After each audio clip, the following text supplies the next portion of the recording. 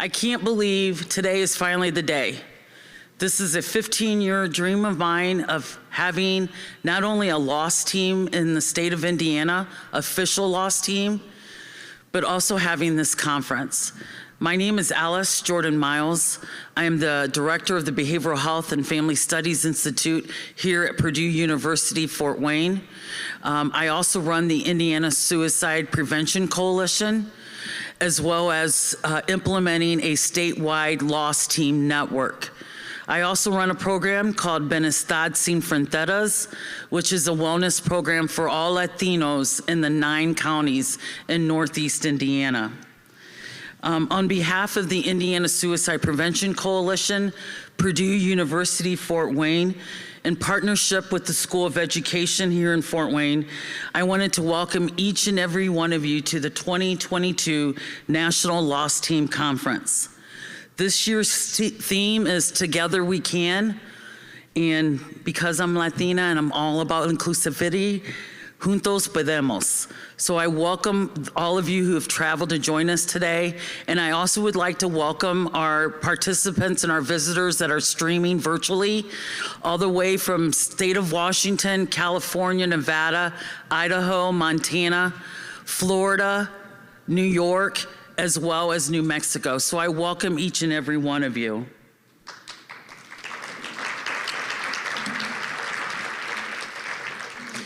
This would not be possible, of course, without our sponsors. I definitely would like to mention our 2 ultimate sponsors, the Gimlick Family Foundation, as well as the Bowen Foundation. So if you would, Bowen Center, please give them a round of applause.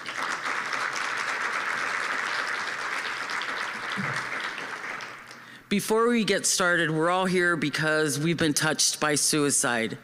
And we must all believe that postvention, if it's done correctly, is prevention. So I would just like to take a few moments here for a moment of silence to remember all those that we've lost to suicide.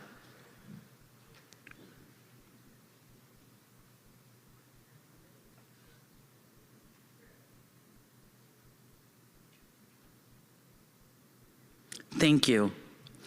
I'd like to welcome at this time Kim Wagner. She's the Chief of Staff representing the Chancellor's Office here at Purdue University Fort Wayne to give you an official welcome. Please join me.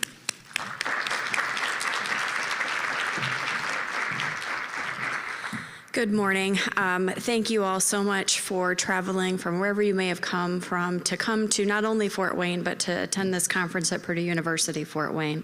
As Alice said, I am the Chief of Staff to the Chancellor as well as the Community Relations Officer for the institution. I'm a proud Mastodon through and through as well. But when Alice first approached the Chancellor's Office and myself about hosting this conference on campus, it really struck a chord with me.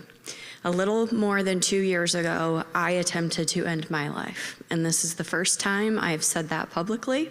It's the first time a lot of people may have been hearing about it from me, but it is only by the grace of God that I stand here before you today. And so when Alice said we should host the Loss Team Conference on our campus, I went to bat 100% to say we need to have this conference on our campus.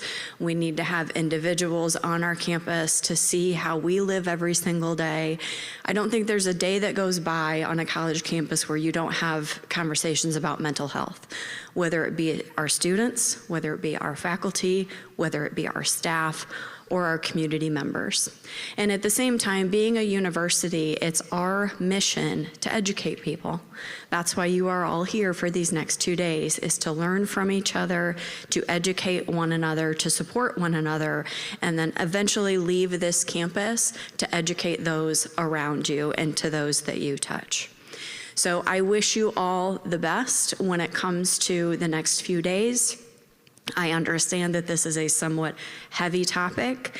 I can tell you there's not a day that's gone by in the last 2 years that I don't think about the impact that me not being here may have had on my family and on my friends.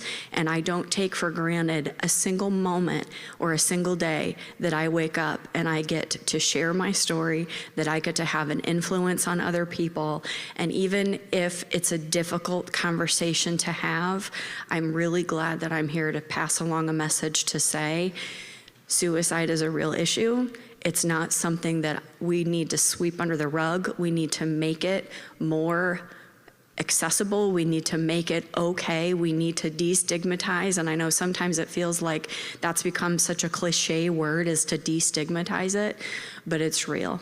I was one of those individuals with high functioning anxiety, high functioning depression, and not a single person saw it coming. And so I don't take for granted a second when I walk down a hallway, when I walk in this room and I see all the individuals sitting here. You never know what battles someone is facing.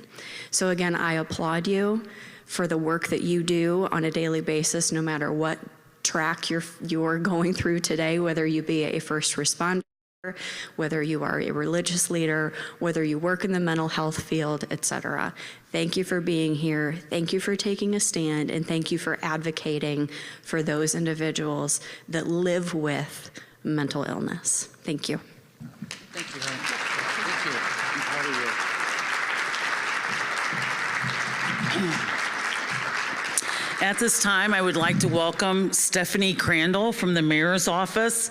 She's the Director of Intergovernmental Affairs, to read our proclamation. And for those of you who are in the back, we have plenty of seats up in the front row. Come on down. Go ahead. Thank you. Thank you so much. As Alice mentioned, I'm Stephanie Crandall. I'm here on behalf of Mayor Tom Henry, who sends his regrets that he couldn't be with you today. But this really is such an important topic to continue to discuss, and we are so honored that you chose Fort Wayne to have your conference here. So thank you for coming, and we have beautiful weather outside that you can enjoy too. Yeah. On behalf of Mayor Tom Henry, I welcome to read this proclamation. Whereas the National Lost Team Conference includes community engagement, nationally recognized subject experts, and strategic conference topics, creating a unique opportunity for mental health professionals, first responders, school counselors, faith leaders, funeral directors, suicide loss survivors, lost team members, and other community members to share and learn about caring for those struggling with a loss to suicide. And whereas developing a lost team and integrating it into a community provides immediate support and resources to persons who have lost a loved one, friend, or colleague to suicide. And whereas lost teams engage in advanced postvention efforts that take place immediately following a death by suicide and provide services, support, and linkage to the suicidally bereaved. And whereas in many communities, there is no organized response to local suicides, which can leave survivors feeling isolated, guilty, or ashamed as they attempt to find a path forward. Although the bereaved may struggle for long periods of time before seeking or receiving help, lost teams can change that. Now, therefore, I, Thomas C. Henry, Mayor of the City of Fort Wayne, Indiana, do hereby proclaim October 17, 2022 as National Lost Team Day in Fort Wayne, encouraging all citizens to duly note this occasion. Thank you. Thank you so much. Thank you. Thank you. Thank you so much. Isn't that cool? I thought that's super cool. That's super cool. So I just want to have a couple follow-up pointers that I just want to share with everyone. Number one, when you registered and you expressed an interest on a certain track, please know that you do not have to stay in that track. We did that so that when we were planning where each breakout session would be, we wanted to get a sense of how many the number of people who would be interested in that particular track. So please do not feel compelled to stay in that particular track.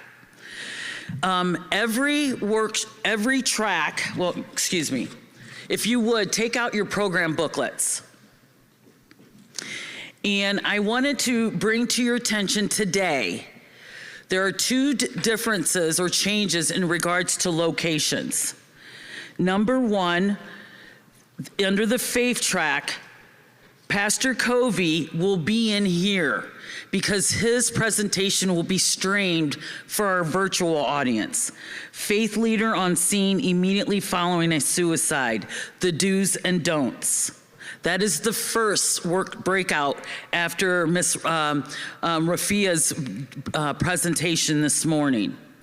And then this afternoon is under the professional and clinicians track, Janelle Cubbage, who understanding the intersection of racism and suicide risks, will be the second breakout session streaming from this particular room. Also, and lastly, we will close with a loss survivor panel. We will have 4 families up here, 2 of them who've been touched by a loss team, and 2 families who have not been served by a loss team. I wanted to show the gravity, the importance of each of what loss teams provide those touched by suicide. It is important that in each workshop you attend, that you sign in with the moderator. That is how we are keeping track of all our CEUs. At the completion of our 2-day training, you will receive an evaluation. Please, please, please, please, please, please complete the evaluation. Our funders want to know how this conference went, and then also what we learned, what I's we didn't cross or T's we didn't, I's we didn't dot or T's we didn't cross. Want to share it with my colleagues from Ohio so that next year's conference can even be bigger and better. So please, CEUs, sign in. When you receive your evaluation electronically, you will also receive your certificate of completion as well as your CEUs during that time via that electronic submission. All workshops are in this building. The reason why you were able to find a parking space so easily today, it's fall break the next couple days. So it is the reason why I selected these 2 dates, because we had the reign of all the rooms here in the WALB Student Union. So all the breakout sessions are either on this floor, down the stairs or up the stairs. We do have elevators, and we will also have volunteers showing you which way to go, as well as the signs. If anyone needing any help, if you see a volunteer with a tag that looks like this, please ask them some questions. They're there to help you. For those of you who are staying at the hotel, please know that there's going to be a trolley that's going to be taking you back and forth every day. Will be starting at 7:15, and the last drop-off will be at 8:05. As well as this evening, the first departure will be at 4:45 all the way to 5:30, taking our guests back to the hotel. And then this evening at 5:30, the bus or the trolley will take you downtown to visit our great city. For those of you who haven't been to Fort Wayne in quite some time, we've done some great development in our downtown community. And then when you get on the trolley, we'll give you some discounts because of some restaurants that will want you to come into the restaurant, like a 10% off at a few restaurants that are located at the landing. The last bus or trolley will leave from the designated area or the designated point at 8:15, so you can all be in bed by 8:30. I will, believe me, 8:29 to be quite frank with you. Our bathrooms, when you exit this room, it's to your left, and all the other bathrooms on all the 3 floors are nodally, you can find them by the sign at the top of the ceiling. Okay, so I know you don't want to hear from me, you want to hear from Dr. Frank Campbell. So I can't say enough of Dr. Frank Campbell. I want to be him when I grow up. He is a man of, I don't know, he's a walking scholar when it comes to postvention. And when I first met him, I said, I'm bringing a loss team to Indiana. And he has supported me in my efforts, and I'm just so grateful to him, his team, in making this all possible. So, Dr. Frank Campbell.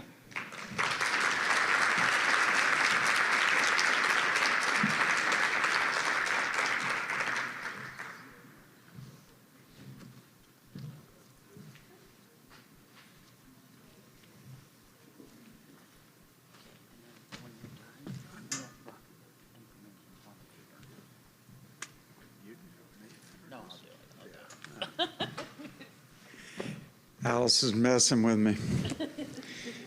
Welcome, everyone. It's a privilege to be here. I have a parental pride when I look around this room and see so many of you that have learned what I've learned over the last 4 decades of working with those who have paid the greatest price. And I'm so pleased that we could be here. Alice and her committee deserve a round of applause for all they've done. We look like we're at the TED Talk Assembly Center. I mean, you know, what a beautiful campus, what a great facility. But we're here to learn from each other. The experts are all in this room. So I'm just grateful and with great gratitude that this event is happening. Don Belau and Dave Myers were the ones in Nebraska that first said we should have a National Loss Team Conference now 14 years ago. And they have had a vision all along that this would be like a traveling show. Because, as I said from the beginning, Loss Team is not a franchise, it's a movement. And you being here today makes it real. It makes it, from so many corners of our country and around the world, people are picking up on the concept of postvention. And Shneidman in '72, in Al Kane's book, Survivors of Suicide, said postvention is prevention. The only complaint I had with Ed at that time was that he said for the next generation. My belief is it's for all generations. And so the changing of the legacy is happening. The research shows that postvention truly is prevention in the here and now. And being here today is our own personal commitment to continue this work. My love is to sit in the back of the room and listen. So I'm grateful for the opportunity. I came here from Phoenix. Sandra McNally had her big conference out there, and I got to tell you, y'all need to move Fort Wayne closer to me, or there's a bunch of miles in between. But I'm so happy to be here, and I look forward to meeting as many of you as I can. And remember, you're the expert. I'm just here along for the ride. So see you on the trolley. All right.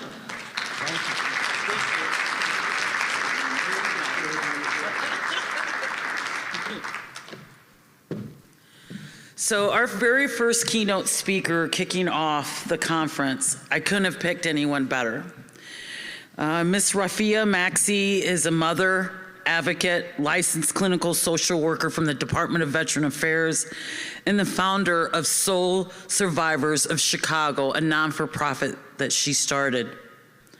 On May 27th, 2020, her 19-year-old son died by suicide in his home. Since then, she has felt compelled to continue his legacy and share his story for others impacted by suicide and trauma in the African American community. When planning this conference, I was very intentional. Being in this work, doing it for 15 years, and when I go to conferences like this, never did I see people that looked like me, other than maybe perhaps servers or working in housekeeping. But I kept saying every time I would come home from a national conference, I would always say to myself, suicide does not discriminate. It affects my people, it affects the BIPOC population, but truly I never see or attend anything that's really associated with communities of color. So when Ms. Rafia, I saw her speak at the American Association of Suicidology conference, and I sat in the back with tears rolling down my eyes because, unfortunately, she was brought at the table not because she volunteered, but because she lost her son. She will share her keynote this morning. It takes a village to raise a child, and a child to teach a village. The lessons learned from the suicide of Jamal Clay. Ms. Rafia.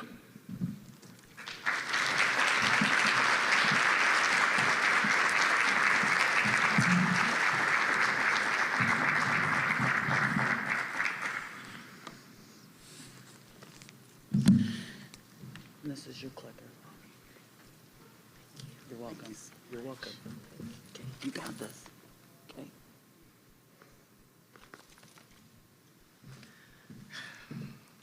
Good morning. My name is Rafia Maxey. I am a newlywed, so I have a new other last name, which is Cole. Thank you. And I am so pleased to be here today. I definitely want to thank the Lost Team, Alice and Frank, and what I have learned being on this island that I did not buy a ticket for, and that is dealing with the loss of someone who is the most important thing of my life, and that was my son.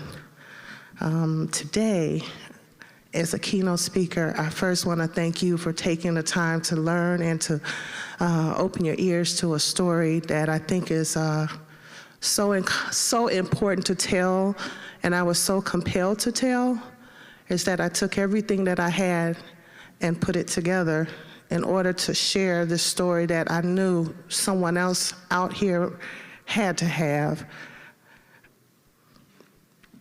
Let's see how this clicker works.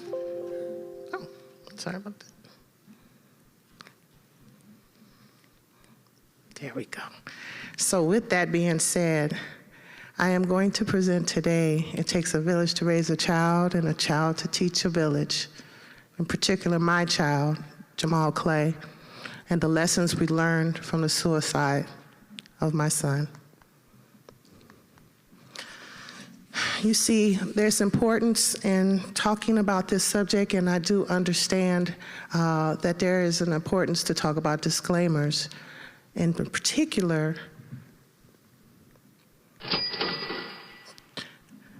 I wanted to present a few disclaimers today. The first, noting that mentions of suicide, trauma, and violence will be talked about today.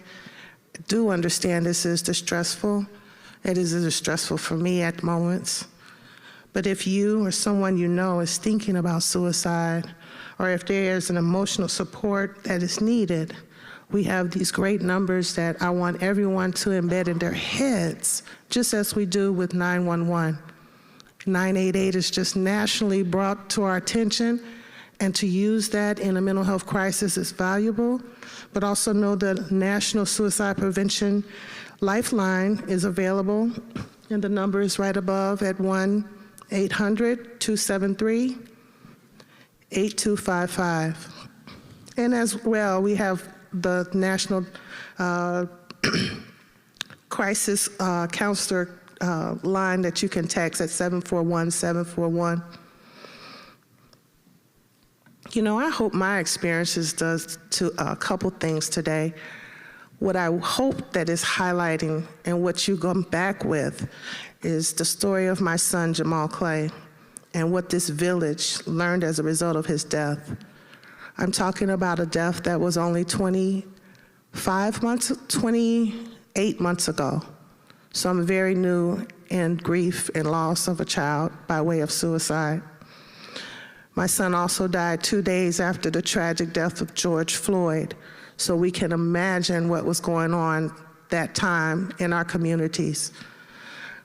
With that impact and addressing that impact of COVID and the pandemic and what it had in social isolation for my son and for our community is another highlight of today's talk. And then the cultural values.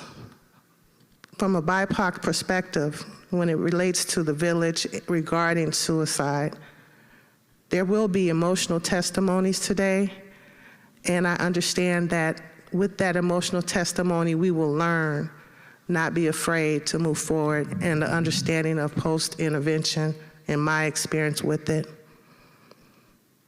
So with that being said, I would like to introduce you to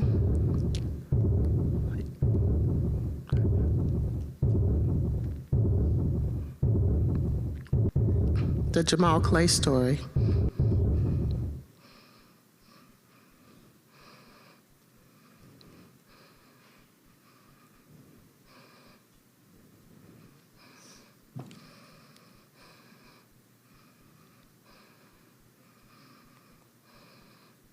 As soon as it plays.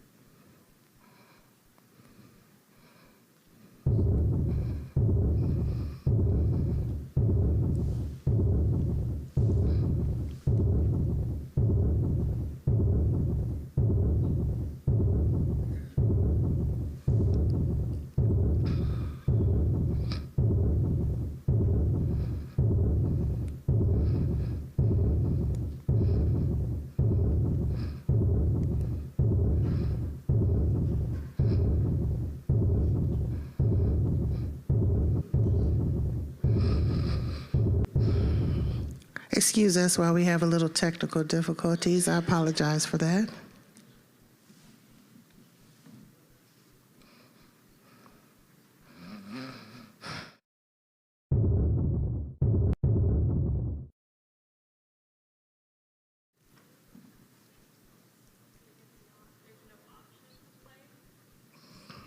If you click the actual screen.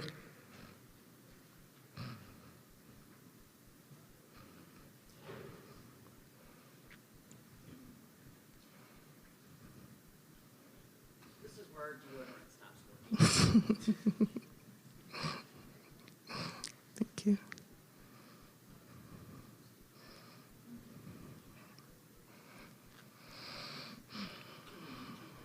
Yes.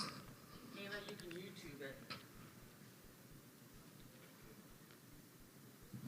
As we get that together, I'll give you my backstory. I am a licensed clinical social worker, as mentioned earlier. I've been practicing for 22 years, but I never thought I would be at a loss for help for myself. With all the resources and all the trainings I've had, to go through this experience was a nightmare. It actually was the worst couple of months of my life, mainly because I was on an island and part of an island that I didn't even know I was being asked to come and join. And so post-intervention was truly my mission to get off, or at least be in combination with people who have been impacted. There we go. So with that being said, I thank you for your patience, and this is the Jamal Clay story.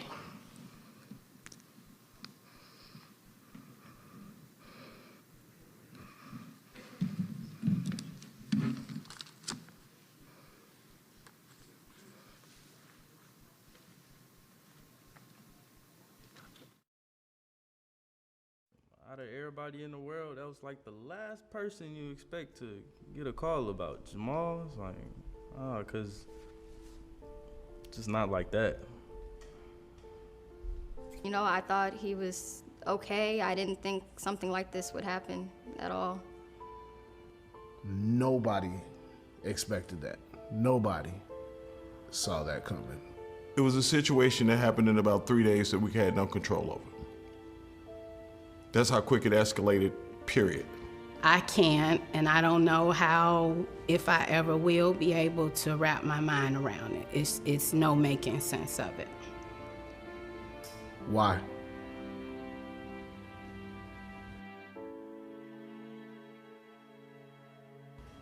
Why?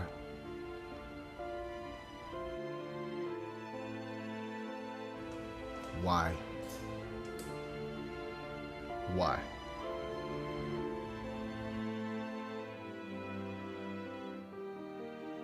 Why?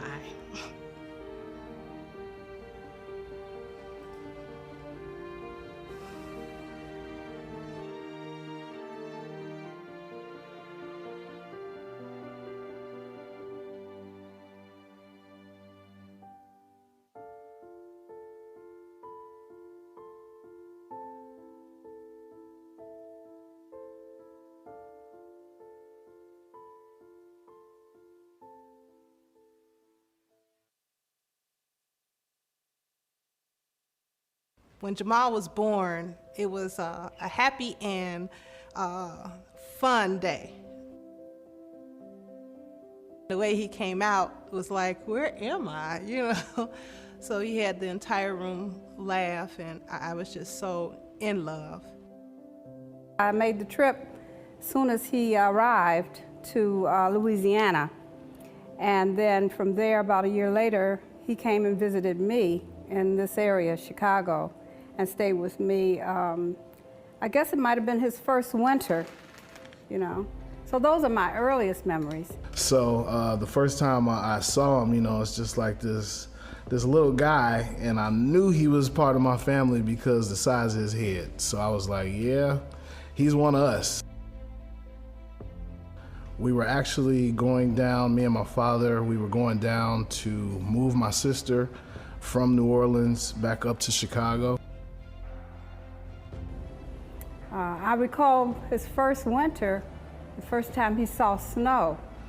And I was amazed because I didn't know they were from the South. It didn't snow there. And he looked up and said, snow. My early memories of him were always good times, fun times, but he was definitely a mama's boy. If his mother was around, party's over. He would gravitate to me so much that I was concerned he would ever have friends.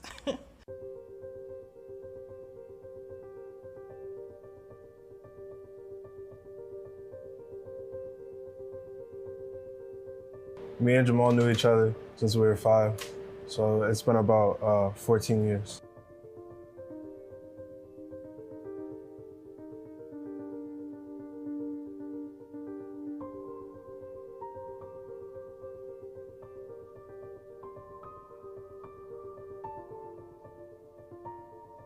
It started off as just friends when we were about 3 or 4.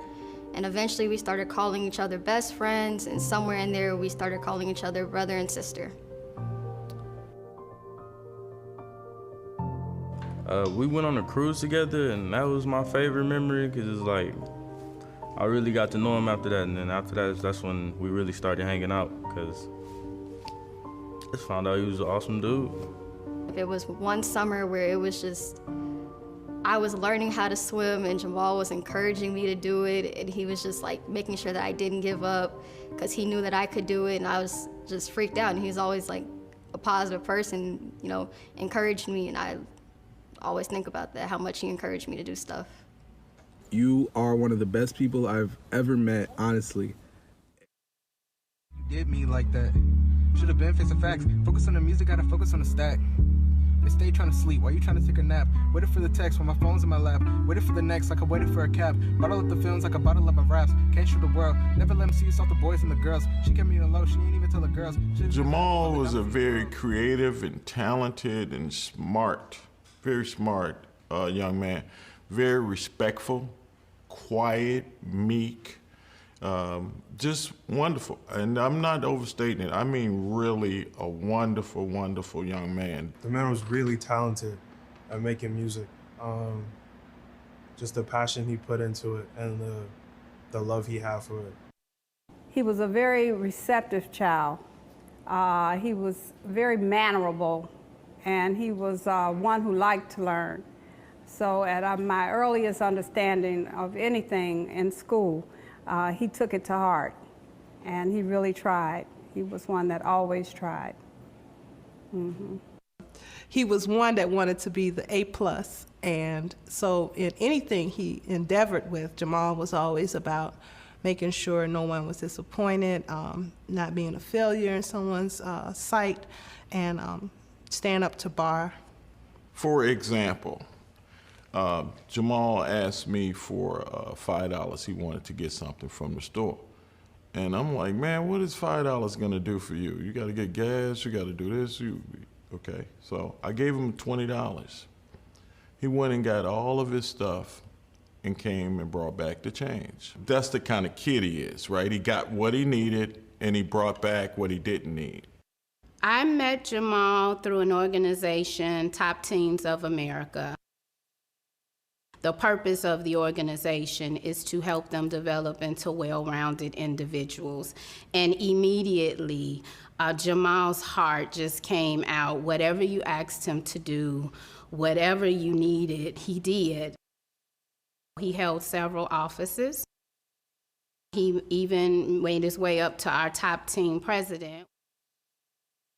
Not only in our area or our community was he was known throughout the entire Midwestern region as just an individual that just got it done. I'm just very grateful that all the parents and siblings and friends came out, and thank you.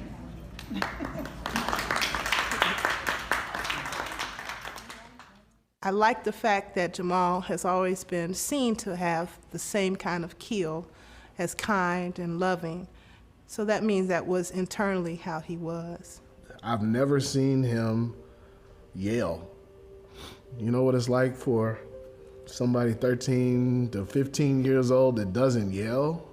Like, I spent my whole my whole teenage years screaming. I know it's like cliche, like, oh man, this is such a good boy. Nah, not like this one though. In fact, he was such a good kid. I always tell people that if he wasn't my son, I would still have loved him and liked him the same way. Jamal was a sweet, very, very sweet person who loved to make others around him feel good, and he was just always happy. His temperament was always like, I'm okay. You know, it's always okay. And he never ever showed any aggression. I've never seen him outwardly angry about anything, but I've never seen him completely ecstatic about anything. Jamal was a very quiet child, and many times I felt that he had something to say and would not. We've always known that black men can't cry, or black men should just, suck it up, or there's no feelings involved. And I believe that what that means for many of us, and including my son, is that you have to suck it up and swallow it down and put it in a knot in your stomach. I think the biggest issue that we face, particularly minorities, is that it comes across as a sign of weakness, or it comes across as complaining, or they won't even think that anybody will take them seriously. We're indoctrinated to believe that it's always going to be better. It's going to get better. You just not focused, or you just need Jesus, or you soft, Early on, we had to protect Jamal in settings. We would move him to settings where we felt his safety was not going to be an issue, because he was picked on and he was bullied from a very young age. He was teased so badly on a field trip. And when he came home, he was so angry and upset, and he told her then, I hate myself. A few years ago, he tried to do the same thing in his closet. That's the first place I checked, but he was younger, so he could fit in there. And he used the same karate belt, which is what I know, because I remember that day like it was yesterday. That incident ended up with him going to a setting for children who were disturbed because he tried to kill himself at 6th grade. And then he started counseling. He started counseling as a result of that. I always felt like, well, that's the end of that chapter, and we can move on. I just think that it was the current environment that really made him feel like the world was closing in. This is determined to be an unlawful assembly. You must disperse the area. Officers are being assaulted by members of your group. The Black Lives Matter movement and everything is put a big magnifying glass on, what the reality is for young black men.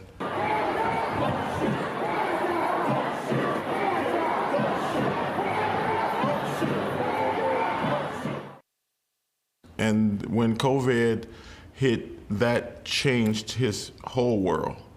Because now adult folks, we all got paranoid, right? About the information that we were being given about social distancing and limiting the folks that were coming to your house or weren't, right? And so when those things kind of got put in place, all of these kids had to stay wherever they were. I really believe that being in a situation where he couldn't do those social things that made him happy, he was in a band, and they used to practice at my grandmother's house in the basement, and he had friends that, he saw daily.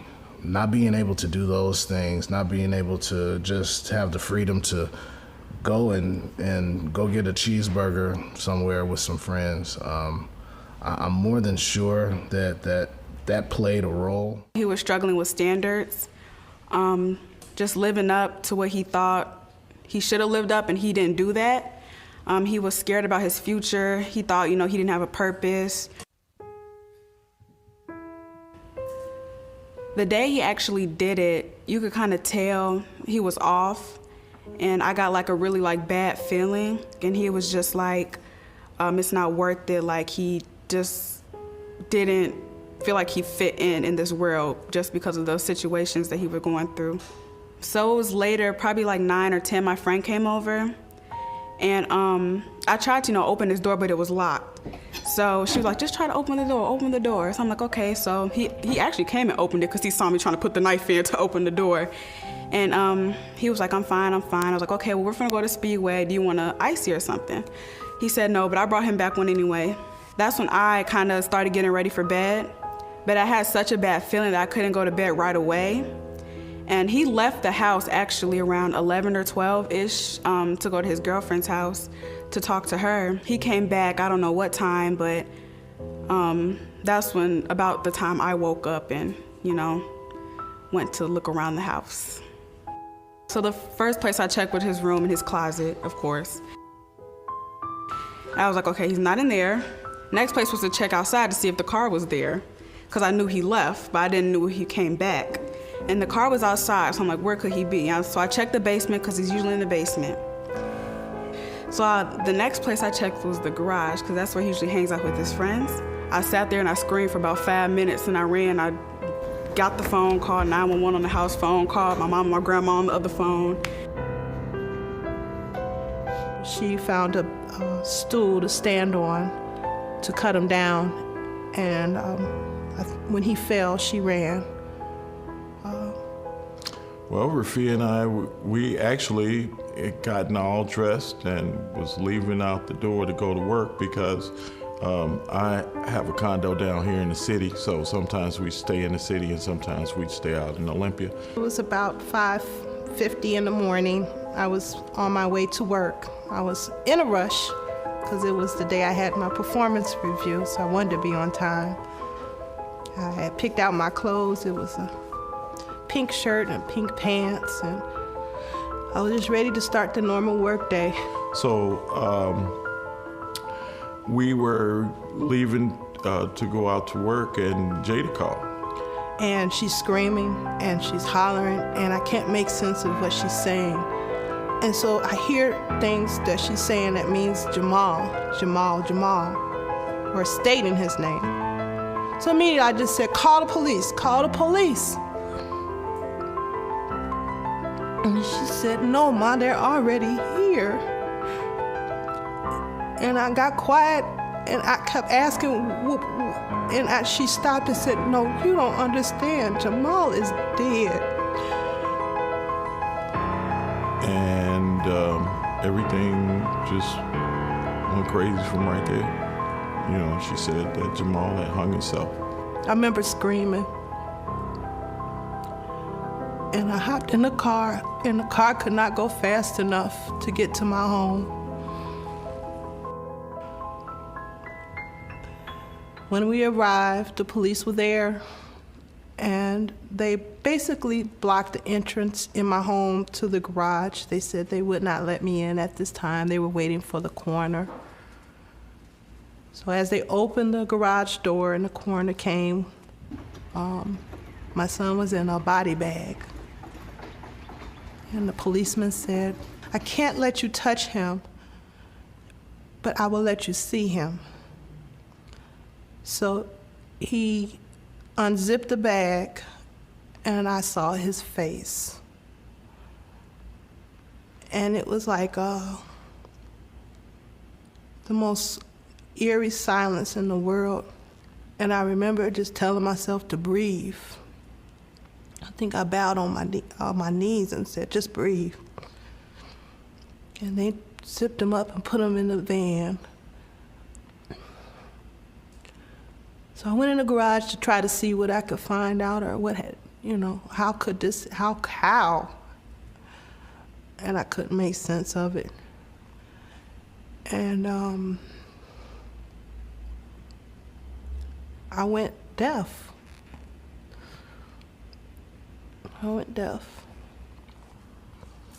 The guilt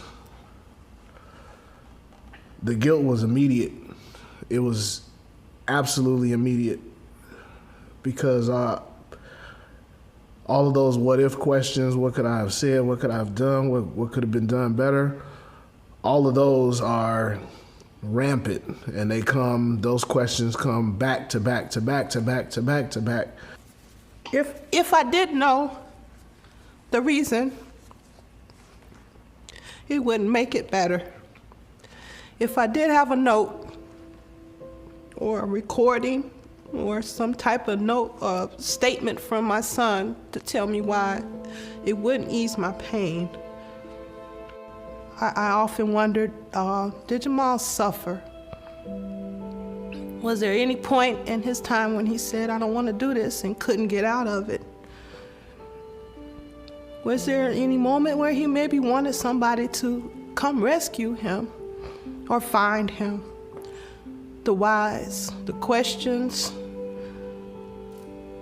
I will never know. You know, when you close your eyes, that's all you see is just your brother hanging from a garage, and it's kind of just something you really don't want to think about, but it's a constant nagging thought, you know, in the back of your head every second of the day, even though, you know, you could have a smile on your face, you know, but it's still there. To actually know that this occurred and to have those visions, it almost brings you back to slave time. I could not blink without seeing my son hanging from a noose or something like a tree. And the visual of it is very real. I think me and my daughter, will experience that for the rest of our lives. If I could say anything to him right now, you are so loved, and you are so special to everybody who ever met you. And I know we as people don't show it like we're supposed to. I know we as black men are taught not to do it. But I would just hug him and just tell him how much I love him and how much he meant to me. Because I believe he just didn't know. He just didn't know. I'm just so sorry. I'm just so sorry. I am so sorry that he didn't have the ability to speak not a syllable to me or anyone. The biggest regret that I have is that he didn't feel that as many of us that loved him and cared for him, he didn't feel that, and that's the hole in my heart that will never go away, that he didn't feel that. I would probably tell him that, you know, there is a purpose to his life, because that's one thing he really struggled with, is finding that purpose. I would tell him that you're only 19. You have a whole life to live, a whole life to get yourself together. You can go back to school, you could get a new job, you know, you could figure out your life. The world didn't end just because, you know, you failed a little bit. You know, that's what I would tell him. Dare to be great. Your mother loves you, your grandfather loves you, your grandparents love you, I love you, your sister loves you, everybody loves you. You know, we've got all kind of resources. Whatever you need, let us know. I'll probably tell them I love them. You know, you got a lot of support from us. You could talk to us about anything. We ain't gonna judge you, none of that. You feel me? So, most definitely, we love you. Keep fighting, and that he had people, a lot of people that loved him and would have been there for him and continue to have been there for him, and that I loved him more than anything. I say to him that I love him more than anybody or thing on this planet, and that I miss you every day. And throughout everything, I see all the people that come and congregate in his memory. And I know, just not even by talking to them, but looking at them, that's all they would have done too.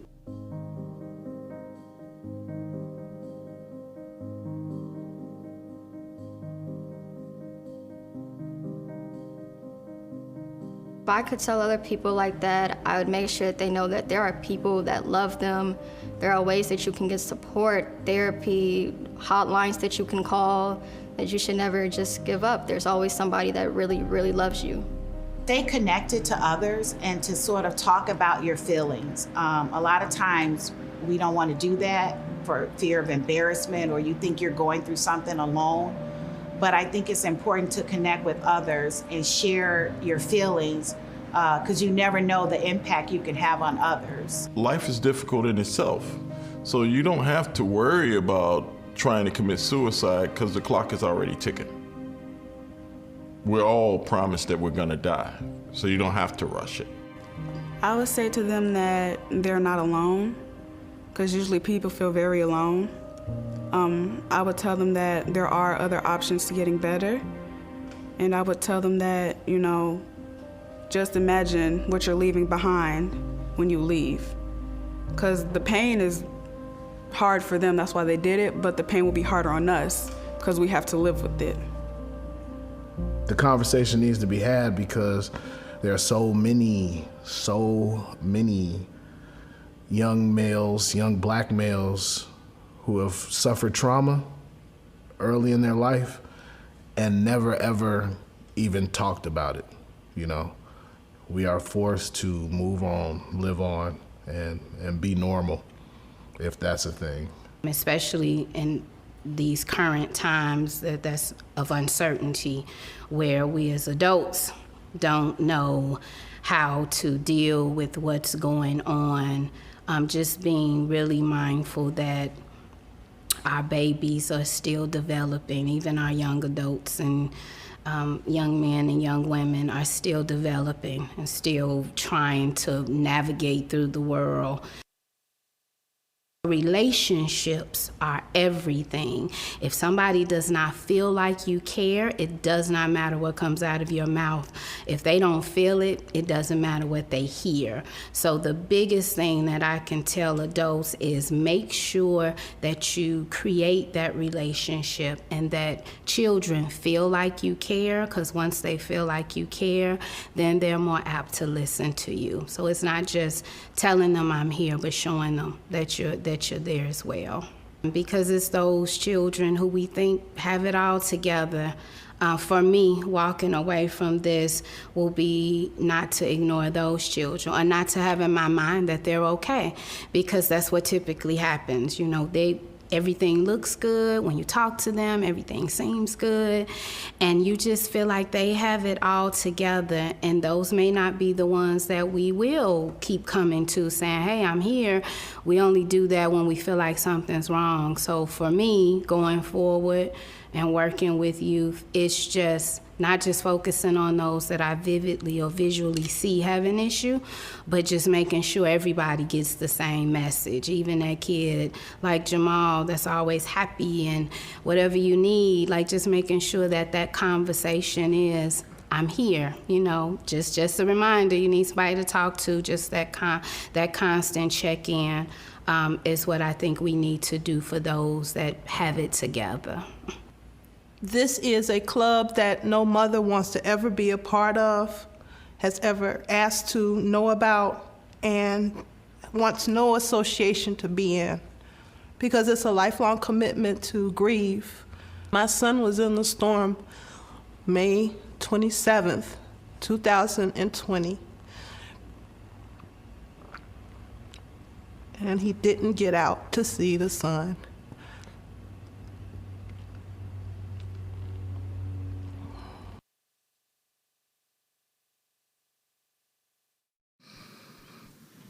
So take a breath. I want to thank you for giving me that time to show. I think that, I know that pulling the documentary together with the village was important, and telling the story as we all saw it and learning something out of this moving forward. Okay, I don't know what that's about, but I apologize for that. Maybe that's to wake me up. Okay, so what did the village learn? Well, we learned a lot of things. We learned that the impact of COVID-19 and this pandemic and what it had on Jamal and in our community. My son was a vibrant person who had his ups and downs, had been dealt with bullying for many years, but at the same time was invested in being a community service member, being a good student. But the world crashed when COVID-19 came. Our world tumbled when Black Lives Matter took over our city and really was a driving force for many Black men to understand what we were dealing with in our community. The village also learned that social isolation can be catastrophic, especially for someone who is dealing with mental wellness and the need for support. Imagine being in a box and then telling you that you're going to be in this box outside of another box that's being created right now without no warning, without no understanding, and having no idea when this box is going to open.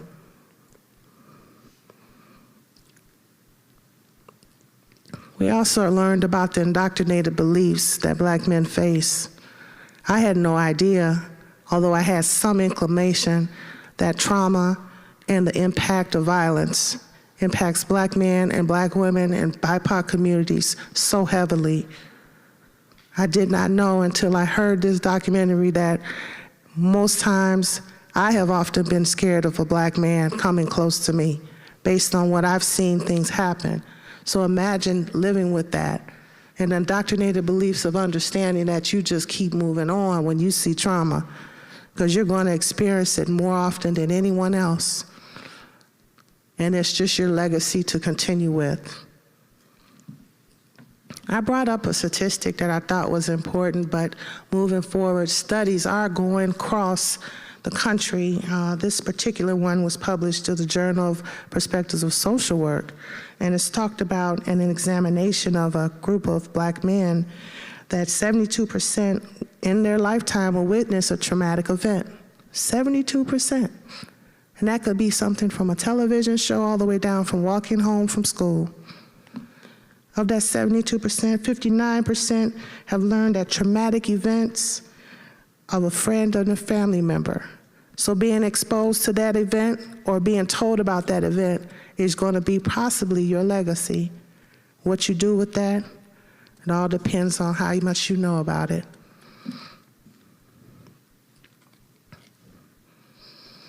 For us visual people, it kind of looks like this. In the blue, you can see those who have witnessed a traumatic event. And then in our, I believe, orange, direct experiences of traumatic event in our lifetime. And then those who have learned about a traumatic event. The cultural values are something I'm still learning and something I continue to hear as I watch this documentary. You see, no one had ever told me, because it's always been told to me, that when someone dies by way of suicide, they committed suicide. So we have a long, long way to go in our community to even know how to talk about what occurs when it comes to someone who died by way of suicide. I did not know that until I got in this. Also, the cultural values about suicide and the language and beliefs and the appearance of it, we've always been seeing it as something, as a fatality for another ethnicity to experience when they get in trouble or they're facing court or someone is legally going to be imposed to something. That would deem a suicide in my culture from what I experienced. So what was the next step for me?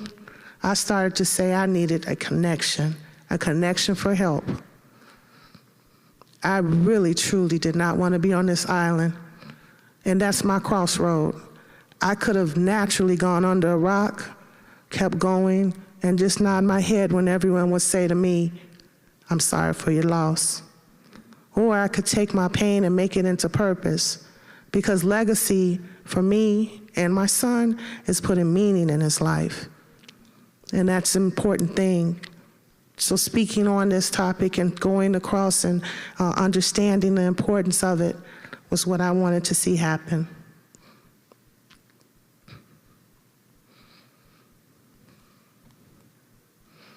So I started to think about my life and what my life would look like, and post-intervention was my pre-intervention. You see, if this video does play, I took a recording of a year of me on a computer. Can you imagine having the worst news of your life, being trained in something that you would help someone else with, and then not knowing what the heck to do for yourself? Thank goodness for Google. And I told you, I put every word that came to my mind in Google. Help, suicide, groups. I found one thing, and it wasn't even existing anymore. I felt like I was in trouble. I know there has to be someone else out here that's dealing with this. Where are you? What do you do? What do I do?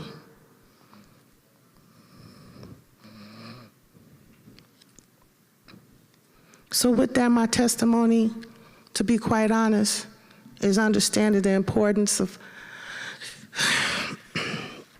taking my pain and turning it into purpose. Taking the pain and turning it into purpose. It's a daily thing. It's something that I only feel helps me live day by day and keeps my son's legacy alive. Understanding that silencing the shame that we have in our community about talking about mental wellness is important. Because, hey, I don't know anybody who has never said, this ain't fair. Why this keep happening to me? I'm trying my best, but I keep taking 2 steps back. We've all had our defeated moments. So silencing the shame about talking about that is critical. Learning and sharing about those experiences. Now that I know that I'm not alone and I see a group of people from state to state, it makes me feel like what I felt was not unnatural, that truly someone else had that same experience. They're talking about my experience through their mouth. That's important. And ultimately, to keep pushing. Oh my goodness. The daily thoughts of having someone pass away and being a parent is heartbreaking. Because see, we're told that we're responsible for our children, and we work hard to see them graduate and see them be able to achieve. How do I answer the questions that I don't have the answer for when someone asks me why? Can you answer that for me? I'm still trying to get the answer myself. But through it all, I'm learning that as a village, there are many valuable lessons that came out of this. Our perception is definitely based on cultural values that were strong, that were embedded in us, that were vicariously learned.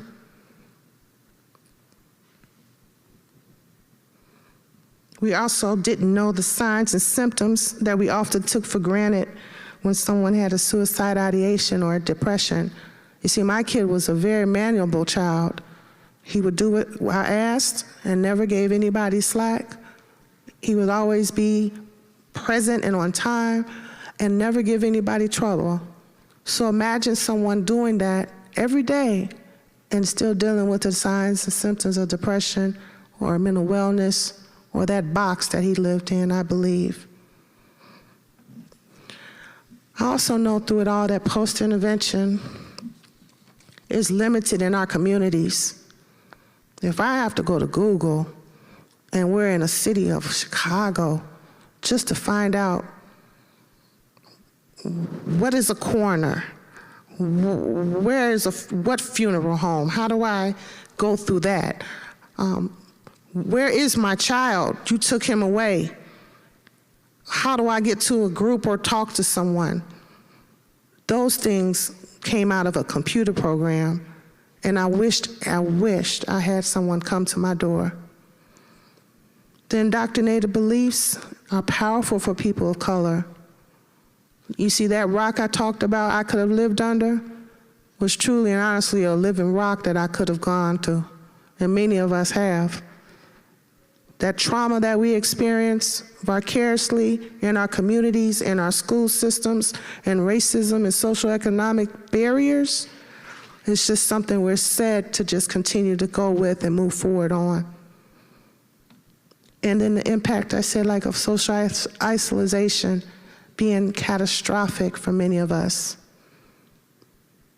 Connections are key. Kinship is key.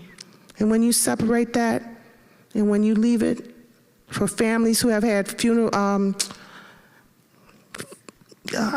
family reunions for decades and no longer have seen their family, that's catastrophic.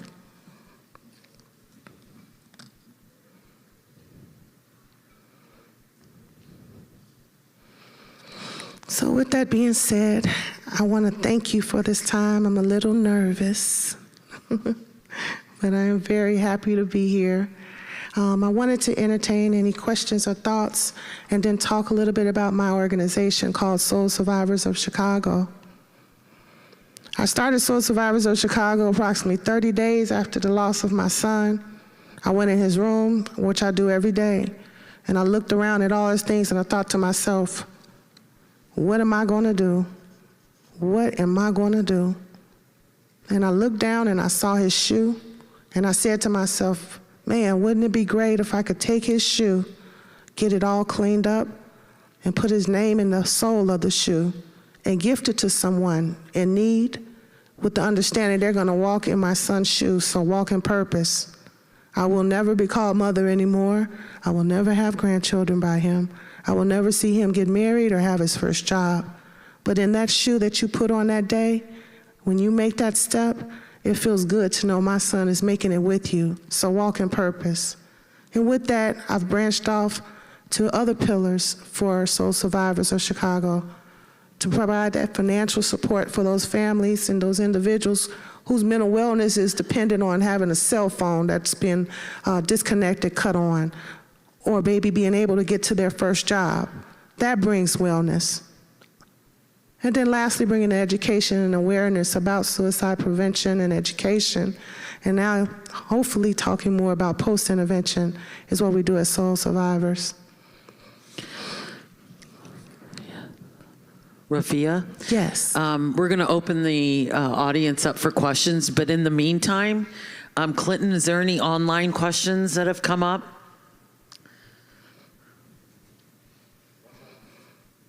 Any questions from our audience in person here? First of all, can we give a round of applause to Ms. Rafia? Thank you. Thank you. Thank you.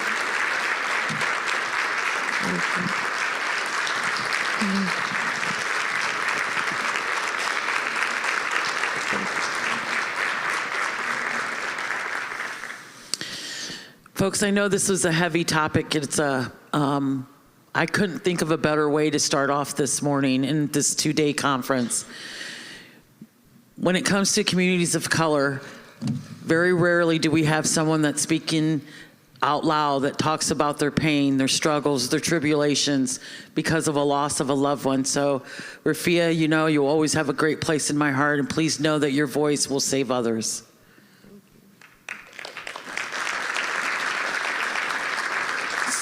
No, not yet. So our viewers that are online, if you have any questions, go ahead and put it in the box. Any questions from our in-person audience? Come on. Come on. I better put this coffee now.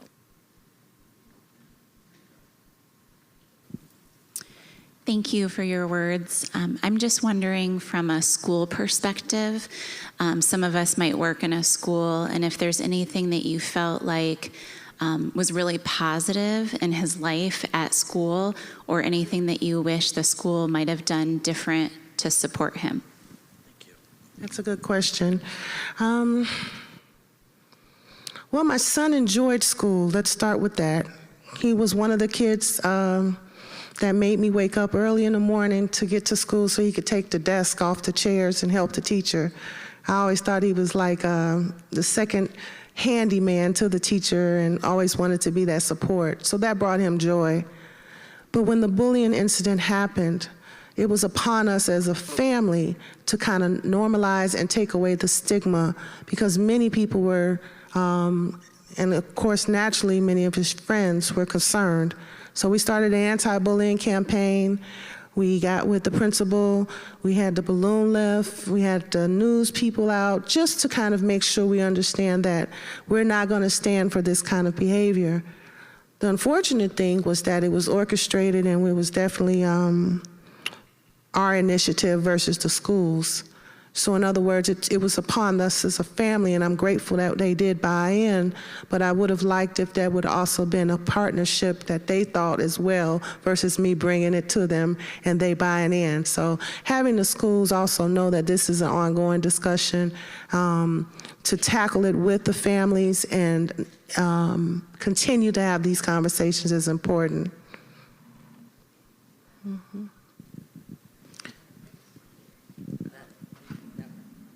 I just wanted to say thank you so much, and God bless you. And how's your daughter doing? I get that question often. We as a family are taking everything as the next rest of our life will be, is day by day. My daughter has done a very good job in coping. At the same time, has been very isolated at moments. I believe that there are some trauma and definitely anxiety that's still building. She wants to talk about the situation, but it has to be in moments where I feel she feels comfortable. And by all means, I'm just so grateful for her to continue on, and she's in school and, of course, trying to be a strong young lady as she is. Okay, we have a question from our virtual viewers. We've heard about trauma, racism, and socioeconomic barriers. Are there other elements of culture that impact Black males?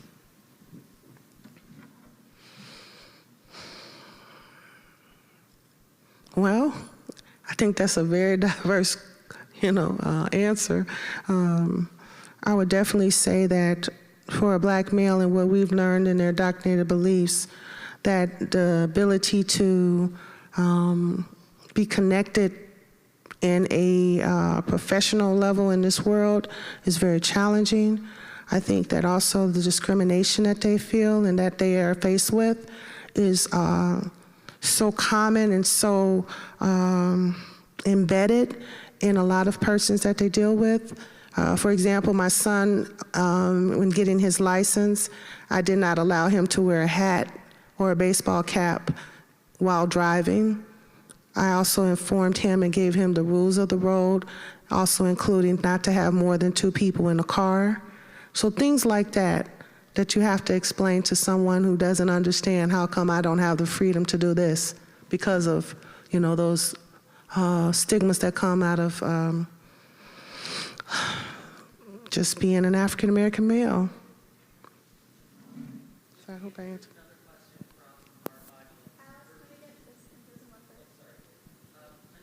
From our virtual audience, from being a survivor of suicide loss, what would have been helpful to you, being a person of color, to help with dealing with the death of Jamal?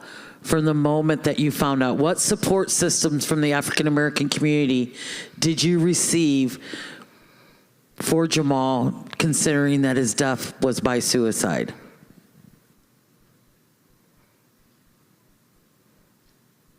Well, I got a call from my pastor. And I had the families and friends come to the house. I had Google, but I did not have anyone or any supports. So the answer to that question was that I was truly the one that had to seek it. I did not receive it. Any other questions from our audience in person? Here we go. First of all, thank you so much for sharing your story. I think we've all benefited from that. I'm going to ask a question on from the perspective of a mental health board. The board area that we serve is very invested in prevention, suicide prevention in the schools. From a very young age all the way clear through high school. And I was wondering if the school system that your son was in was any kind of suicide awareness, suicide prevention, part of the regular curriculum in his school system. And do you think that would have made a difference for him? Absolutely. There's a House bill called 0577. It's the Anne Marie Law. It just came into effect in July of this year, and it had been working in our state legislation of Illinois for since 2016. And I want to say around the time that my son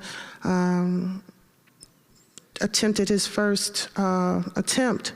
So that from 2016 up until now, there was just these moving parts that were trying to get in play. I do see now in the high schools that they have allowed for the IDs to have the National Suicide Prevention Lifeline number on the back, which is very inspiring. I do not see a lot of talk and discussion, mainly because they feel like they're underfunded or they don't have the time or the curriculums. Many of the things are spoken in regards to the issues of bullying and how to address that, but also the mental wellness comes in the behaviors. And there's a lot more to be learned about that, because that's the connection. So our schools, especially in our state of Illinois, are far behind when it comes to really having this prevention. And I'm hoping things will change with these new laws. But right now, we're at a turtle's point of space, of movement. You have a question? So first of all, I want to say thank you so much for your courage and your continued courage as you get up and speak to all of us. I'm from SCAN. SCAN is Stop Child Abuse and Neglect, and I am a prevention coordinator, and I teach bullying in schools and just started in May. I'm actually from Region 3, which is South Bend, from South Bend, and it's only 90 miles from Chicago. I hear you, I see you. And so I have St. Joe, Kosciuszko, Marshall, and Elkhart County. And so just want to let you know, I'm up in front of kids weekly, sometimes 1,000 kids a week, and I'm talking about bullying. And I hate to ask, but I want to know, what was your son bullied about? Because one is one too many. And I just thank you. Thank you. The reason my son was bullied was because of self-image. Jamal at that time was going through his adolescent curve, and I don't believe he was very strong about his appearance being kind of big in the chest and so forth. On his trip, he asked if he could cover himself during a shower period. The teacher told him no. So naturally, the children made fun and talked about him for 3 days while he was out on this camping trip. So there was no outreach for him to call me to be a support. The teacher did not acknowledge or even know that Jamal was actually asking for protection in that just one moment. And because he wasn't offered that, the bullying began. And because bullying and teasing are really getting to be confused in a lot of schools, I think we need a lot more educational understanding the difference of it. There was also some notice of his bullying because of the perception he had a father in his home and the other children did not. And that was told by the child who was bullying him during a session. So here's our last question from our virtual audience. After the death of your son, how did you respond to the friends who asked about Jamal's death? Naturally, I put on my mask, which I have to put on mainly sometimes every day, and provide encouragement to let them know that he loved them and that we are going to stand together as a family. I tried to be encouraging, tried to let them know that I still felt the same somber, but I didn't want them to start to think of things that would dishonor his legacy and who he was as a person. So being encouraging to them, letting them know that he was loved and he loved them was the main thing I could do. To be able to educate them, to talk about a possibility, I had no way of doing that because I couldn't answer it myself. So, thank you.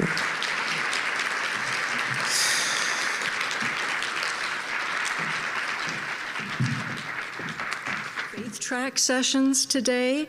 I serve with the Lutheran Foundation, and we're just so pleased to have you all with us today.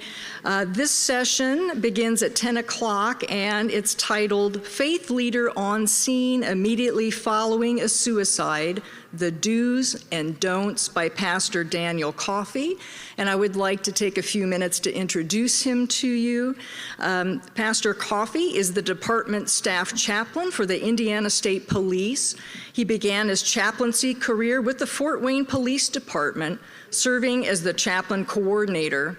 Since 2006, he has served the Indiana State Police as the full-time department staff chaplain. In this capacity, he manages the following 3 programs: the ISP Volunteer Chaplain Program, comprised of approximately 50 volunteer district chaplains, the ISP Critical Incident Stress Management Team, and the ISP Employee Assistance Program. He is a certified instructor by the Indiana Law Enforcement Training Board and is an approved instructor for the International Conference of Police Chaplains. Daniel is also the recipient of many recognitions and awards for his work. So if you'll please join me in welcoming Pastor Daniel Coffey to the stage. Thank you, yay. And we will have time at the end, the last 5 minutes or so, to entertain any questions that you have. So if, you may want to be jotting down some notes or some questions for the end. Thank you. Super. Thank you so very much. It is an honor and a privilege to be with you this morning. What a fantastic group. Isn't this great? The attendance that we have at this conference is superb. I was able to stand in the back and sit in the back for a while during the first presentation. They did a marvelous job, and so grateful for that. And the information that's going to be presented at this conference is phenomenal. And thus, I am honored and privileged to be with you today to be able to talk about my portion of postvention, after suicide care for survivors. We're going to talk about the faith leader on the scene immediately following a suicide. And, there we go. And you already know about me, so we'll just go ahead and proceed to the first slide. What I want to cover with you this morning, 3 areas. Upon completion of this course, you will be able to do the 3 following things. You will be able to describe what to anticipate when responding to the scene of a suicide. You will be able to give examples of how to offer emotional and spiritual support in the moment. And thirdly, you will be able to identify with whom to interact at the scene to accomplish specific needs.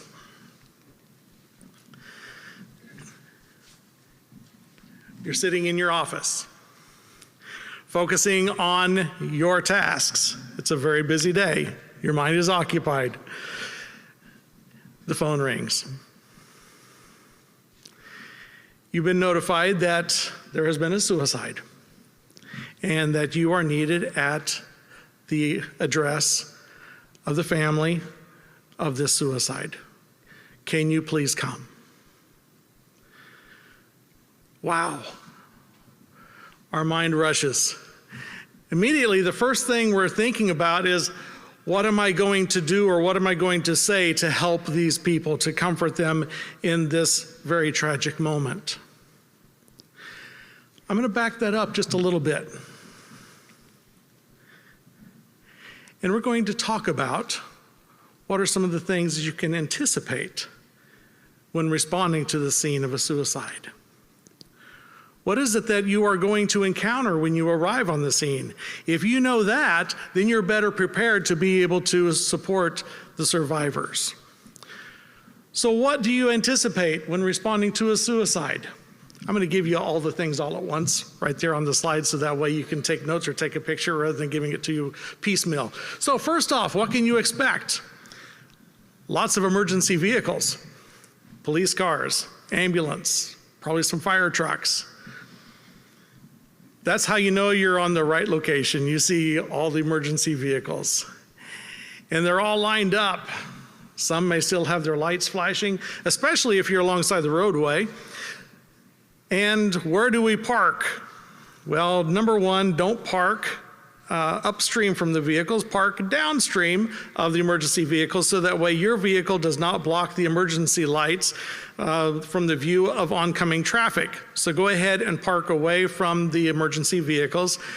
Park legally if you have side street parking, or preferably if you have a parking lot that you can pull into. Park legally and park somewhere where you won't get blocked in, because there will likely be other people that will arrive behind you, and you may need to leave the scene with the survivor. And if you are blocked in, then that complicates the matter. So just go ahead and park away from the emergency vehicles, park legally, don't block anyone in, and then not too close, which will also help with getting blocked in. You can anticipate seeing first responders. Maybe medics might still be there. Maybe firefighters might still be there. Maybe, certainly, the police officers are going to be there. When you see them, keep in mind that they have just been in the scene. They may have actually been some of the responders that were providing life-saving measures to the victim. They may have been doing chest compressions and trying to resuscitate this victim before it was called that they know that this person is actually deceased. And so these people coming out, they are going to be traumatized themselves. So they may appear irritable, or they may appear distant, or even cold. And what is that quote? That a man sometimes appears cold when he's simply heartbroken. And many times our first responders are simply heartbroken. And when we drive up on scene, they may sound a little bit gruff when they ask, "Who are you and what do you want?" Well, I am Pastor Coffee. I'm Chaplain Coffee. I'm here to assist the survivors. I was called to be here as a support for the survivors of the suicide. Now, as a chaplain, I'm there for both the first responders and for the family. As a faith leader, if you are there attending because this is one of your parishioners, or because you're a member of a loss team and you're there as a clergy person, and you may not have a connection to the survivors, then you simply explain, "I am a member of the loss team, and I've been called to provide assistance and support." Well, inside what the first responder is going to be thinking inside their mind is, "Great, I have more resources to help these survivors." And they may still appear cold, and they may still appear distant, but I assure you, they're simply just heartbroken. So it is really helpful to be trauma-informed when approaching the first responders at the scene. Thirdly, what you will encounter at the scene will be yellow tape. This is an active investigation. Oftentimes, the tape may say, "Crime scene, do not cross." Well, This is just the tape that they happen to have on hand that they were issued to utilize for a scene of investigation. It doesn't necessarily mean that this is a crime. It just means that they're trying to rule out that there has been a crime. And so within the understanding of suicidology, and it's often kind of reinforced by using the word committing suicide, it seems rather criminal, doesn't it? Well, this is just the tape that has been issued to the officers to use for any investigation. Oftentimes it says police line, do not cross. And that is most oftentimes what I see, but sometimes it's also then even referred to as the crime scene. And that's just general parlance, and it has nothing specific to do with this as a crime. They're just simply trying to rule out that this has been a crime and to understand the actual cause of death. You will encounter the death scene behind the yellow tape. And behind that yellow tape somewhere, unless the transport has already occurred before you arrived, there will then be the decedent. And along with that death scene, you will see a body bag, a gurney, and a transport vehicle. It may be a van from the coroner's office or the medical examiner's office, rather nondescript, or it might actually be a funeral coach from a funeral home that's been contracted to provide the transport. Foremost in the forefront of our mind will be the relatives, will be the survivors. And those are the folks that we are anticipating seeing. Those are the folks that the reason that we are there.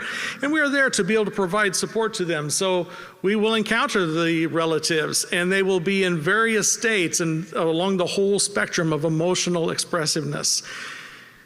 They could be venting anger.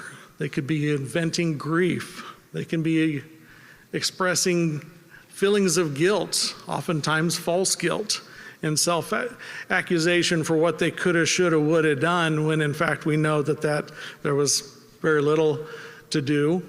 But there's that sense, and that may be verbalized. Or they may simply be overwhelmed with all the emotions, and they may just be in shock or appear numb. There will be the bystanders, usually neighbors, and sometimes the media. When I was with Fort Wayne from 1993 to 2006, I was really pleased with the local media here in Fort Wayne.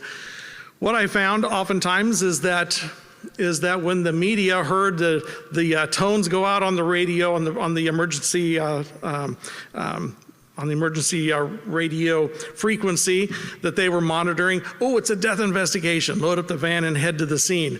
And when they get to the scene, they interact with the PIO, or the public information officer, and PIO says, well, really, I think what we're dealing with here isn't so much a crime as it is a suicide.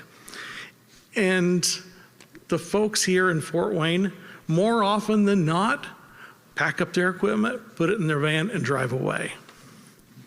Kudos to them. I'm so grateful. However, there's the chance that they could, wherever you're coming from, the media could continue to pull out the camera and videotape the whole scene, focus on the survivors, trying to get that sensational story of the grief of the survivors, and that could happen. So these are some folks that you'll be aware of, and we're going to talk more about the neighbors here in a little bit of what we can do to interact with the neighbors and some of the bystanders. The other consideration of what you will anticipate at the scene is the weather condition. Note for yourself, what is the current weather condition? Is it cold? Is it hot? Is it rainy? Is it sunny? Is it inclement weather, or is it a beautiful day? What are those considerations? More often than not, folks are going to be outside and they're going to be exposed to those conditions, as you will. And providing care for them is also being cognizant of what's happening with those weather conditions.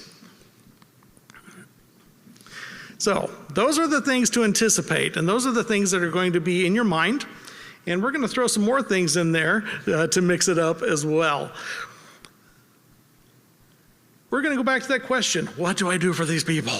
How do I offer them support and care?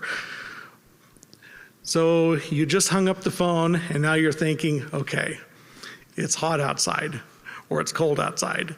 I'm going to need this.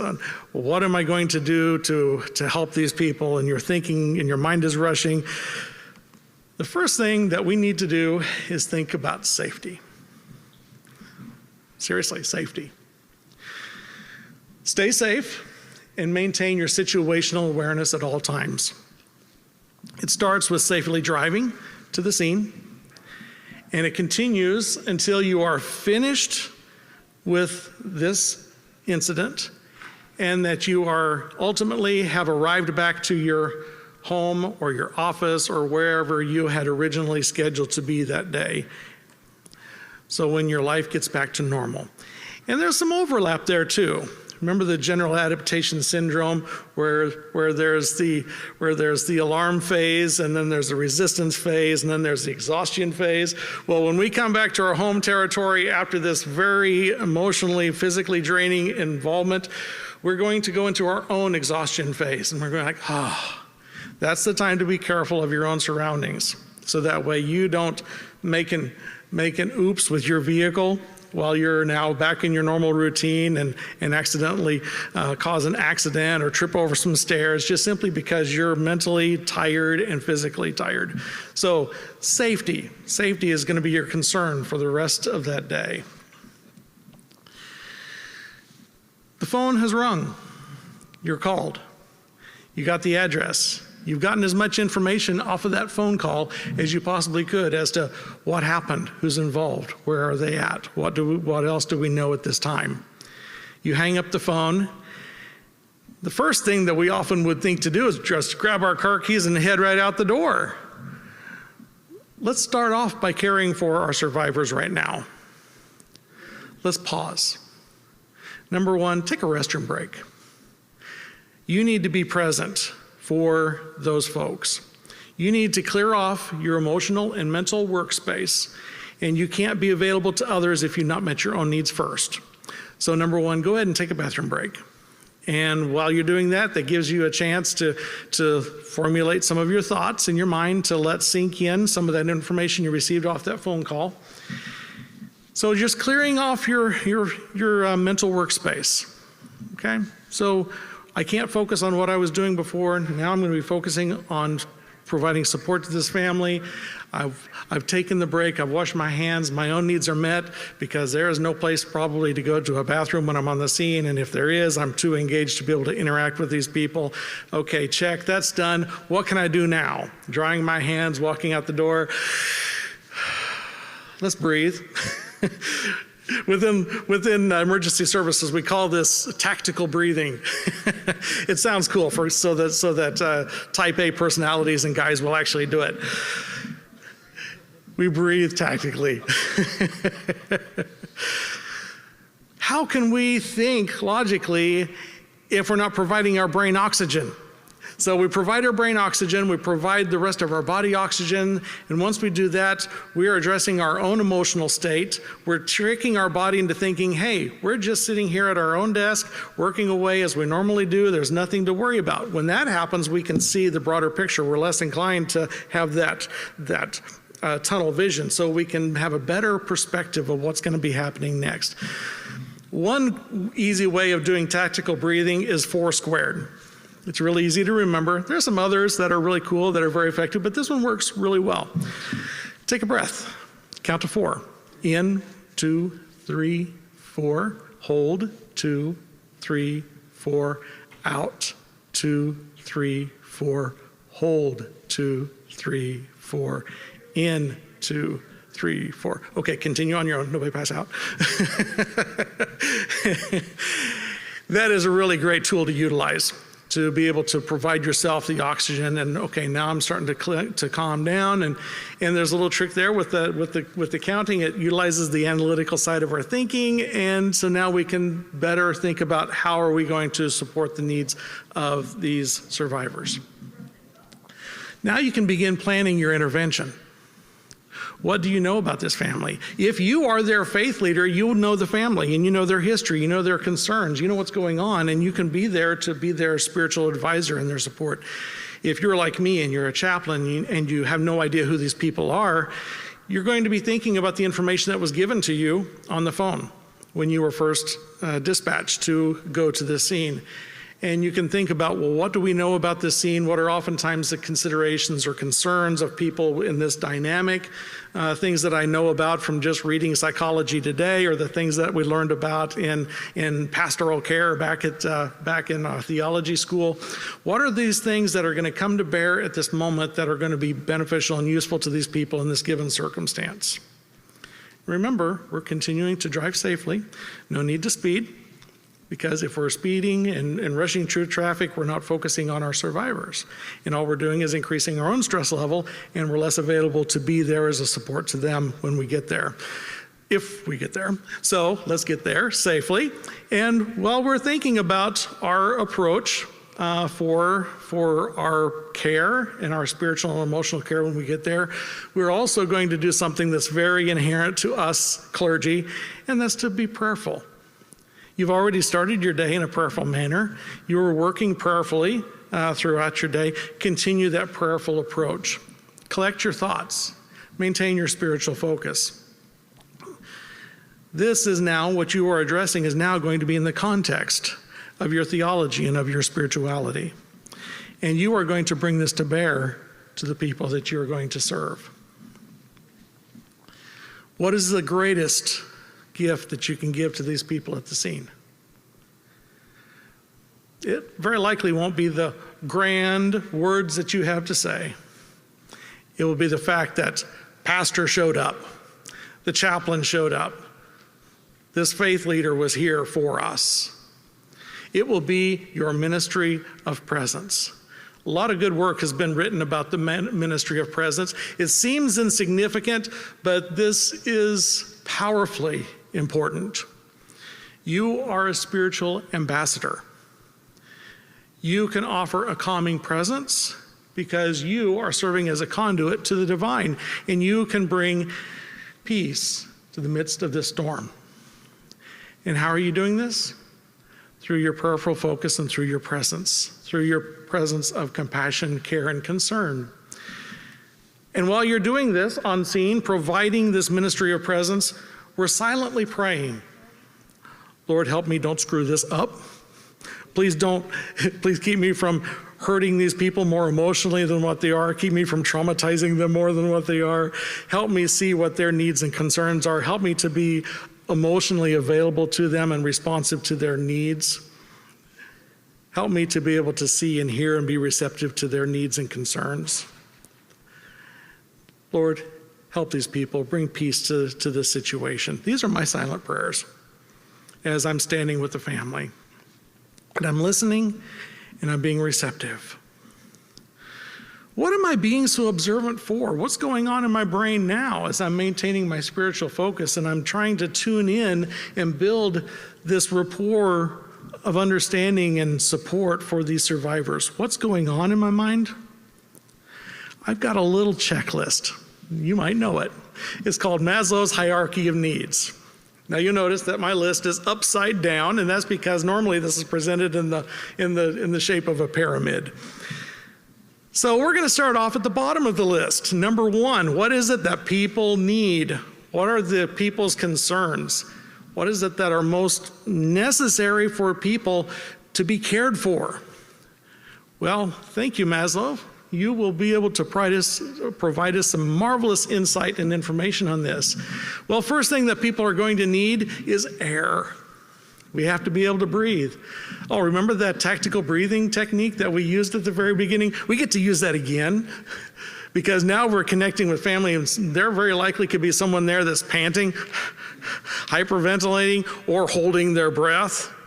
You look at them and their chest is just tight. They're not breathing at all. And that's a great time to be able to start connecting with people and say, let's breathe together, okay? Follow me, and show them how to breathe. The benefit is that it gives them a chance to get air into their system. It starts reducing their stress level, and it also allows you to reduce your stress level too. And it also builds that rapport with them. And you're giving them something that's very basic. They need breath. They need air. And we don't have time to go into it, but have you ever heard Richard Rohr talk about breath and the Yahweh prayer? Wow. Okay, I'll just insert that here for now, and you can check that out later. Give them air. You can give them breath. Help them breathe. The next thing that they are very likely is going to need is some water.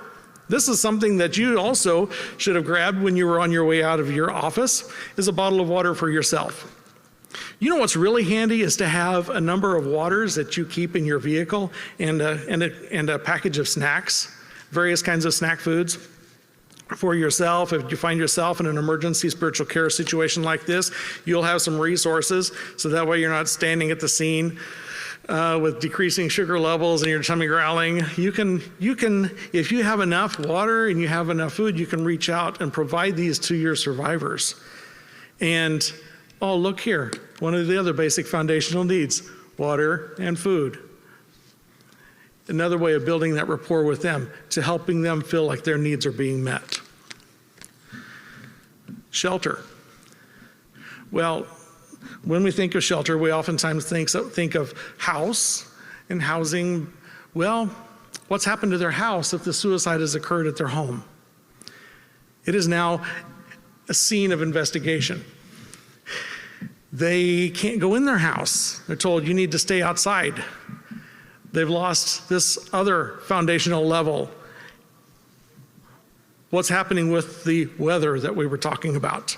Are they being exposed to the heat and the sun? Are they being exposed to the cold and the rain? What are their needs when it comes to the shelter? You're going to be looking for resources here.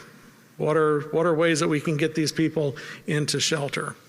Sleep. Well, they don't need sleep right now, but they will tonight. Where are they going to go if the house is not released back to the family? Or maybe the house may be released, but it's not ready for the family to come back in for reasons that the death and suicide had just occurred in the house. So maybe there might be emotional reasons that they can't stay there, or maybe that there needs to be a cleaning that occurs before the family can return to their house. Clothing.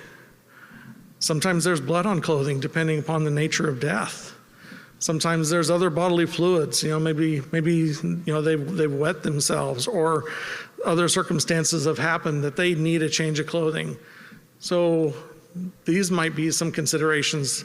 Now, we can't be carting around a trunk load of clothes, but these are some of the things that we need to be aware of and look for resourceful ways to be able to address these needs. Lastly, on the physiological line is reproduction. Well, we can't really help them with this. However, take into consideration here, something else is hitting them on a foundational level, especially if the death is a child. It's hit them on that foundational level, that this was their progeny. This was their future. One more loss. One more foundational hit. Number two, which is a nice blend from number one, is safety. But that is also a physiological care and need, because we need to watch out for these folks' safety, whether it be their personal safety. You know what? We're standing awful close to this roadway. There's a lot of traffic here. Let's step back over here away from all the traffic.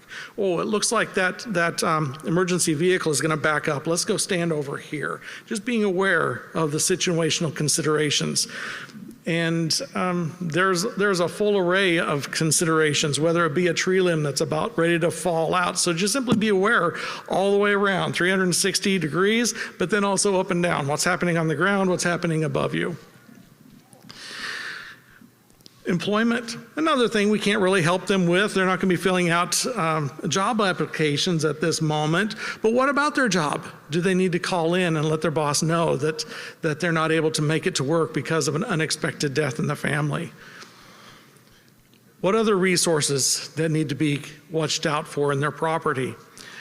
What if they just arrived at the scene and they dropped their purse, or they dropped their digital devices on the ground outside the house, and the purse and phones are just laying out here exposed to the weather or theft or damage?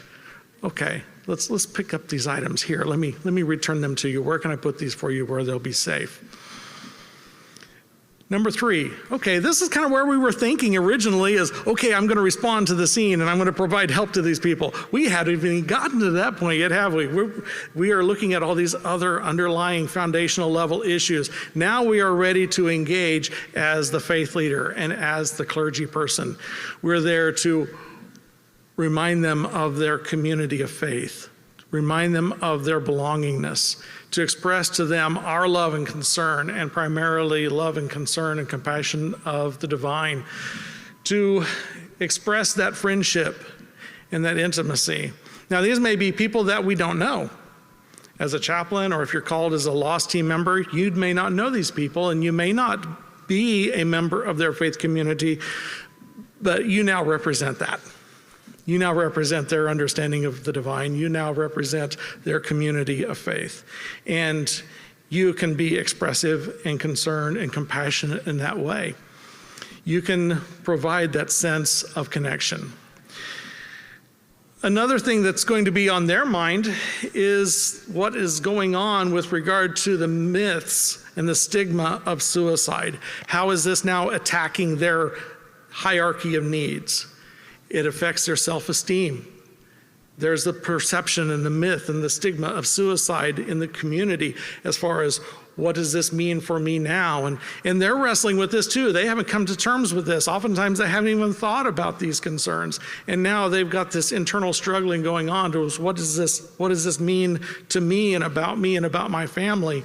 And what about our status? What if it's a particular member of the community, a pillar of the community that's now has died, or even just simply their family status, knowing that who's the breadwinner in the house and who's going to provide for their needs.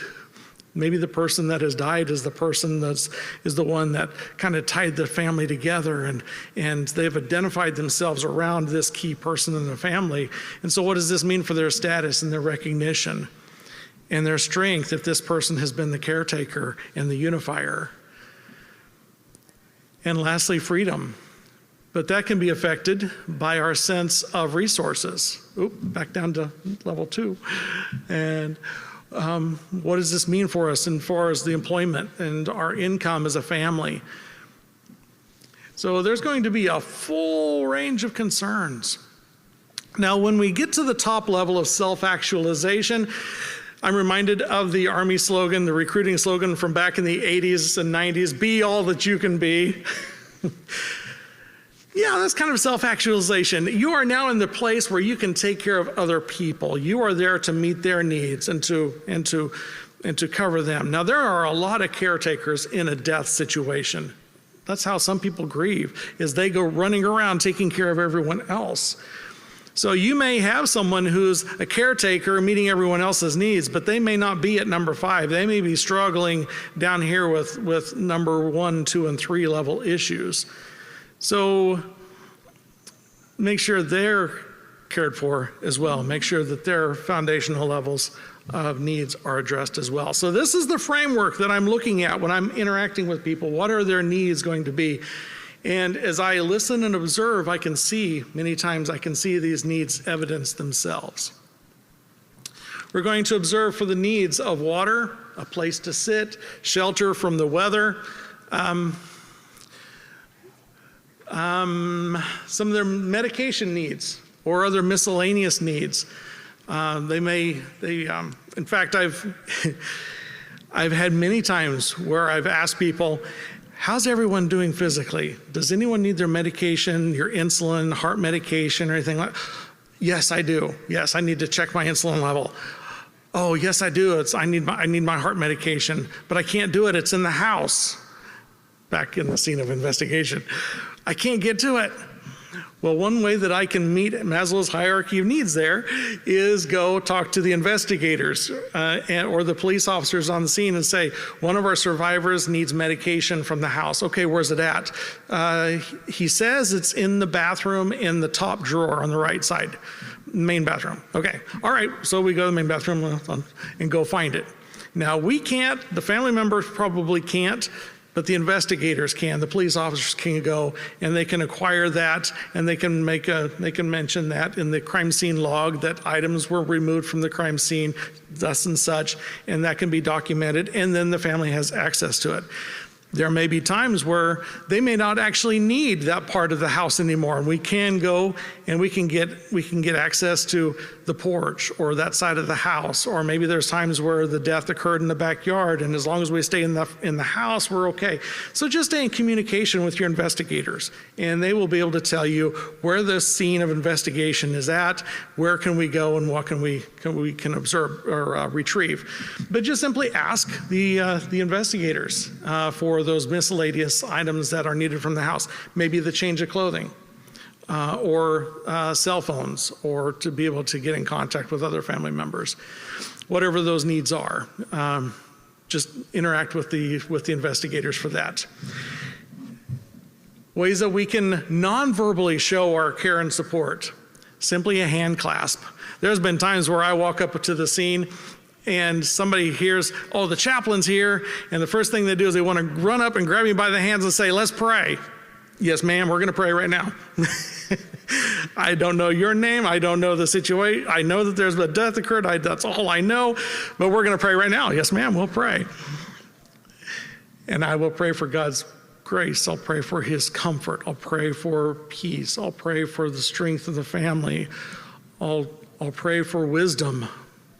I'll pray for all the needs of this family and the friends at this moment to be met. I'll pray with about what I know. But up to this point, I've been silently praying, and I've been reaching out, and sometimes I'll say, can I hold your hand? And just that personal connection, that touch, is so soothing, so reassuring, so beneficial for them. Sometimes I'll put my hand on the shoulder. A lot of times I'll ask, would it be helpful if I put my hand on your shoulder? Now we need to be considerate of cultural situations. There are some folks where I as a male would not walk up and touch a female. That just wouldn't happen. That would be very offensive to them. And so it's probably best to ask, is it okay if I touch you? Now, it may be obvious that no, then we're not good for that, and so I don't even need to ask. But then if it's helpful, if it's beneficial, then that is a nice point of contact. It's a nice point of connection with the survivors. And when it's appropriate, when I get on scene, a lot of times people are talking with each other. There's just a lot of dialogue going on, dialogue with the investigators.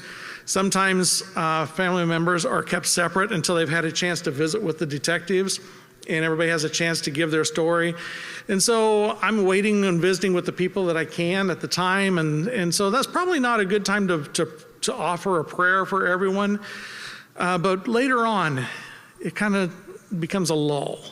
A lot of times it's after the body has been transported. But there's going to come a point where there's a bit of a lull, and everyone's like, okay, what next? And I'll offer this. You know, in a lot of situations like this, people have found it helpful for me to offer a prayer. Would you like me to say a prayer with you, or would you like me to simply keep you in my prayers?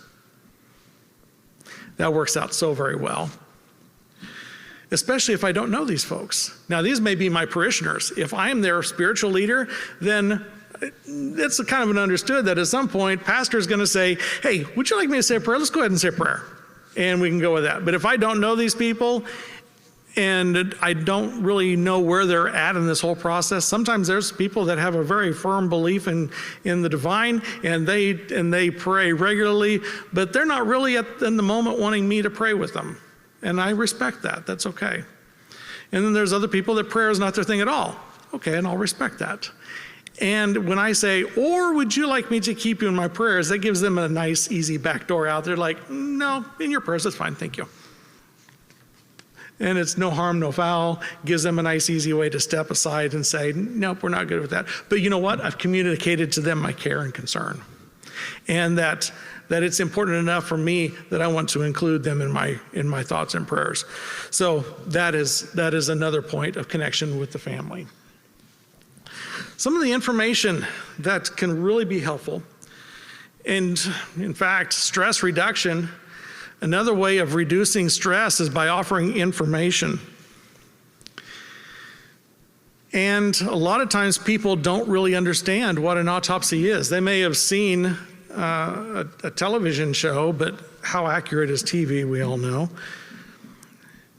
And maybe what they saw was something that was poorly representative of an autopsy. And sometimes people just don't know. And when they hear that their child has to have an autopsy by state law, it's required, now they feel even more traumatized because now they are taken out of the decision factor. They are now less in control and feeling more traumatized and powerless. What I can return to them is an understanding, and I can say, I've been to an autopsy. I've witnessed one myself. And it's just what it was when it was told to me, is that it is a medical procedure that, and it's really a medical examination performed like a surgery with precision and care and respect. And the whole purpose is to find out the nature and cause of death. And like everything else that's going on, everything is being documented. Everything is being documented to the extent that, let's say 10 years from now, you have a question. We can come back and we can look at this information, we can open up the file, and we can look at the information at hand and garner an answer to that question.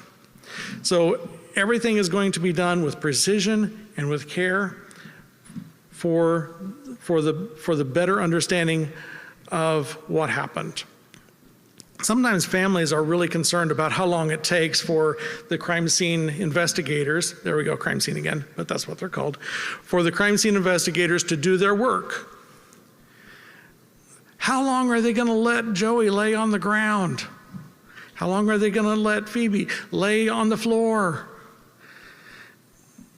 They find it really painful to see their loved one being left on the floor. And there probably isn't a sheet covering them. There may be, but in crime scene investigatory practices, normally there isn't a sheet. And the reason that they do that is not lack of care and concern, but for the precision of the investigation. So that way they can gather as much accurate information as they possibly can. The sheet might actually introduce material to the scene that wasn't there originally. I explained to folks that there's a method, there's a process that's involved. 1, 2, 3, A, B, C that's followed every time in every investigation. It goes through the same outline. For that reason, that 10 years from now, if there's a question, we have all the information. So it seems like it's taking a long time. But you know, the reason that they are so slow and accurate about what they're doing is that they are showing their care and their concern, their compassion for you and for Joey or for Phoebe.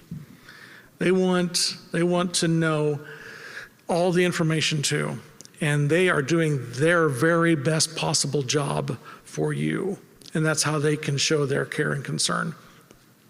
The hard part is us waiting here. The hard part is us knowing that Joey's laying on the ground, and I get that. I'm really sorry that we have to go through this and that you have to experience that. It's acknowledged it, and it's give them a reason and an explanation. It gives them something to hold on to. It's reduced the stress level on their part. Sometimes, well, a lot of times, there is the desire to be able to see and touch the descendant. That almost always depends upon the coroner or the medical examiner. To be able to see the decedent is their call. And one of the things that I'll ask as early as I can, so that way I know what's going to happen with the family, so I can kind of guide them with this understanding. I'll ask the coroner, are we going to allow the family to see the body? Or are we going to allow the family to touch the body? And a lot of times I'll get a solid, nope, not going to happen, chaplain. Nope, not today, Padre. Okay, I understand. Well, we just got to follow this process. This process is involved. I understand. Yes, ma'am, I understand.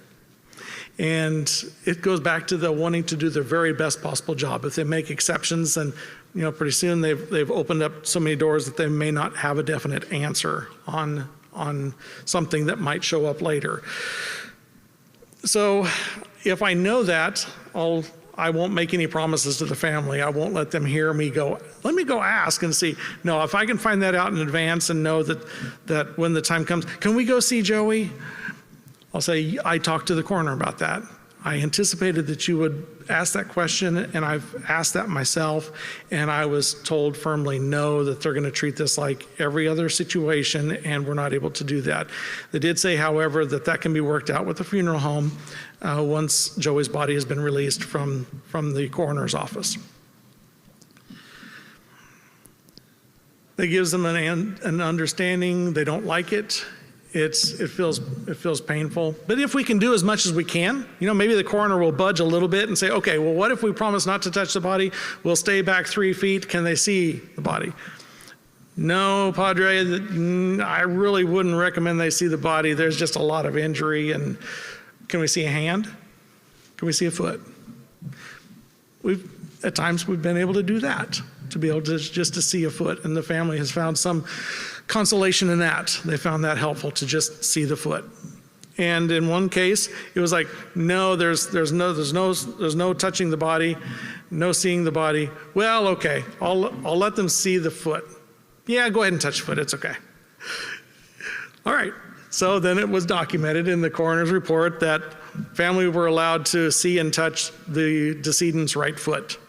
So that way, if something is found there, well, they would understand, but everything else has been kept secure and free from contamination. The moment of transport really is a mile marker in what's happening at the scene. We're just kind of in this state of limbo, in this horrendous, nightmarish waiting. What's gonna, we're waiting for Joey's body to be picked up off the ground, but then what's happening now? And then once the body's transported, I noticed that there's kind of a second breath, a second wind that occurs with this scene. This is a good time to transition the family. Where are you going to go next? Where's all the family going to go to be together? You may not be able to stay at the scene. Very likely there's a relative's house. Maybe you're going to go to Auntie's house. Auntie needs to know, and Auntie can't be at the scene, but we need to go be with Auntie and tell her. And we know that everybody naturally gathers at Auntie's house for the holiday, so let's all go to Auntie's house. Okay, that's a great plan, guys. Okay, super. That sounds like a good idea. That way I know where they're going, and if I have interaction with their clergy, I can also communicate that to their clergy and say, well, I've been with the family at the scene of the death, and they've all gone over to Auntie's house, and here's the address, and their clergy can then catch up with them over there. Maybe their clergy was out of town or on his or her day off, and struggling to get back to town in time to be able to be responsive to their parishioners. So that is oftentimes very helpful to clergy members, to be able to facilitate them getting in touch. It's gotten a whole lot better now with cell phones. Everybody can go like, hey, where you at? But cell phones don't always work, so it's nice to have that information. And oftentimes I will reach out and say, would you like me to make contact with your faith community or with your clergy? Do you have a faith leader that you would like me to call for you? And that is, sometimes people say, no, we'll give her a call. Other times people say, yes, please give him a call. He's the pastor at such and such church. Okay, I'll give him a call. That sometimes is really helpful. And then I can bring them up to speed with all the information that I and the family currently have. So we develop a plan of where after the decedent is transported as to where everyone is going, what they're going to do. And we've looked at including their support network. Are there any friends that we need to call for them to be available, or their clergy as well? What about the house, or what about the scene? this is a very valid consideration. A lot of times there's biological material. It could be blood or it could be tissue. It could be just a large wet spot on the floor. Medics have very likely been there, and so there's debris from the medics. They've been opening up packages. They've peeled off their PPE and left it on the floor. And you walk in, and here's all this trash, and here's the scene with possible biological material. And who's going to clean that up? I've heard so many horror stories where it's the family had to go back in and clean up the trash and clean up the mess. And so tragic, so very difficult. I like to find out from the crime scene folks, from the investigators, how bad is the situation? Or you think they're going to need a crime scene cleanup, or maybe a friend to just kind of go in and pick up the trash would be okay. Padre, I think they're going to need a service on this one. Okay, thank you. So then I can talk to the family members and say, there are companies that provide scene remediation. Oftentimes they're the companies that do fire remediation, and they'll also do crime scene cleanup. And for lack of better terminology, that's what we'll call them, and that's how we can look them up on the internet. And a lot of times this is covered by homeowners insurance. And if you or they can call their homeowners insurance representative, then find out whether that's actually going to be covered by their policy. And then maybe they even have a list of providers that they can recommend. If not, then the quick internet search as to who are the fire remediation and crime scene cleanup folks in our geographical area. Also, maintain contact information with the family. So at some point along the way, if these aren't your parishioners, get their phone numbers and names of the key individuals that you would like to follow up with. Follow up, later that day or the next day or the next couple of days to see how they're doing, to see if they have any questions or in need of support. One of the things that I didn't mention earlier was handouts, to have those available. With information with regard to suicide and suicide support. You're probably not going to sit down with a trifold pamphlet and go through and share information. That's probably not going to be the time. But if you have it, you're not going to have to scramble for it later. So if you have some handouts available that you can leave with them when it comes time for you to walk out the door, this will be something for them to look at over the next few days, or you can follow up with them with that information that would be in there. And what a great place to be able to connect today with other people who have those resources. So I didn't offer any recommendations simply because you are at the right place to go looking for those and to have those available.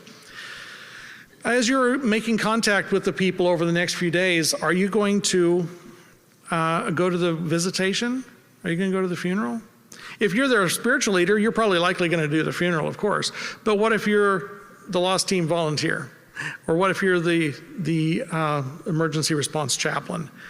Sometimes that's been awkward for me to show up because they've kind of moved on from me at that point. They have their regular support network, they have their own clergy, and I come walking in and I trigger them back to where they were 2 days before. And that's kind of uncomfortable, kind of awkward. Other times they've really appreciated me being there. So you'll have to play that by ear, and just by a follow-up contact, you can get kind of a sense of, hey, are we still kind of emotionally close? Do we still have that therapeutic rapport, as it were, going on here? Or are they kind of like on their own and done with me now? If they're on their own and done with me now, good for them. I'm fine with that. Okay. If it's not helpful for me to be there, I don't want to invade their space. But if it's helpful, then great. There's been times where people have walked up and given me a hug, and 3 years later they see me at a scene of another incident, and they see me from a distance, and they come over and they stand close to the crime scene tape, and they say, "Hey, Chaplain Coffee, right?" Yes. And then I remember who they are, and they say, and it's been years since I'd seen them. So sometimes there's a really strong rapport that can be developed. Other times they move on, they're done with me, and they don't need me anymore. Probably because of the traumatic incident that they've been experiencing, they may not remember me. And I get that. Okay, the big question. Is my loved one in heaven? Did my loved one go to hell? Or a little bit more discreetly, Chaplain, what do you think about happens in situations like this? Wow. Well, it's really helpful to have an elevator conversation length explanation in place and ready to go, and to just keep that available. My elevator explanation is this. I believe in a very loving and compassionate and gracious God. And what I read from Holy Scriptures is that God does not take pleasure in the death even of a sinner. And I know that from what else I've learned in Holy Scripture is that God is reaching out to each and every one of us, and that His grace reaches out to each and every one of us to the very last millisecond, that the very last spark of life leaves the very last cell of the body. And those very same gracious arms of God is reaching out and holding your loved one, holding Joey, and holding you and me too. That's my elevator explanation, and I firmly believe that. And that's the essence, and that's oftentimes all the time that I have to be able to give that explanation. Chaplain Hartman is going to give a great presentation on the funeral of a suicide, and definitely not to be missed. So thank you for your work in that. That's going to be a great presentation. So be prepared to answer that question. Think it through. There's a whole list of things what not to say. We don't want to say it will be okay. It's not okay. It's already been not okay for a long time. This is their worst possible nightmare, and nobody's waking them up from it, nor can they. I may have experienced something like this myself, but I don't understand how they feel. What happens when I do that? I may be trying to establish a rapport with them, some sense of understanding, kind of get on the same level, but really ultimately what's happening is that I'm minimizing their experience, and they're not ready for that yet. They're not ready to get that connection with me yet. At some point, that conversation may occur. And when it does, then it might be helpful. Then it can be helpful for me to be able to reveal what experience I may have had with suicide. But right now, I need to understand and learn about how they feel through their words, through their actions. And if I don't understand, and I won't understand, but I can listen and I can care and I can express my compassion and my care and my concern. And ultimately, somebody will walk up to the scene and say, well, God won't put any more on us than what we can bear. Well, sometimes people say things that we don't agree with theologically and practically. And so I know I'm not going to say that at the scene. And when other people do, I ignore that conversation. I don't pick it up. And I say something else very helpful, that God's grace and concern and His care and compassion is reaching out to us. And He's going to get us through this afternoon. He's going to get us through today. I'm not going to make any promises that, hey, we're going to get through this together, implying forever, because 3 weeks from now, they may not need me. But today, we're going to get through this afternoon together. We're going to get through this next couple of days together. And I can renew that promise as time goes on if needed, but that is something that is helpful to say.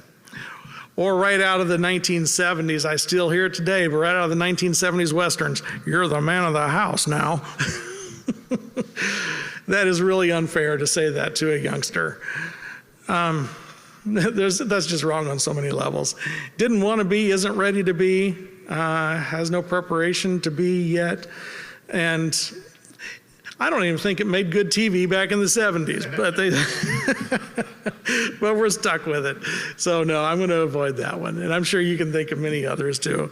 We're just going to go ahead and forge on rather than pursuing those discussions, but I know that you have a bunch of them and can share those with me here after a while. Here are some things that are helpful to say. I am so sorry that this is happening to you. We will get through this together today. We will get through this afternoon together. I can only imagine how hard this must be. Now, that full range of emotions and expressiveness, somebody may be really venting and pummeling the walls. Boom, boom, boom. Bert, I can see that you are really angry about this. You have every right to be angry. I would be angry if I were in your situation too. What are you thinking? And by doing so, I move them from punching the walls to now verbally telling me what they're thinking. And they may be really loud and expressive about what they're thinking, but they are talking about it. And so now it's gone from a physical level to a verbal, de-escalated to a verbal level. And now they're expressing that, they're venting it in a healthy way. And psychology indicates that if we are able to identify our own emotions, it decreases the power of those emotions. Bert may turn around and say, hey, yeah, I'm angry. Oh, guess what he just did? He just identified his own anger. And then he's like, I'm angry because, and then he can start analytically thinking about this, and this, and now he's expressing his loss. Yeah. That's been very beneficial, and it's also saved the drywall, and it saved a few knuckles and less work that has to be done in the house later. And we've connected with Bert, and now Bert can tell us what's really going on in his mind and in his heart. So many times say, I'm sorry for crying. You have every right to cry. This is worth crying about. I tell people, I say, tears are words that the heart needs to say that the mouth just can't form the right words for.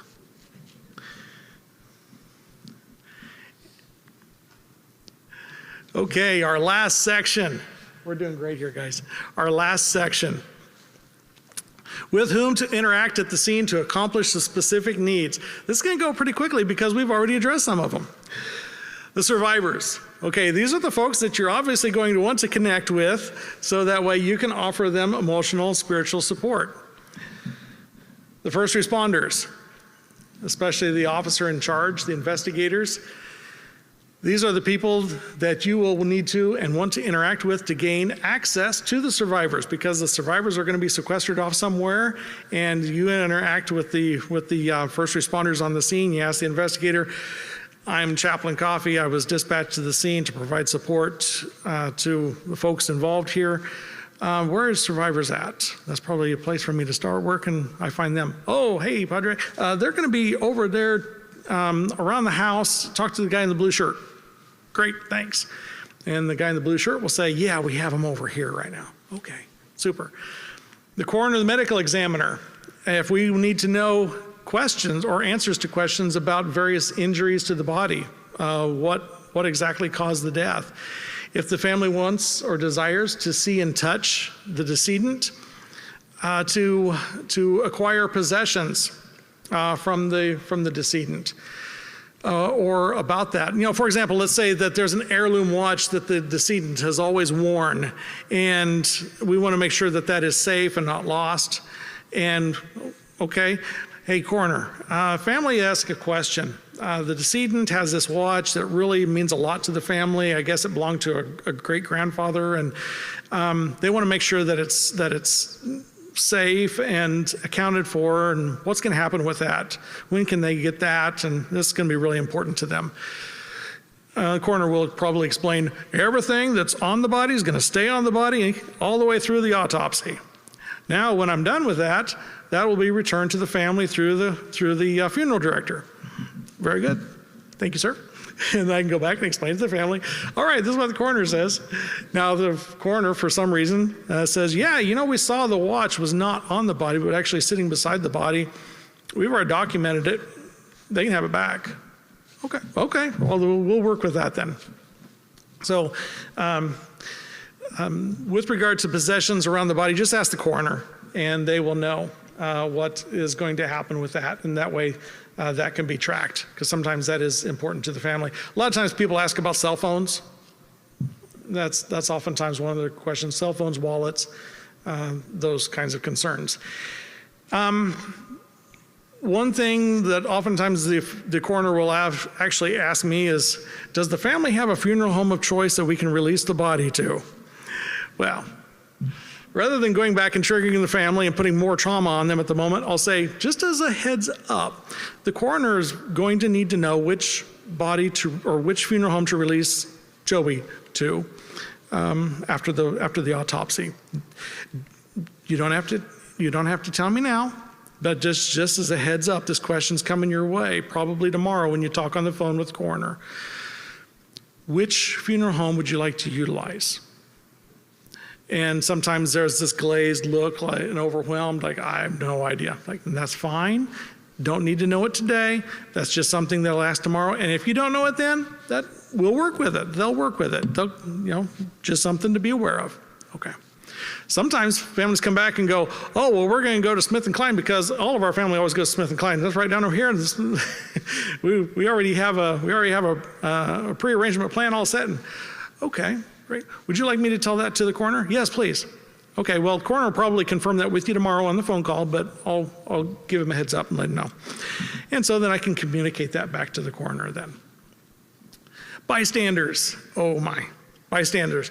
Who are these folks? Well, like we talked about the media before, they're going to be sometimes trying to get the best shot unless they've been like the great media in Fort Wayne, packed up and went home and went on to report on other stories. We will want to watch out for them, and that's one good reason to find another location to get away from all the cameras, so that way the camera's not like zooming in on all the people and in their grief and trying to put that on the 6 o'clock news. So yeah, sometimes we need to shelter the survivors from that type of exploitation. How do we do that? And also, what about all these people that are standing around? There might be some resources here in the neighborhood we can use too. So I see these bystanders over here, and they're pretty close to the family's property and so forth. And I'll ask the family members or the survivors, like, is that a family member or a friend? That helps me know if that's somebody I should connect with or not. If they'll say, no, that's just a family from 3 doors down. Oh, okay. Don't know why they're here. Well, there's 2 reasons they could be there. One reason is that they just saw all this happening and they're captivated by it and they're traumatized by it and they just don't know what to do because they're just so locked in at the moment and they don't know what else to do. They're just like deer in the headlights, just watching everything that's happening. The other reason that they might be there is that they are a resource and they want to make a resource available to us.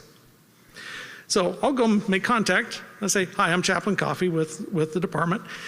Are you family members or friends? Or, oh, no. We live 3 houses down. And I noticed it's going to start raining here soon. It's going to, they're talking about heavy rains. The family's welcome to come down and stay on our front porch if you want to get them out of the rain. Wonderful. Thank you. I'll pass that along to the family. Sometimes I'll get the response of from the bystander. No, I don't have anything. I just saw what happened. It's like, okay, well, thank you. Family's going to need their elbow room for a little bit. They're going to need kind of their space and their privacy. And when they need something, where are you going to be so I can find you if there's something that they need? Oh, well, yeah, I'll be down over here at my house, just 2 doors down. Okay, great, thank you. So they kind of nicely went away, and I haven't actually had to go up and say, would you please go away? That's worked well. Sometimes some people need a little bit more direct. But believe it or not, we've covered the 3 areas, okay? We've covered the 3 areas. You are now ready to describe what you can anticipate seeing at the scene of a suicide. You can give examples of how to offer emotional and spiritual support, and you are now able to identify with whom to interact with at the scene to accomplish your specific needs. And I'm going to prove that to you real quick. When you first arrive at the scene, who or what are you likely to see? There you go. Those things. First responders, yellow tape, survivors, bystanders. Question 2, who do you contact in order to locate the survivors and seek to assist them? Officer in charge, investigators. Maybe it may be the coroner or medical examiner that approaches you first. Anyway, someone in that category, someone involved with the investigation. What is your greatest benefit to the people at the scene? What is your greatest benefit? Absolutely, ministry of presence. So fourthly, what should be your primary concern while en route and at the scene? Safety. What gives a good framework for considering survivors' immediate needs at the scene? Keyword framework. What gives that framework? Maslow's hierarchy of needs. Last question. Identify the most likely person to accomplish the following purposes. We start off with A, B, and C rather than 1, 2, and 3, because things do come at us kind of sideways and unexpected at the scene. So, we see the coroner and medical examiner. What can he or she do for us?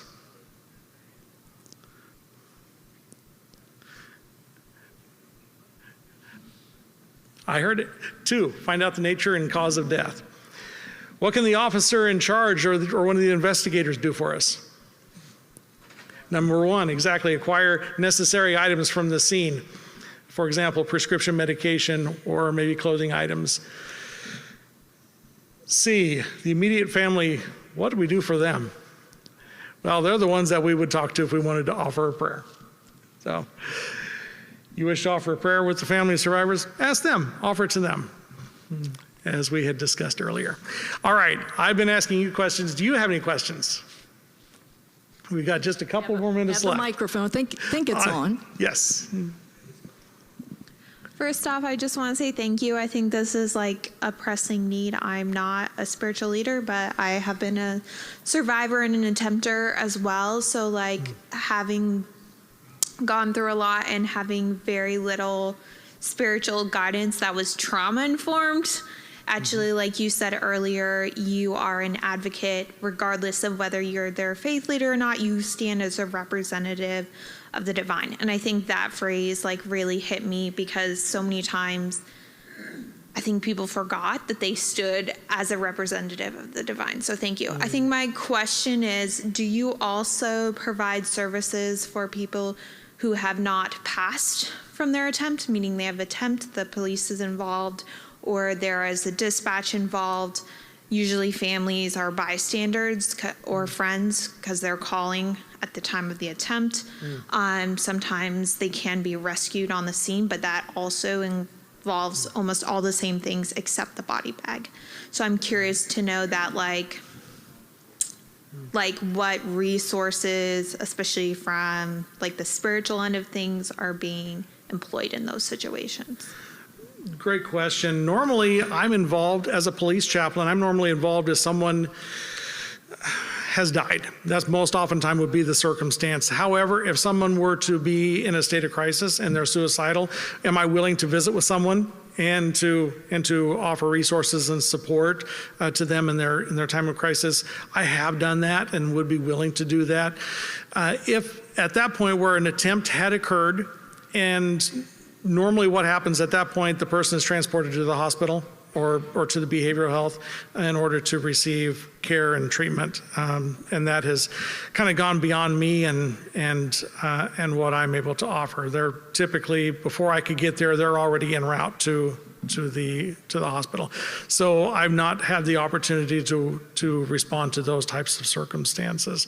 But usually it's prevention or postvention, but in that moment, where someone has attempted or is at that moment intentional and already instrument in hand, I've not had that much involvement.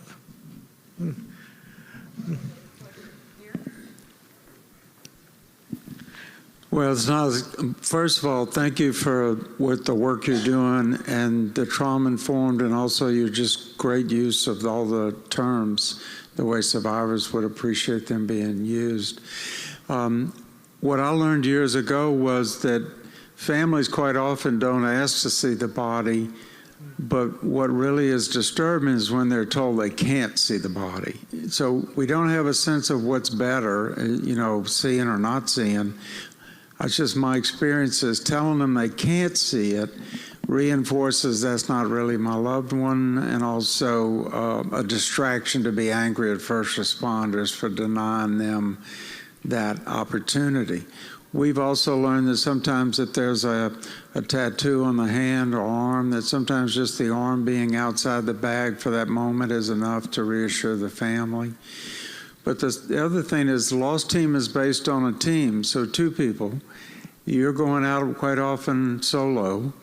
I think chaplains do that a great deal, maybe. And I just wonder who takes care of you when you get back, because the reason we go on a team is to be able to debrief afterwards and clear some of that internal pain out of our body.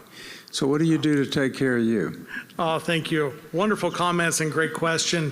When family are told they can't see the body, that's where my explanation comes in, that this is why we can't. And so some information, but yes, it decreases their powerlessness and intensifies that trauma for them. And that is difficult for them. It really is. Teamwork is superb. When I was with Fort Wayne has a wonderful victim assistance unit, and I loved working with the victim assistance unit, or sometimes a fellow chaplain would respond with me, particularly if there's going to be a large crowd, if there's a large group of people to interact with. But yeah, there's been times where I've needed some time to just go step away and to kind of refocus, catch my breath, and process everything that's happened. So I'll tell the victim assistance person or my fellow chaplain, I'm gonna take 5, and they'll say, take 10. You're doing great. Just take 10. I got this covered. Okay, sounds good. Well, when I get back, then you get 10. Okay, that got a deal. So when I get home or on the way home, that's when I process out everything that I've processed in. I do have a methodology of prayer. My spirituality, I love this Jesus prayer, and utilizing a prayer rope, and everything that I saw and felt and thought and experienced on that, it comes back to mind, and I process it out by praying the Jesus prayer. And with each knot on my or bead on my prayer rope, I process that out. And then there's the benefits of other chaplains like Rich. I can always give Rich a call and say, wow, had one the other day that really rocked my world. And it's the compassion for other people that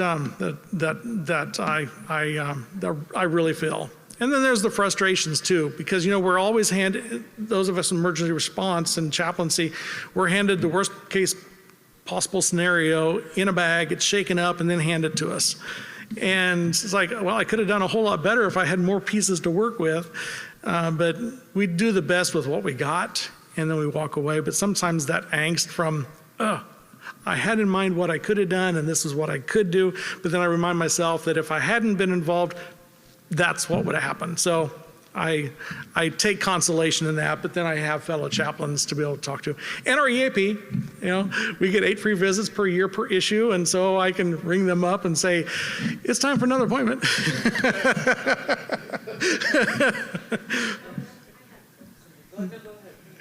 We have another question up front. Oh yeah, this is more of a comment than it is a question, and I hope you'll be here with us tomorrow. I'm doing the morning keynote, but I give quite a story on the chaplain that spent the night with us when we had to drive 3 hours. So we live in northern Indiana and had to go to Indianapolis, and he was the chaplain from St. Vincent's Hospital. So it's quite a story, and it really honors the work that you do. So I hope you can hear it tomorrow. Oh wow, thank you so much. Outstanding. Thank you for your work. Yes, you spoke briefly about somebody has to clean up after a suicide. From a loss team perspective, do you think it would be beneficial that a team orchestrates the cleanup on behalf of the family, of course with family approval? What is your position on that? That would be a dream. If there was someone to help facilitate that really would, because many times I as a chaplain couldn't. I was called on to other things. There was something else that I had to go deal with and follow up. There had been times where I did go into a scene the scene had been released but not yet cleaned up, and I needed to go into the scene and acquire something for the family members. And I've seen what the scenes can be like inside. There's been times where I've been called into the scene to do chaplain stuff inside at the scene. And so I know what that's like, and that can be very traumatic to the family members to have to do that themselves. And if there was something in place for that to happen, that would be an answer to my prayers. I would love that. Yeah. And a lot of consideration as far as the biohazard. What would come into play there? As far as, so I would say collaborating maybe with the local hospitals, with the local coroner or medical examiners to see what resources or considerations maybe the coroner's office or the medical examiner would be willing to take the trash and process that out for you, so that way you can do that in accordance with the laws. But so it takes some research to find out what the laws are and how to actually go about that and figure out what the cheapest resources are. Sure. In Allen County, we'd like to set up with a contractor, like the carpet needs to be replaced or the walls or whatnot. Someone we trust and won't take advantage of the family and whatnot. Yes. So I just know with scenes that I've been on, they look at us like they want us to clean. And, Yes. we have to have a biohazard company come and do that. Right. But that's the last thing that they're worried about. It really is, yes, and that's a major factor too, and it's yet still it's the last thing that they can be worried about at the time, and for somebody to be able to pick that up would be phenomenal. I would love to see that. Yeah, outstanding. That's great. Pastor Coffey, we do have a few questions from our online viewers today. The most important question is, will your slides be available to send out to conference participants later? Yes. The answer is yes. Yes, they will be.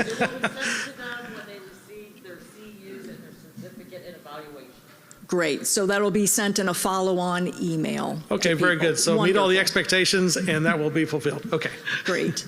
The next question is, how do you deal with a family who's reluctant to interact with you because they're angry at the moment, or how do you deal with a family that's angry with God? Exactly. That is a great question, and that does happen and has happened.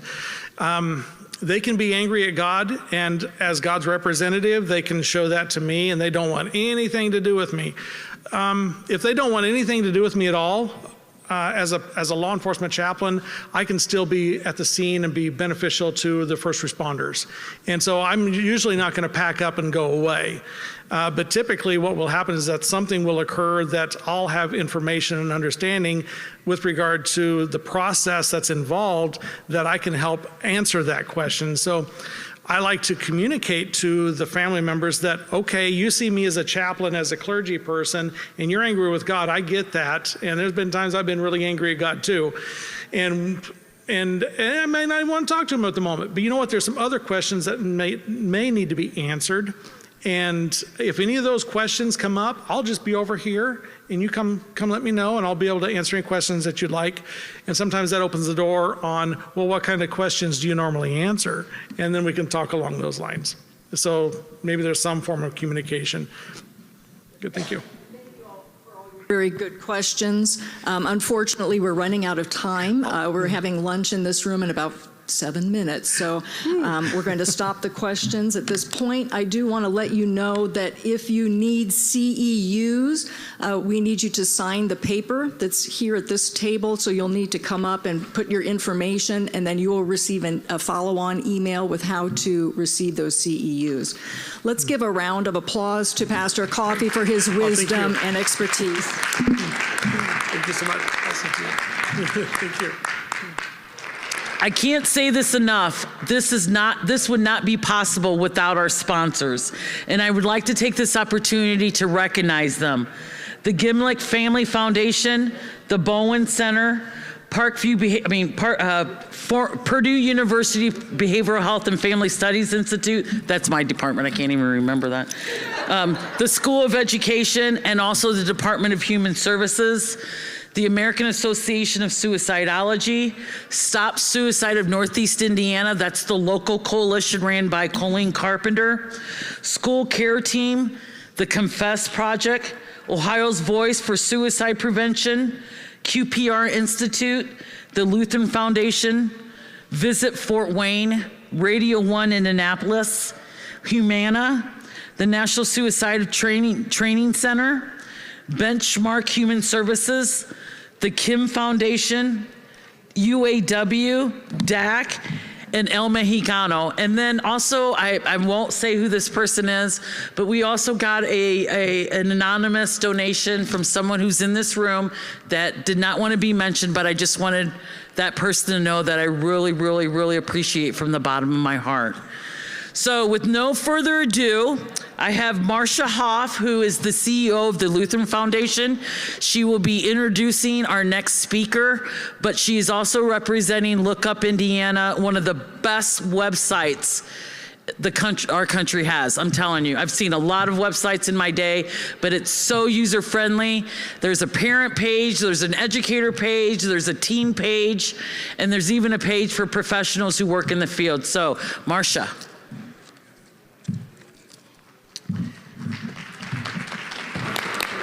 There you go, ma'am. Thank you. Thank you. Let's see. It's not noon yet, so good morning, everybody. My pleasure to be here. And what I would like to do is I want to recognize the planning committee. You guys have worked super, super hard to do all of this. So I'm just going to call you by name, and if you could just wave or stand or whatever you feel comfortable with. So Don? Not here? Dr. Frank? Campbell. I was going to say I saw him. Oh, okay, over there. Dottie Davis. I saw her this morning. Okay, Jeff. Jeff Helsmuth. Yay, thank you, Jeff. Sheena. Sheena here? Heather Miller. I haven't seen, there you are, Heather, hi. Mel Shade. There's Mel. Carol, where are you, Carol? Carol, thanks. Maria Elano, did I say that right or did I butcher it? There you are. Okay, sweet. Jacob. Are you here? Okay. Libney? How about Kimberly? Laura. There's Laura. Amy Zell.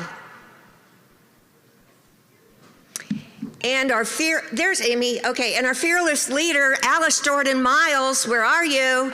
There she is. Okay, how many of you know about what my shirt says? It's the no casserole disease? Everybody know? Is there anybody who doesn't know? You don't? Okay, so if I had a baby or I broke my leg, more than likely you would bring me a casserole, right? But if I have something going on from here on up and you can't see it, you wouldn't bring me a casserole. So I want everybody to start asking people, and Clinton, this is you, how are you really? And don't let them say just fine, how are you really? Because to quote Remedy Live, nobody needs to have a secret struggle. Nobody should have a secret struggle. So make the casseroles, ask the questions, be real. And then Alice said, look up indiana.org. Go there, there's a ton of resources. The Lutheran Foundation, we're a local foundation. We focus on whole person health, body, mind, and spirit. And we've invested in this website because we heard people didn't know where to go to find help, how to get help, and they wanted resources. So we've built that for them through lookupindiana.org, and anybody can use it no matter where you are. So I would encourage you to do that. It's now my pleasure to introduce Dr. Melinda Moore. Melinda is a licensed clinical psychologist and associate professor in the Department of Psychology at Eastern Kentucky University.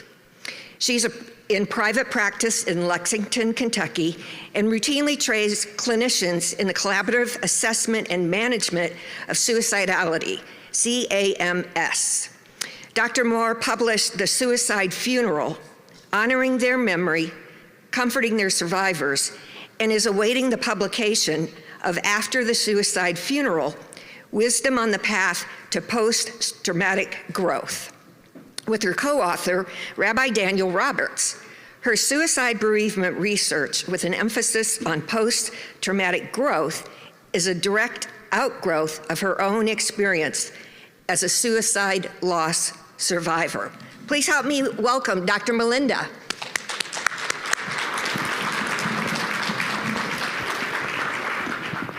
Thank you so much. I love your t-shirt. Thanks. Lovely. Okay, the clicker's here. All right, fantastic.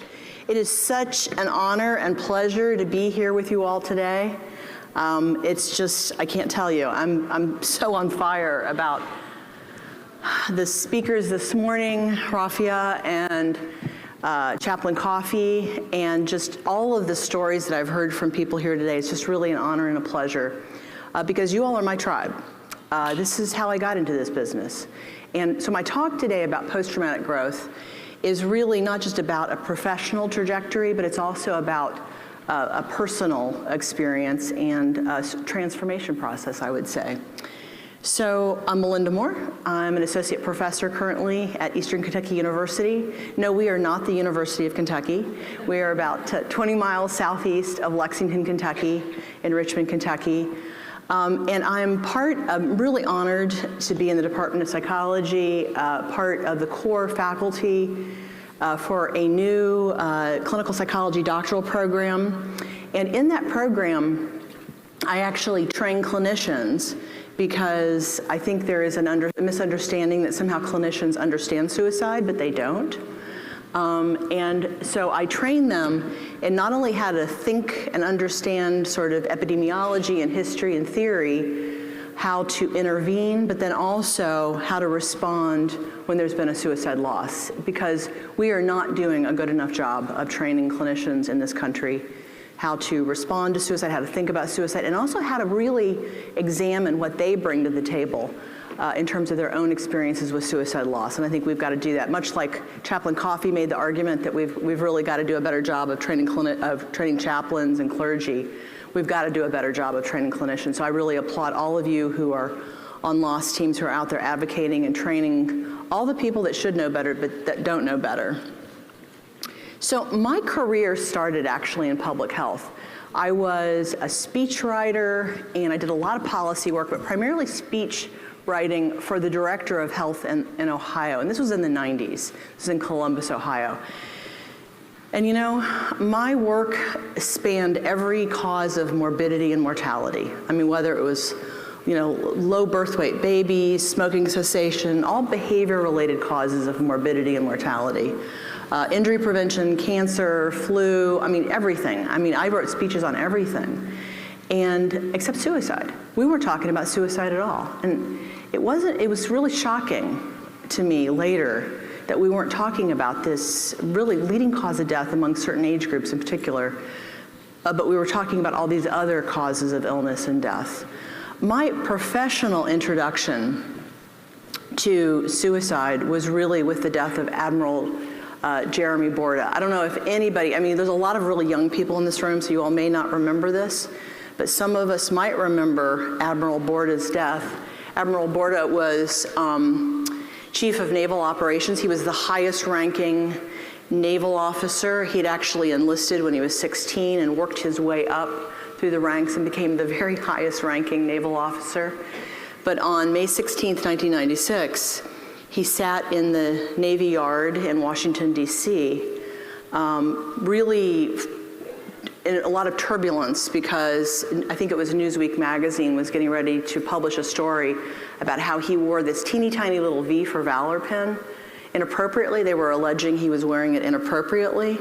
And so he sat in the Navy Yards and he shot himself. And this rocked the Joint Chiefs of Staff. It rocked the White House. Everyone was disturbed by Admiral Borda's death. I remember coming into work at the Ohio Department of Health in Columbus, Ohio that morning, and we, you know, because we were a health department, mental health was a separate department, but we were concerned about behavior-related causes of death. And I remember talking with my boss, who was actually, I directly reported to the Director of Public Affairs. I sat down with him for an hour. We never had time to talk for an hour. We talked for an hour about why this would happen. Why would somebody do this? you know? And also the question was, you know, should we be doing something about this? Should we be talking about this? I mean, we didn't even know how to think about this. And this was, you gotta understand, folks, this was the dark ages of suicide prevention. Suicidology as a science existed at the time, as an organization existed at the time, but it was not a broad topic of conversation. That occurred later with a lot of advocacy, particularly people in Congress who were survivors of suicide loss or cared about this topic and made sure we had some federal funding around this. But at the time, we didn't really know how to think about it at the state level. We didn't have 1-800 numbers or 988 numbers.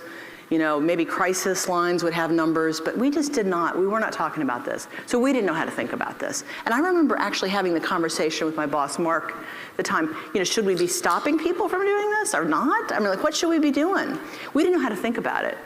But my personal introduction to suicide came 13 days later, when my husband, who was a graduate student at The Ohio State University, he was getting his PhD in chemistry, died by suicide. His name was Connor O'Hanlon. Connor and I met because I was working full time, but I was planning on a career in probably medicine or healthcare. I was working on the policy end, but I really wanted to be working on the clinical end of healthcare. And so I actually met him when I hired him to be my chemistry tutor. And so he was getting his PhD in chemistry, and I was working and planning on going to school. And so we were planning on sort of switching roles at some point in time. But 8 months into our marriage, he killed himself.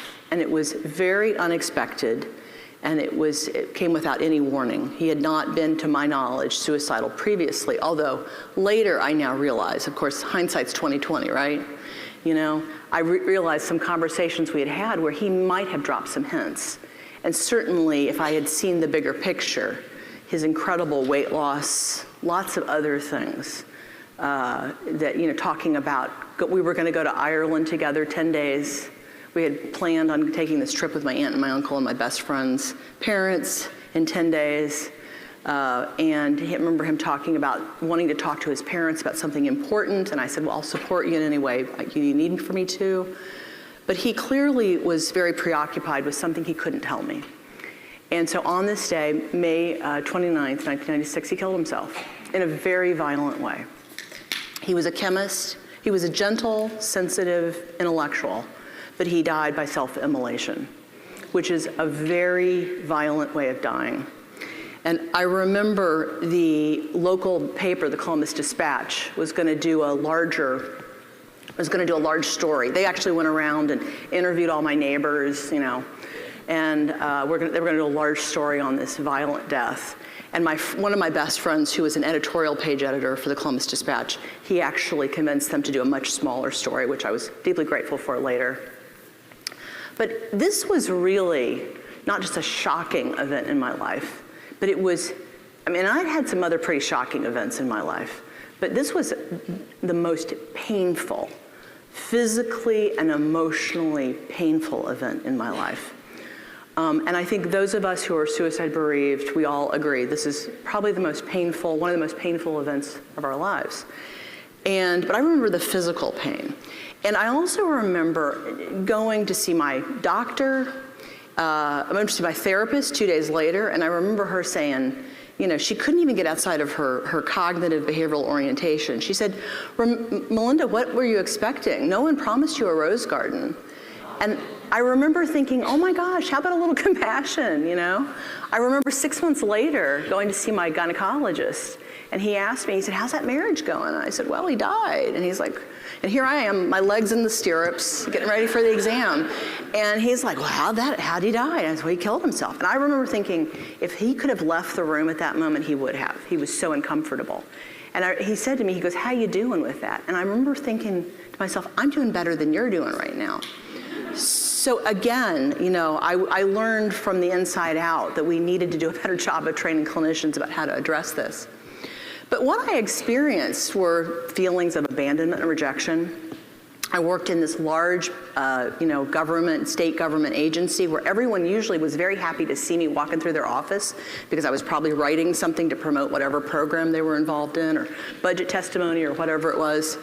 It changed. You know, I remember walking down the hallway and seeing, you know, friends, people I thought were friends coming down, kind of opposite me. And I remember they would see me coming and they would turn and go in the opposite direction, The newspaper did this article. Of course, I felt, because it was unexpected, I didn't know how to think about this. I felt incredibly guilty, obviously. And those of us who are caregivers for people who die by suicide, we know from the limited amount of research that typically we are blamed. I definitely felt feelings of being blamed. I felt a lot of shame and stigma. When I was a new Catholic, and I remember talking to, I priest-shopped. I literally priest-shopped, okay? I remember talking to one priest after another, and none of them could answer the question, not where was Connor's soul, because I knew where Connor's soul was, but what about the state of my soul? How can I possibly understand this within the context of my faith? No one could answer that question. I felt, just like I said, enormous shame and stigma, professional and personal rejection. My family did not want to, while my uncle and aunt were they're like my surrogate parents, they were incredibly supportive. They were on the plane with me to Ireland when we took his body back to Ireland for burial. They just did not want to talk about him after that. And of course, I yearned to talk about him. I wanted to talk to him about that. And of course, there were, at that time, no suicide support groups at all. The one that did exist, I attended once. It was in a county north of Franklin County, and there were 3 of us there. And I remember the facilitator, there were parents of somebody who died and me. And I remember they just needed to talk so much, I just let them talk. But I got absolutely nothing out of it. So it was just really the dark ages, like I said, of suicide prevention. Felt a lot of social isolation, and I definitely experienced post-traumatic stress disorder symptoms. I had a lot of hypervigilance, a lot of depression, definitely a lot of nightmares. Could not sleep on our bed for 6 months, slept on the couch because it was comforting. So, these were what I experienced. And then as my life began to change, because while it was incredibly painful, there was something changing within me. I suddenly, while the priests couldn't give me any answers to any of my questions, I certainly embraced or interacted with my faith in a very meaningful and powerful way. Every Sunday I went to Mass. It was the one place where I felt like I could openly grieve and I could cry and I could marry my pain with Christ on the cross. And that's what I did. And as a result, I became much tighter with my faith. Things were changing. My relationships with people, some people, as Thomas Joyner says, my address book changed.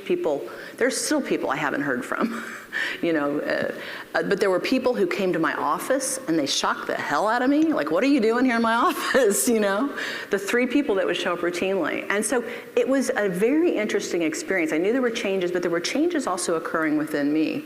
And so I really began exploring that and decided to use a lot of my public health training and knowledge to get involved in suicide prevention. So I got involved in suicide prevention in Ohio in the early days.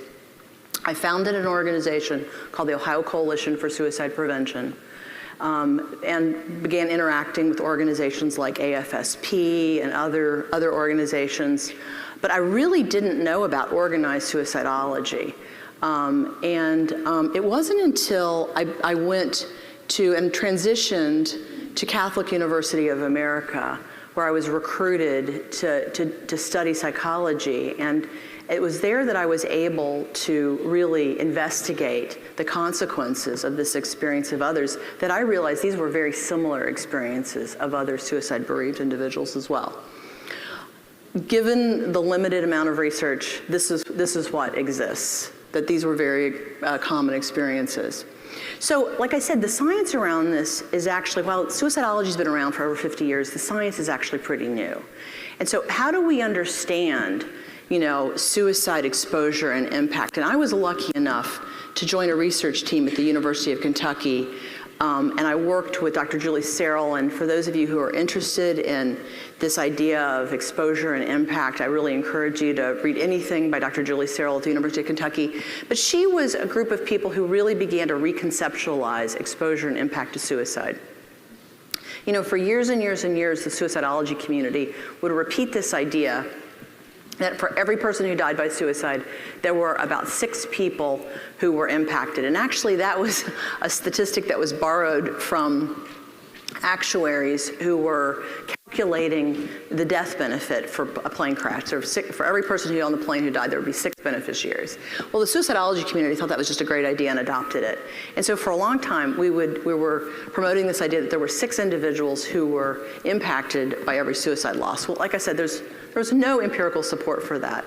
And a group of individuals led by Dr. Searle really began to reconceptualize this idea that suicide exposure and impact or survivorship is really on a continuum. So when we think about people who are exposed, we're thinking about the larger people of individuals who are exposed, like Chaplain Coffey was talking about the neighbors, people, first responders, people that may not have really known the individual, but they're exposed to the death, people they went to school with, people they went to church with. People who are suicide affected, though, and this is sort of why it's different, it's a continuum. This is where perception of closeness really determines impact. People who are suicide affected feel closer, have some sort of closer relationship. So maybe a good friend from high school, or somebody you were a college roommate with, or on a sports team with. Suicide bereaved are those who feel close or very close to the individual who died, and will have definitely some of the symptoms I was talking about earlier, like the PTSD symptoms, both short and long term. So when we think about these categories, we're thinking about some very similar individuals, like I said, first responders, people who discover the body, therapists. We never think about therapists as being exposed or impacted, right? But they are. This is a very intimate relationship with your therapist, but we never think about the therapist, or even, it's unusual usually if the family reaches out to the therapist. And so, I always encourage the people I work with, the suicide bereaved people I work with, if they feel inclined to, reach out to their loved one's therapist, particularly if it's a child's therapist, an adult child's therapist. I've done this numerous times. But when we think about these categories, we're thinking about perception of closeness. As we move into suicide bereaved short and long term, we're thinking about people who are close or very close and very much impacted by that loss. So we now know, because of Dr. Searle and her team at the University of Kentucky, that for every person who dies by suicide, there aren't 6 people who are exposed. There are 135 people who are exposed. And we know that through some very fancy statistical calculations, which I cannot possibly explain to you. But believe me, that's the number that we came up with. And so this has really great empirical support. And of course, through a variety of ways, we've also investigated, like through random digit dial surveys, in surveying people if they've had exposure to suicide. We know that about 50% of Americans have had some exposure to suicide. So it's significant, it's not insignificant. The part of this that is problematic for all of us, and really I think if we're thinking about a mission, we've got to really, using that fire in our belly that we've got maybe from our own experience, but also thinking about our mission of suicide postvention work, is that of this 135, approximately 36.1% of the people indicate that they are close or very close to the suicide decedent. And these are not just first-degree relatives. Again, college roommates, best friends, people they go to school with, sports teams, all sorts of different kinds of relationships. So there's about 48 individuals who we consider to be impacted, not just exposed, but impacted by this loss. And it's significant because we know that suicide exposure actually confers, it may actually be an independent risk factor for suicide as well. We know that those who are exposed to suicide have higher levels of anxiety, depression, suicidal ideation, and then there was a study done in England that among college students that showed that they actually have higher levels of suicide attempt. So this is a problem, folks, but it's a problem that your doctor, your therapist, your clergy, your nurse practitioner, they're not going to know about. And that's why we, as a community, as a movement, really have a mission here to help advocate and educate and continue to push the envelope on this, because this is a serious public health problem. We also know that closeness is associated with various diagnoses, so that we know closeness is associated with, like I said, higher levels of depression, but also PTSD and also prolonged grief. So we know this idea of exposure and impact, and particularly closeness, people who are close to the individual who died, are really at risk for a lot of very deleterious health outcomes and also diagnoses. So one of the things that I knew all this stuff because I experienced this, okay? And I experienced the clinicians, my OBGYN, my primary care doc, my therapist, my clergy, my friends, my family. Oh, by the way, my uncle was a clinical psychologist. He didn't know. But I also recognized later, he was also a survivor. He was exposed and impacted by this death too. So how could he possibly be treating me when he himself was traumatized by this? What happened in my trajectory, I just followed my nose. I followed my intuition. Everyone around me was saying, you know, Melinda, you need to stop talking about this suicide. Because I was utilizing all of my skills, my public health skills, to begin to talk about it publicly. I was writing op-eds for the Columbus Dispatch. I was saying, you know, we need to have some sort of presence in Ohio. We're not talking about this in Ohio. I talked to legislators. I talked to all sorts of people. I talked to the director of mental health in Ohio, who at the time was Dr. Mike Hogan, who has become, you know, a major leader in this country. And he got it, and he was on board, and he was, you know, interested in doing something. And it was because of his efforts and, you know, his willingness to allow me to kind of come into the fold and help that I was able to get involved in suicide prevention in Ohio, do some more organized, established things. But after 9/11, it was virtually impossible to fund this organization. So I actually ended up moving to Northern Virginia and became executive director of the first national suicide hotline, 1-800-SUICIDE. You all might remember that. It's the precursor to 1-800-273-TALK. And of course, that's a precursor to 988. But I also was yearning because I needed to know more. I needed to do more. You know, I had a fire in my belly. I was pissed off. I was sad. I was inspired. I was all of these things, right? And I really wanted to move things forward. And so I ended up at one point in time going to talk to a professor at Catholic University of America by the name of Dr. David Jobes. Dr. Jobes is the founder. He developed this suicide. It's an empirically supported approach. It's one of the 3 empirically supported approaches to treating suicide called the Collaborative Assessment and Management of Suicidality. If you want to know more about this, I encourage you to go to camscare.com. It's an excellent website. It's a training. If you're a clinician, I encourage you to take the training. If you're not a clinician, I encourage you to take the training. And there's all sorts of incredible webinars and things on this website. But anyway, at the time, he was really just getting started. I mean, he'd been doing this for a while, but he was getting started. And so he said, hey, given your interest, your desire, why don't you come and you have a degree in medieval and Renaissance studies. Why don't you try to get a degree in psychology, master's degree, and then come and we'll gangster you into our PhD program. And that's exactly what happened. I went to Catholic University of America, and it really changed my life. So I have a deep appreciation to Dr. Jobes. Encourage you all, I'm doing an advertisement right here. I encourage you all to investigate this because as a clinician, somebody who uses this all the time, it is very reinforcing, it is effective, and it is easy to learn, and there's all sorts of incredibly cool resources on this website, so I encourage you to do it. But I really owe a debt of gratitude to Dr. David Jobes, I really do. He also encouraged me to embrace the fact when I came to this program, so here I am, a survivor with I had a medieval and Renaissance studies degree, folks, okay? I was studying Dante and the medieval Italian poets in college. I wasn't studying psychology. I felt like a little bit like a fish out of water, even though I knew something from my experience and my involvement in suicide prevention. When I got into the doctoral program, I felt the stigma, okay, of that all suicide bereaved feel. And I remember when I was thinking about doing my dissertation, because I'd done a lot of research with CAMS. We'd flown out to Mayo Clinic and all these fancy places, And I remember, thinking in my dissertation, I'll do some sort of study on CAMS, because I'm a researcher now, right? Yeah. And I remember Dr. Jobes saying to me, because I had fallen in love when I was in grad school with this idea of growth after trauma. It's this idea, it's really an invention of positive psychology, but it really stands on the shoulders of Viktor Frankl, this idea of growth after trauma. But I remember him saying to me, hey, why don't you do something with your experience of loss and your love of this idea of post-traumatic growth? And I remember 2 things happened. Number 1, I was repulsed, which I knew was internalized stigma. And then I was embarrassed and ashamed because there was not an experience in the world that taught me more about post-traumatic growth than the suicide death of my husband. So I get emotional talking about it today. So I thought, oh my gosh, you are so right. This is why he's good at what he does, right?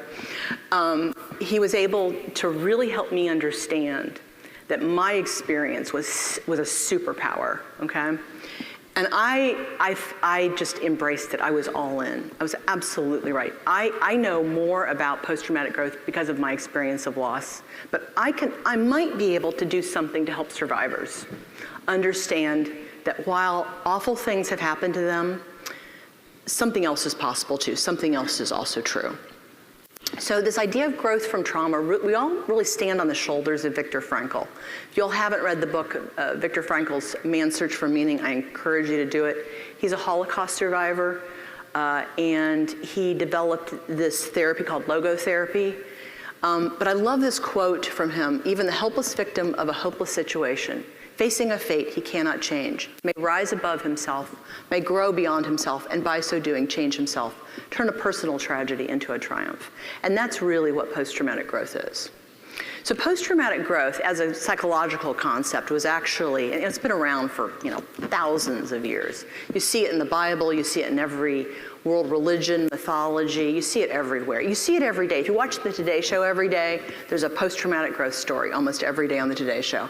But the phrase, the coining of this term, post-traumatic growth, and then the definition was actually described by two psychologists at the University of North Carolina, Lawrence Calhoun and Richard Tedeschi. And the short description is, it's positive psychological change experienced as a result of the struggle with highly challenging life circumstances. So the idea is that there has to be a shattering event. You can't just have kind of a little T trauma. There has to be a pretty big T trauma. There has to be a shattering of your assumptive world, how you think about the world, sort of goals, hopes, expectations, your life narrative. And the idea is, it's a cognitive model. If you engage with this event, you ruminate over the elements. It's actually where the rumination allows for the sort of what we call repair and restructuring. Now, what I want to say is, post-traumatic growth is not something that comes from the trauma. It comes from the changes that are created within the individual. And that's why rumination and repair and restructuring, a recognition of these changes is so important. We've got this model of brooding rumination. It's sort of an intrusive, early sense-making place where we're usually at. So in the aftermath of a trauma, we're just trying to make sense. Chaplain Coffey talked about the fact that you see these first responders and family members and everybody who's traumatized. They're just trying to make sense of this event. They're calling the police, they're calling clergy, they're calling family, all this kind of stuff. But once they begin to manage their emotional distress, they begin to then reflectively ruminate on the event. And that's very deliberate. It usually occurs later, but it's also where meaning making occurs. It's where you rebuild sort of schemas around your life, how you understand your life narrative, you reconstruct goals. And that's where post-traumatic growth emerges. I just want to make sure that we all understand it's not the silver lining in the trauma. It's the silver lining in the changes that are created within you that are the result of the trauma. I hope that makes sense to everyone. So Tedeschi and Calhoun, they developed something called the post-traumatic growth inventory. So we can measure this. It's an inventory we can give people. And they also developed, with the post-traumatic growth inventory, you have an overall scale score, but then you also have what we call factor scores. So we're looking at the factors within the post-traumatic growth construct, sort of various elements, dimensions of post-traumatic growth. The first one is relating to others, how you relate. Like I said earlier, Thomas Joyner said our address book changes. We relate to some people differently. Some people, like these people that would come into my office, the 3 people I'm thinking of, who would just show up in my office, I didn't expect them to show up. But there were people that I did expect to show up who didn't show up. Relationships with people who I went through this with, like my uncle and aunt, got very, very tight with them. There are people I'm very, very tight with this very day because we shared this incredibly intense experience. And then, like I said, there are people I've never heard from since then. But I also think that's why suicide bereaved people understand each other at a very intimate, intuitive level. We get each other. We have, in our own ways, been through this experience, and we get each other. Also this idea of new possibilities, maybe new career paths. It certainly happened with me. I had no interest in medicine after Connor killed himself, but I was on fire about doing something about suicide prevention. So it opened up this whole new venue. It could be also volunteer, opportunities. You volunteer with an organization. So new possibilities is a broad range of things. Personal strength. It's not that you're bulletproof, but you've been through the worst possible event of your life and you can probably withstand almost anything. Spiritual change is not that you're necessarily more religious, but it's that you feel maybe connected to the spirit world. Now, in my case, I did become more religious. I definitely leaned on my practice of faith. And then appreciation for life. You're so aware of the fragility of life that you appreciate every day. There is something, and your priorities change. You know what's important, you know what's not important. So post-traumatic growth has been studied in a broad range of survivors. Breast cancer survivors, 9/11 survivors, Madrid train bombing survivors, HIV/AIDS patients, motor vehicle accidents, adolescent cancer survivors, Vietnam POWs, and then other bereaved parents as well. I actually was the first researcher to look at post-traumatic growth among suicide bereaved individuals, and I chose parents because they were the most ubiquitous group. And so actually, I was shocked when I did my dissertation study because I discovered that these parents, and there were a couple of things that we were investigating, not only sort of how do you capture their level of post-traumatic growth, but also these were people who were only 2 years out from the loss of their child. And I was stunned by that, but that was one of the theories around post-traumatic growth, that the actual growth occurs closer to the trauma, not farther away from the trauma. And that was something I had issues with because I suffered what I felt like was for so long, although there were all these incredible changes that occurred pretty early in my experience of loss.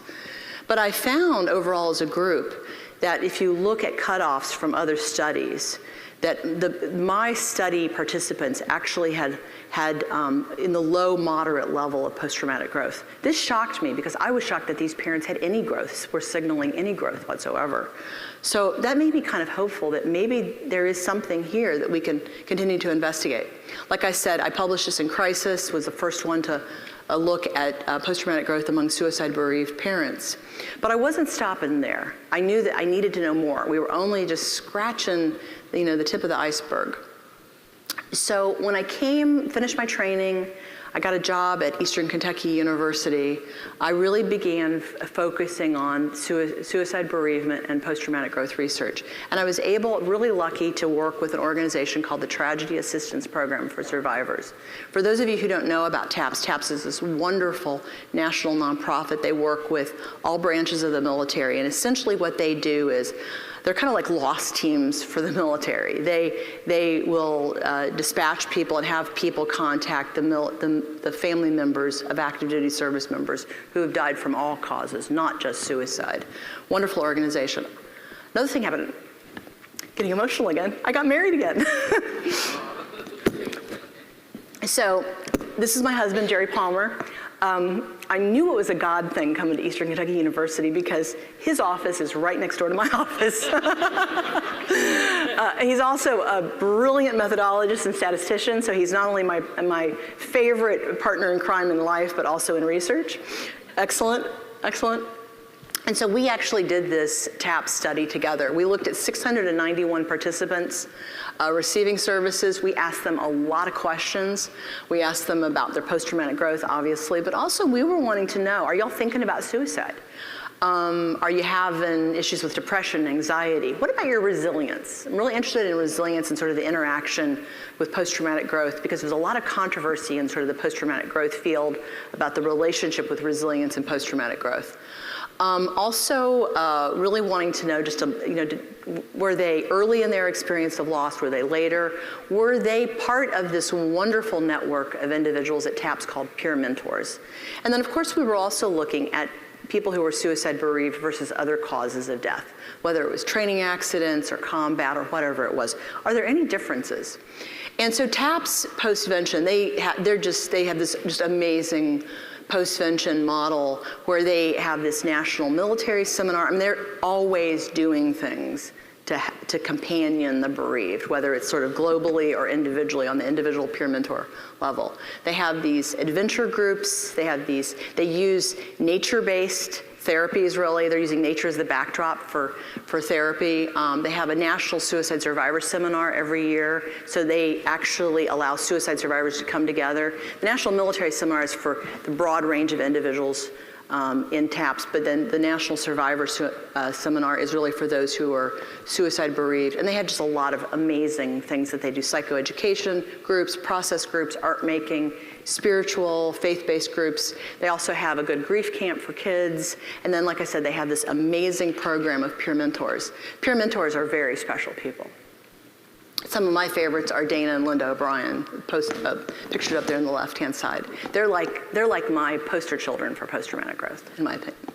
But these are people who have oftentimes been through a loss themselves. They've been through TAPS. Some of them have been through TAPS, but then some of them have not. But typically what they do is they volunteer then to companion people through their experience of loss, and they reach them after the death, and they will reach them on anniversaries, or just be available and there for them throughout their experience. So they're not alone in this experience, and they are with somebody who understands, who gets it from the inside out. And that's one of the beauties of peer mentors. So we asked them all these questions. We were really interested in people who were TAPS, early TAPS recipients, those who were sort of farther along in their process and were giving back people who were peer mentors. We were also looking at the difference between those who were bereaved from suicide, but also bereaved from other kinds of death. And we found we weren't shocked by this, but we were a little bit surprised. The TAPS peer mentors really had high levels of post-traumatic growth. Didn't shock us, but what was interesting was the difference between suicide bereaved and those who were bereaved from other causes. The suicide bereaved people had much higher levels of post-traumatic growth. Isn't that interesting? Now, what's also interesting is that they also were thinking about suicide. Not as much as people who were early in their grief experience, particularly those who were suicide bereaved and earlier in the grief experience. But they were also having suicidal thoughts. Now, this is typical and classic post-traumatic growth. Post-traumatic growth is not the absence of distress. And that's what I didn't understand early on in my experience of loss. It's growth within the context of distress, okay? And that's why it's so important for us to really appreciate, yeah, this is an awful experience of loss, but something else, other things are true as well. And so we're seeing that among the TAPS peer mentors. They also had thoughts of suicide, like I said, not as high as those who were suicide bereaved, but we would expect this, right? We would expect the earlier TAPS recipients to have higher levels, whether they were bereaved from suicide or other causes, to have higher levels of suicidality. They also had, pretty high levels of PTSD. I said I definitely was having some symptoms of PTSD. It's not surprising we're seeing this also among the TAPS recipients, but we also saw it among the TAPS peer mentors. Depression as well. This is not unusual at all, to also have depression, again, within the context of post-traumatic growth, particularly for the TAPS peer mentors. Anxiety as well. So we were asking all of these questions and really seeing kind of the fuller picture, again, the growth within the context of distress. We asked the question about resilience. And so what we found out about resilience was really interesting. Some previous studies had shown an inverse relationship between post-traumatic growth and resilience. So people who scored high on resilience typically scored lower on levels of post-traumatic growth, and also sort of the opposite. But in our study, we found, and this seems to be, I think, it's a sort of a constant in studies that we've done since then, is that people who are indicating that they have higher levels of resilience, it's actually buffering against what we call post-traumatic depreciation. Now, Calhoun and Tedeschi, they're so smart, okay? They developed post-traumatic growth inventory, but they also developed something called the post-traumatic depreciation inventory, which are basically mirror questions of the post-traumatic growth inventory. And so we can measure not only how people are growing, but also how they're spiraling down. And what we found is that resilience actually buffers against depreciation. And so this is a good thing, because this is something we can train people early on. We can cultivate among individuals early on in case they have these traumatic experiences of loss. So the major findings from this study were that resilience and active involvement in TAPS, because what we did find is you had to have some level of resilience in order to have growth. But resilience typically buffered against appreciation. So resilience and active involvement in TAPS consistently predicted a variety of post-traumatic growth types. Higher resilience and higher involvement in TAPS resulted in more growth, and that the peer mentors scored better across all mental health indicators, including suicidality, PTSD, post-traumatic growth, depression, and anxiety. And this was true whether they were suicide bereaved or bereaved from other causes. So this is actually kind of how we begin to understand this. There's something about peer mentors. And of course, the takeaway message is helping others helps you heal and grow. We knew this kind of, it's kind of anecdotal, but now we really had some proof to say, helping others actually does help you heal and grow.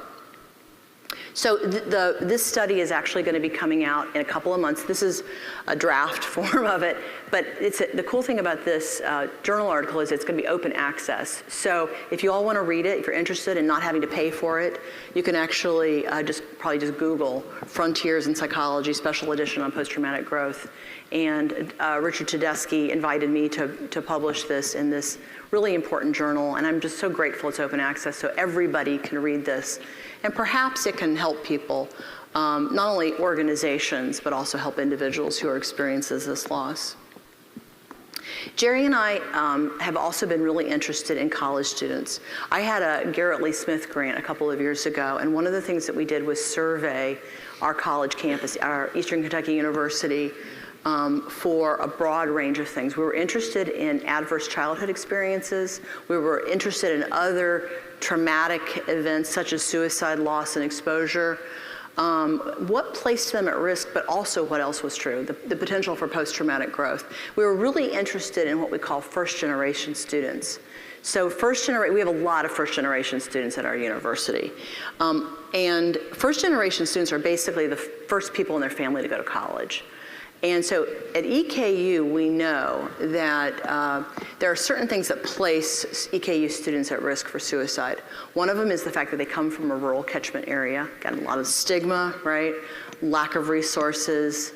If they're first-gen students, they may not know from sort of that community of their family that they can reach out for help, or they may not know where to reach out for help because the family may just not know, right? So over 50% of our students are first-gen college students. We have a large student veteran population. We know that veterans have higher risk for suicide, and we also have a lot of LGBTQ students on campus. And also the exposure to suicide on campus is at about 41%. So again, higher levels, particularly given their experience in life, to suicide. So 41% are suicide exposed.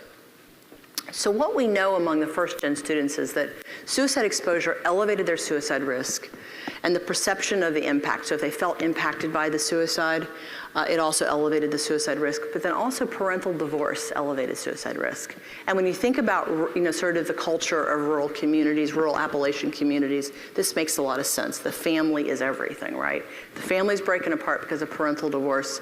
It could really be a challenge to everything that student holds dear and that they know to be true. Administrators at my university don't like me to talk about this, but what we know is that about 21% of all students at our university in about 2 weeks prior, typically within the last 2 weeks, have had some suicidal ideation.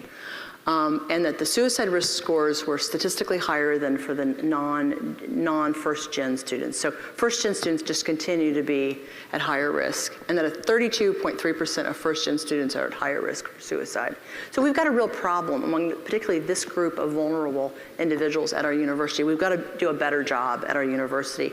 That's one of the reasons that we provide CAMs in our psychology clinic. And I'm very much an advocate on campus for we got to talk about this. We have to have safe messaging, but we also have to have clinicians who are available to them who can address their suicidality, either whether it's the EKU Counseling Center or it's our psychology clinic. Very important. The neat thing about this study is that there are other things that are also true. And what we found is not just among the first-gen students, but we also found among the total population that we examined is that there is a correlation between post-traumatic growth and impact of suicide and closeness to the decedent. So again, It's this idea of growth within the context of distress. They may have had these experiences of loss, but they're also experiencing growth, and particularly among those dimensions, those factors that I described for you. So I'm going to put together sort of all of the studies I've talked about, my dissertation, the TAP study, and the EKU trauma study. If we put it all together, as we continue to try to understand this idea of post-traumatic growth, what we know is we have about, if we put all the samples, the studies together, we have almost 1,000 participants. And we know that there are some differences, particularly among the dimensions or the factors. We know that there are these what we call polynomial trends among the age groups, meaning that the lines change as the data change. And we know that, this is so interesting, that there is a linear relationship. So as people age, they're relating to others, and also their spirituality, the spiritual change, actually gets higher. But at earlier ages, it's lower. As they age, it gets higher. But with the other three dimensions or factors, there's actually an increase, and then a decrease, and then an increase again. You know, and if we're really thinking about it from a developmental perspective, as people in the middle of their lives, you know, have all these competing concerns, whether it's occupation or children or whatever it might be, it makes a whole lot of sense that there would be a decrease and then an increase as people age. So if you look at, like I said earlier, relating to others and spiritual change, compared to those who were less than 24 years of age, relating to others is significantly higher in the age groups of 45 to 54, 55 to 64, and 65 years of age plus. And then the same goes for spiritual change. It's significantly higher at the higher age groups. It might be that people, you know, as they have life experience, they begin to kind of appreciate their relationships with other people, or they begin to lean on their faith, or begin to rediscover faith. With regard to new possibilities and appreciation for life, you see this increase, and then you see a decrease, and then you see an increase again as the individual ages. So again, it makes a whole lot of sense if you think about sort of people's development and what their concerns are sort of at midlife. So the conclusion for this is that overall growth is constant at different ages. So we're seeing growth overall, but we're definitely seeing the types of growth is being experienced differently, considerably among the age groups. Spiritual and relating to others increases by age group, and then appreciation for life, personal strength, and new possibilities increases, then decreases, and then increases again. So those are some other things that we've discovered about post-traumatic growth, particularly across the lifespan. So one of the things I did in my dissertation study, I asked a ton of questions, way too many questions. I couldn't, and I haven't even really written about this. I've written about it a little bit, but not really enough. I asked all these suicide bereaved parents, and I had 500 in my actual initial sample. And so I asked all of these parents about what were in the aftermath of their child's death, what were their reasons for living? And so they told me, this is important as we begin to kind of think about this. One group said that their family was their reason for living. A second group said that their family plus their spiritual life and helping others were their reasons for living. The third group indicated that family, being spiritual, not wanting to hurt other people, those were their reasons for living. So if they killed themselves, they knew it would hurt other people, so not hurting people was one of their important reasons for living. And then the fourth group indicated that their family plus enjoying life were their reasons for living. Now, I recognize this should have probably been a polling question I should have asked Clinton with his help with, but do you all have any idea which one of these groups might have had the highest levels of post-traumatic growth? Anybody at all have any ideas? Anybody want to just yell out? The second group? Who believes it's the second group? Raise your hand if you think it's the second group. What do you think? Second group? Second group? How about the third group? Not wanting to hurt people. Okay, third group, okay. Anybody, fourth group? Okay, oh man, we're all over the place. Yeah, actually helping others had the highest post-traumatic growth. Family only had the lowest post-traumatic growth. The group with family plus being spiritual and helping others had the absolute highest growth. What we know is that as important as family is not enough. We must do something with our grief, absolutely. So when I think about, in the few minutes that I have left here, really to talk, if I think about some of my post-traumatic growth heroes in the suicide bereavement field, a couple of people come to mind. There are a lot of people in the world that sort of are emblematic of this idea, but in the suicide bereavement field, I have some favorites. My first favorite is Kristen Spexarth. Kristen wrote this fabulous book called Passing Reflections, Surviving Suicide Loss Through Mindfulness. She also has a wonderful website. I really point you to it, passingreflections.com. Over 20 years ago, her son Colby died by suicide. And she was a gardener professionally. She was a practicing Buddhist, and she had a mindfulness practice. And she said when Colby died, all she really had was gardening and her mindfulness practice. She also wrote poetry. And so that's kind of where this book comes from. It's a combination of narrative plus poetry. But I think she's really emblematic because she says something important. She said, paradoxically, the trauma of losing Colby tore away the blinders that previously hindered my vision. Trauma taught me that my efforts to control were misguided. The challenges that come offer us the opportunity to grow, and when the challenges are great, to be transformed. That's why I say she is one of my favorite poster children for post-traumatic growth. For those of you who work with military folks or work in TAPS or familiar with TAPS, or maybe not, maybe you just have been around long enough to have been familiar with General Mark Graham and Carol Graham, you all are probably familiar with their story. Their son Kevin, who was an Army ROTC cadet and a UK, University of Kentucky student who was planning on going to medical school, he died by suicide in June of 2003. And then later that next year, early in the next year, their son Jeff was killed in Iraq. So these two people lost their two sons, both to combat and then also to suicide in less than 1 year. And it's not any surprise that General Graham was thinking, you know what, I just need to get out of this. I can't do this anymore. Carol was, she talks openly about being suicidal. Seeing these young men that he was working with was very, very painful. But there was this wonderful book called The Invisible Front, written by Yochi Dresden, and where he talks about the fact that he recounts their story. And he also recounts this really interesting story where one day General Graham was planning on retiring. He just couldn't take it anymore. He was wanting to get out of the military. And Carol, although she was suicidal, she was holding on to her faith. And she was reading this devotional by L.B. Cowan, Streams in the Desert. And she read this line: "You must defy the temptation, for you are at the front lines of battle and crisis is at hand." And this spoke to her, and she shared it with Mark. And they both realized that they had some work to do.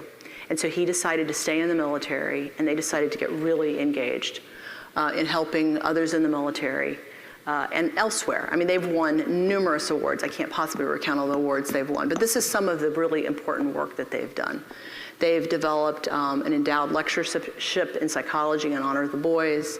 They've also done all sorts of work with the Pikes Peak Suicide Prevention Partnership, and also General Graham has been involved as a director with Vets for Warriors. But they've just done, endless advocacy, suicide prevention, postvention advocacy, a lot of work across the board, but especially with military folks. General Graham has said, they talk about their growth. Their loss is devastating and it's lifelong. But, General Graham has said, so happy now is different than happy then.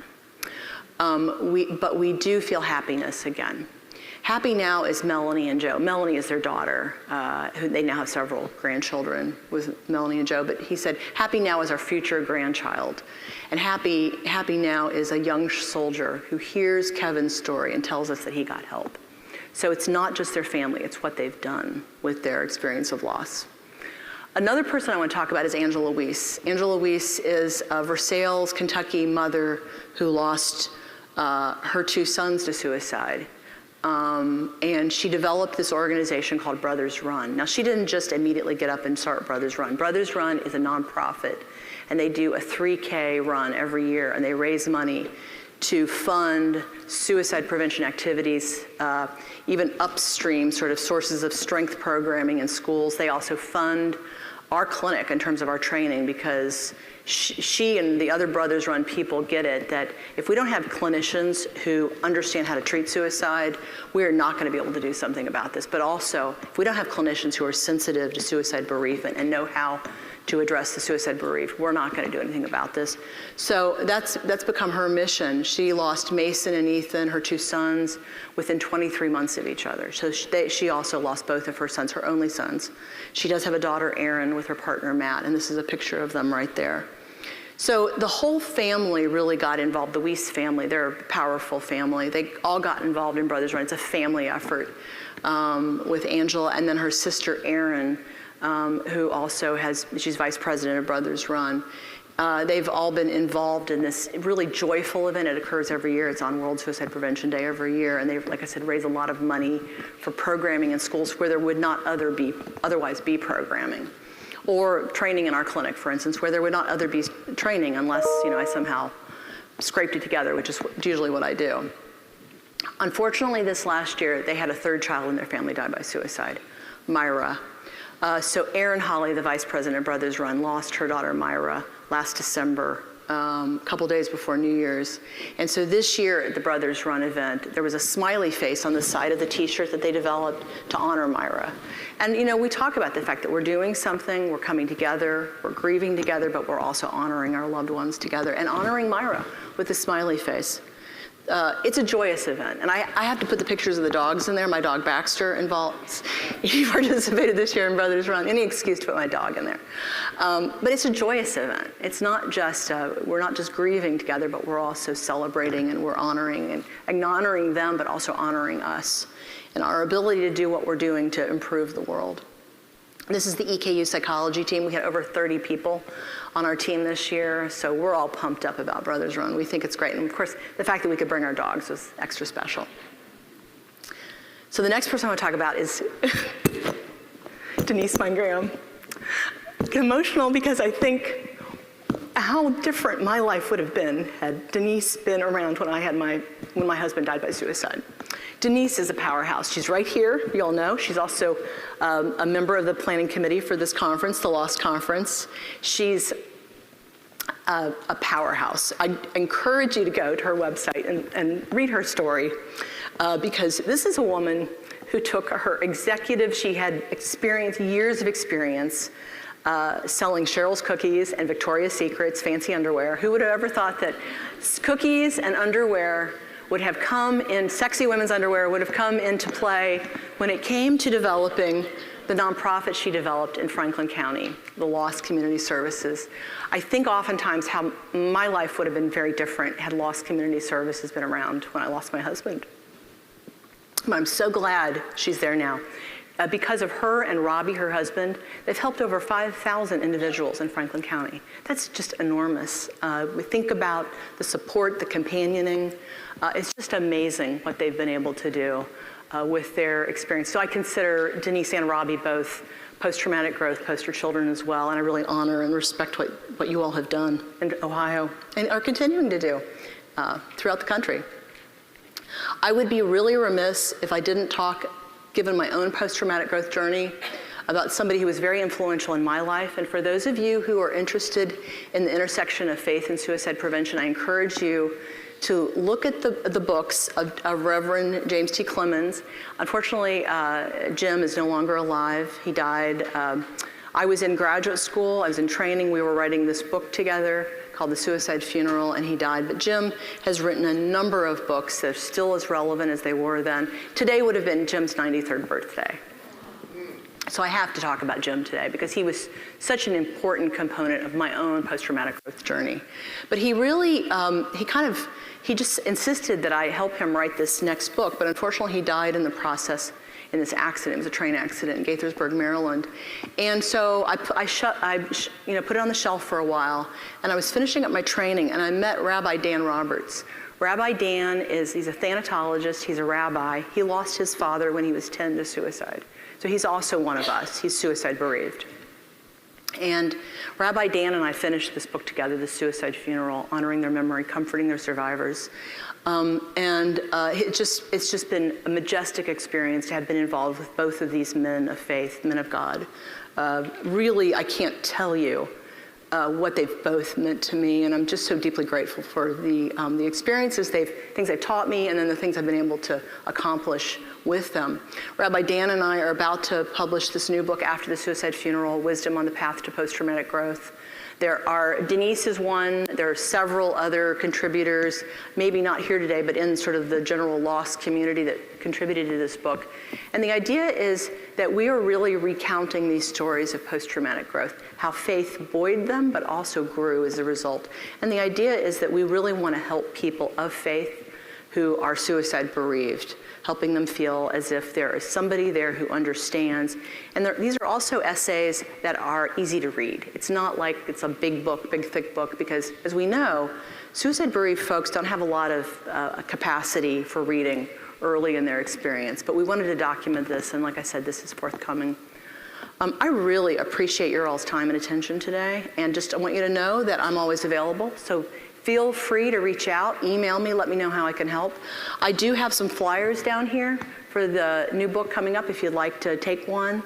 And I have some other trinkets from EKU that I brought along with me. So in the few minutes that we have left, are there any questions or? What was that question? I'm sorry. Are there any questions? Oh, yes. Yeah. Sorry. Okay, also we'd like to put the QR code back up. If you would participate in the polling that's going on right now, but we have a question from one of our virtual participants. How important is having faith versus atheism? What is that? Atheism to battle against completing suicide? Oh gosh, I don't know. I have no idea. I know that faith communities, and I've said this to a bunch of people here this morning, faith communities have no idea what powerful suicide prevention partners they can be. Mm-hmm. And I think if we have messaging in faith communities, people of faith, because to think that people of faith aren't thinking about suicide is incredibly naive. I think that if we have public messaging, that if you're having thoughts, help is available, people in the church or people in the community can help, I think that can do a lot to prevent any kind of suicidal behavior. I would love to know, though, if churches and faith communities would be willing to have more public messaging. You know, they might be able to do a really great job of marketing what they do, you know? And so I don't know the answer to that question. I just know that faith communities need to be engaged in suicide prevention. I encourage all of you today who are part of a faith community to go talk to your pastor or priest or imam or whatever about their potential participation in this. Another virtual question. What's the difference between CAMS and the Columbia rating scale? Okay, so Columbia, there's a screener and there's an assessment. CAMS is a comprehensive treatment framework where it's assessment heavy, so you have to have a little bit of training, very minimal, really frankly, to provide this assessment. But then based upon that assessment, you develop a treatment plan, and it's more than safety planning. Safety planning is not enough when you're working with suicidal people, folks. I'm sorry to tell you that. We got to treat what we call the drivers of suicide. And so safety planning, while it's important and we all need to know how to do it, we also need to know how to treat the drivers if you really want to eliminate and resolve somebody's suicidality. In person, any questions? Because we got another great, go up there, Libni. In the process, hold on one second. It says here, what are your thoughts on clinicians sharing their mental health journey with clients when applicable? Yeah, you know, I think it's important. I love the idea. In the post-traumatic growth literature, they talk about companioning with your clients, you know, and this whole idea of like, I'm the doctor, you're the patient, that goes out the window. That doesn't work anymore. That's old school, okay? We need to companion with the people that we're serving, that we're working with. And if somebody is, I will tell you, I don't talk about it a lot, but people who are coming to me for therapy, they usually know my backstory. They know that I get it. And I am not shy. I don't get up, I don't cry in front of them like I've cried in front of you all today. I'm much more vulnerable here with you all today than I am usually when I'm working with people. But I would, if they start crying, I might start crying too, you know, because I get it from the inside out. And so I think when it's appropriate, and I think that's also, you know, your clinical training and supervision, you'll be able to talk about what's appropriate and what's not appropriate. Apologies if I missed this, but for your first gen study with your EKU students, what did you do with that information? Did you send them to like student services, or how did you follow up with them? So it was confidential, de-identified. We didn't know who they were. Yeah. So what we did was we used it really as a way of getting the administration involved in having more messaging on campus. Like if you're having thoughts of suicide, go to the counseling center, go to the psychology clinic, call this 1-800 number. I mean, we really used it as a way, kind of leverage, to get the administration engaged. Because for those of you who work at universities and colleges or in higher ed or whatever, you know that schools, oftentimes, they don't want to admit that there's a problem. And so we were able to use that to sort of increase sort of publicity or attention around resources on campus. Yeah. That prompts me to ask you this question. Working here at the university, unfortunately, we've had suicides. Yeah. What is your opinion or approach, your suggested approach, when we go to administration and say, you know, we need to talk about it because the students are talking about it among themselves in social media. How can we garner their attention to stress the importance of talking about it and not trying to hide it? Well, don't we want to get out ahead of a problem as serious as suicide and talk about liability? And this is the thing about EKU. So they've got me at EKU. So if a student kills themselves, the plaintiff's attorney who is going to pursue a lawsuit against the university or against Purdue, they're going to say, you all should have known better. You all have this resource, you have this treatment framework on campus. So my thinking is, don't we want to get out ahead of this problem? You know, if we're looking at it from a purely only liability perspective. But to me, as a community, a caring community, you know, if you go to Purdue, you know, you are one of a community. Don't we want to take care of each other? I mean, Alice, that's the argument I would make. I'm sure Frank Campbell has a bunch of really phenomenal ways of spinning this.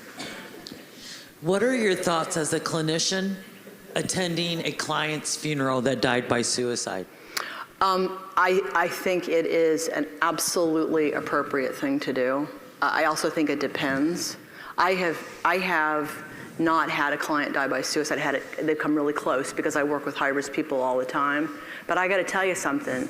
If we had a funeral for my husband in Ireland, but then we had a month's mind mass in Columbus, Ohio, and if one of the counseling center people, was in a group, he was in a men's group at the counseling center at Ohio State University, if they had shown up, I would have been deeply touched. I don't know, that's just me. Yeah, I think it's appropriate. Any questions from the peanut gallery? Anything at all? Yeah. Any? Lady right down here. Right up here? Okay, got her.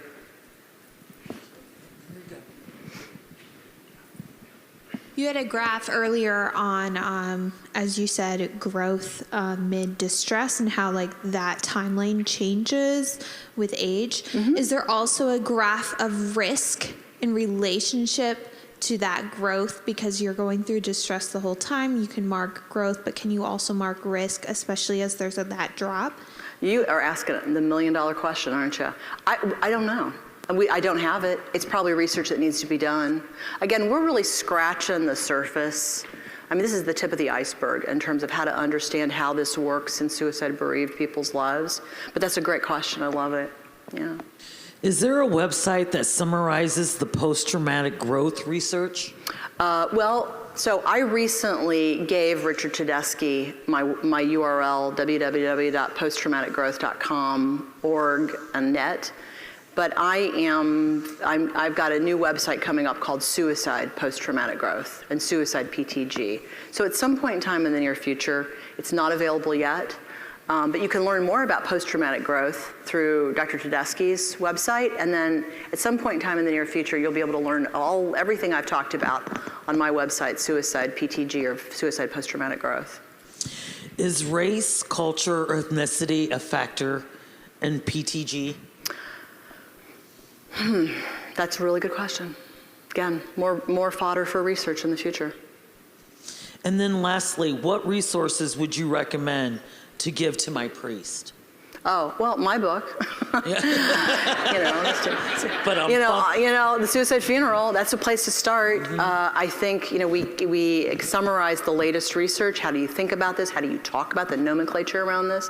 And then there are a broad range of perspectives from clergy from representing all faiths, and then also sermons.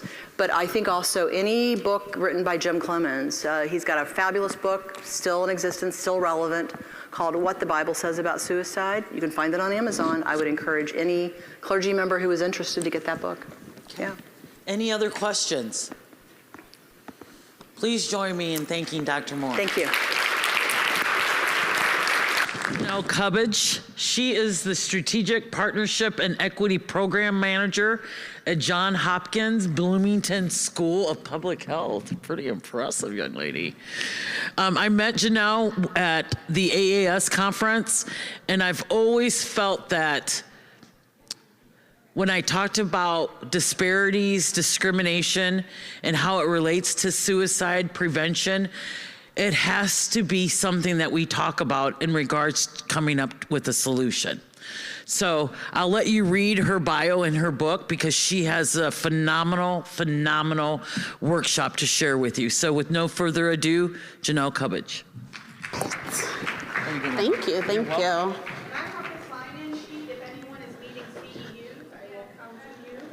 Definitely get those CEUs, folks. Don't leave without them. All right, good afternoon. I am so excited to be here and to be able to share my capstone work with you and what I consider to be my life's work with you. So without further ado, I'm not going to spend a lot of time on data today, but I did just want to point out that there have been disparities observed in suicide attempts and deaths among different racial and ethnic groups. So in 2020, you probably heard a lot of celebration and applause that we had finally, as a nation, experienced our first decrease in the suicide rate for the first time in 20 years. How many of you saw that headline? How many of you knew that that decrease was exclusively experienced among white Americans? Right. So that's something that, unless you dug into the data, you probably didn't see in those headlines, did you? So every other racial and ethnic group actually experienced increases in their suicide deaths and rates from 2019 to 2020. Early on in the pandemic, a group of colleagues and I looked at the suicide trends in Maryland among Black and white adults living in the state, and we looked at the first period of progressive closure in March 2020 when different stay-at-home and other pandemic risk mitigation measures were being put in place. And we compared that time period to the same time period in previous years to see if there were any disparities or differing trends that we noticed. And during that period of progressive closure, we actually saw suicide deaths among Black adult Marylanders double during that time period compared to previous years, while the suicide deaths among white Marylanders during the same time period halved. So it was an interesting and stark disparity, but as you know, with qualitative or quantitative data, we don't know why. We can make inferences, we can make guesses, but without qualitative information, it's hard to understand what's driving these disparities that we're seeing happening in real time. Cook County also observed a concerning disparity as well early on in the pandemic. In August 2020, they hosted a press conference that showed that they had already surpassed the number of suicides that they had experienced for the previous year in total in August.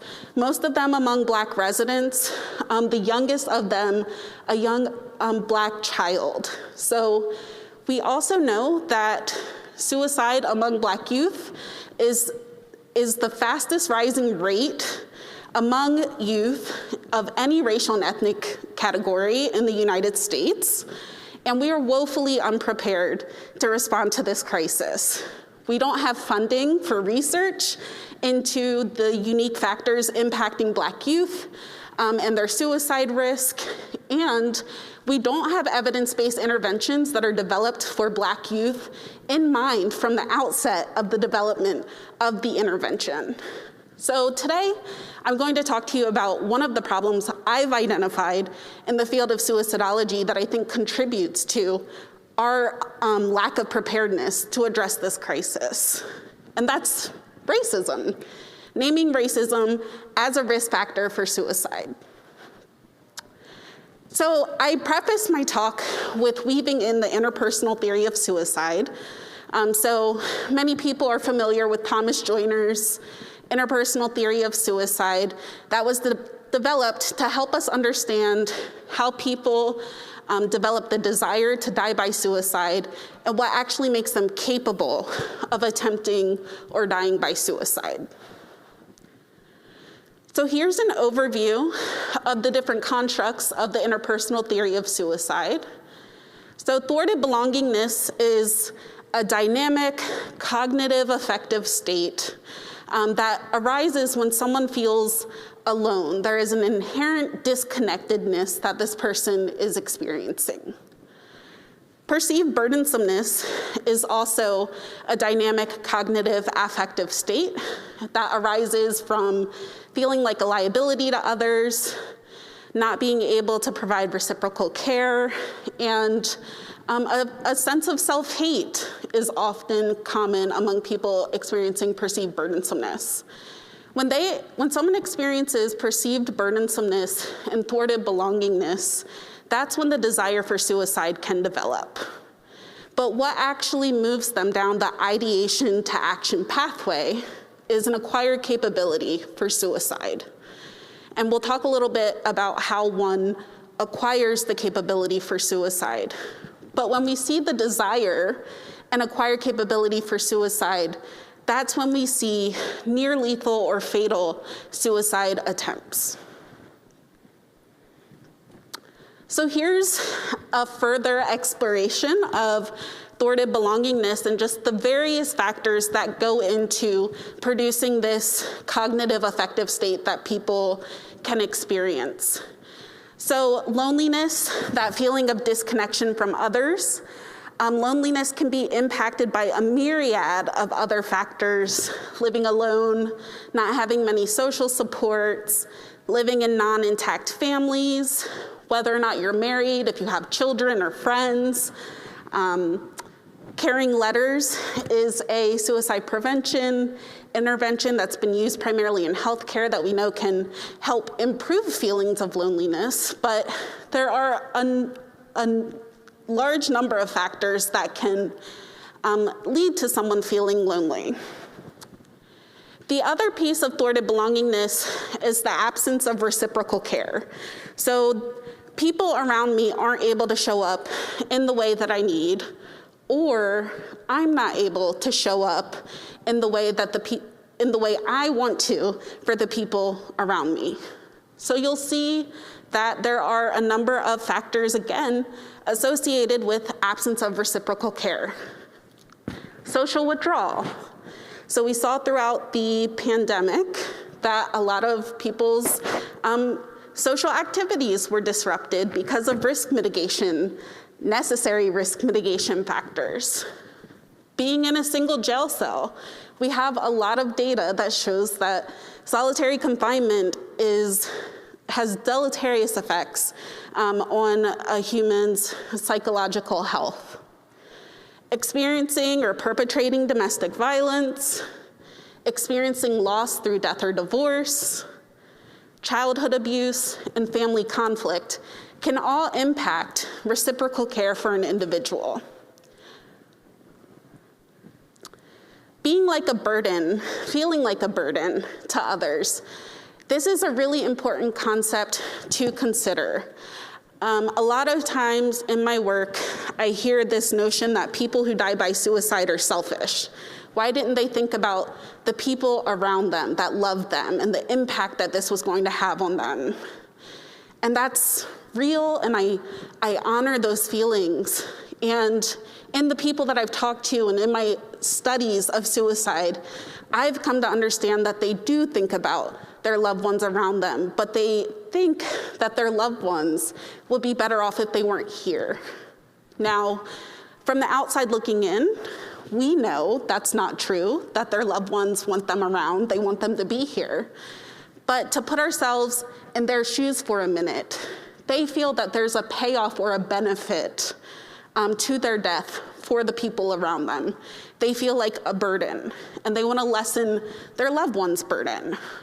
So the distress of being a liability can arise from homelessness, chronic physical illness, unemployment, incarceration, just believing that you're a burden on your family, maybe some messages that you're getting from your family that you're a burden.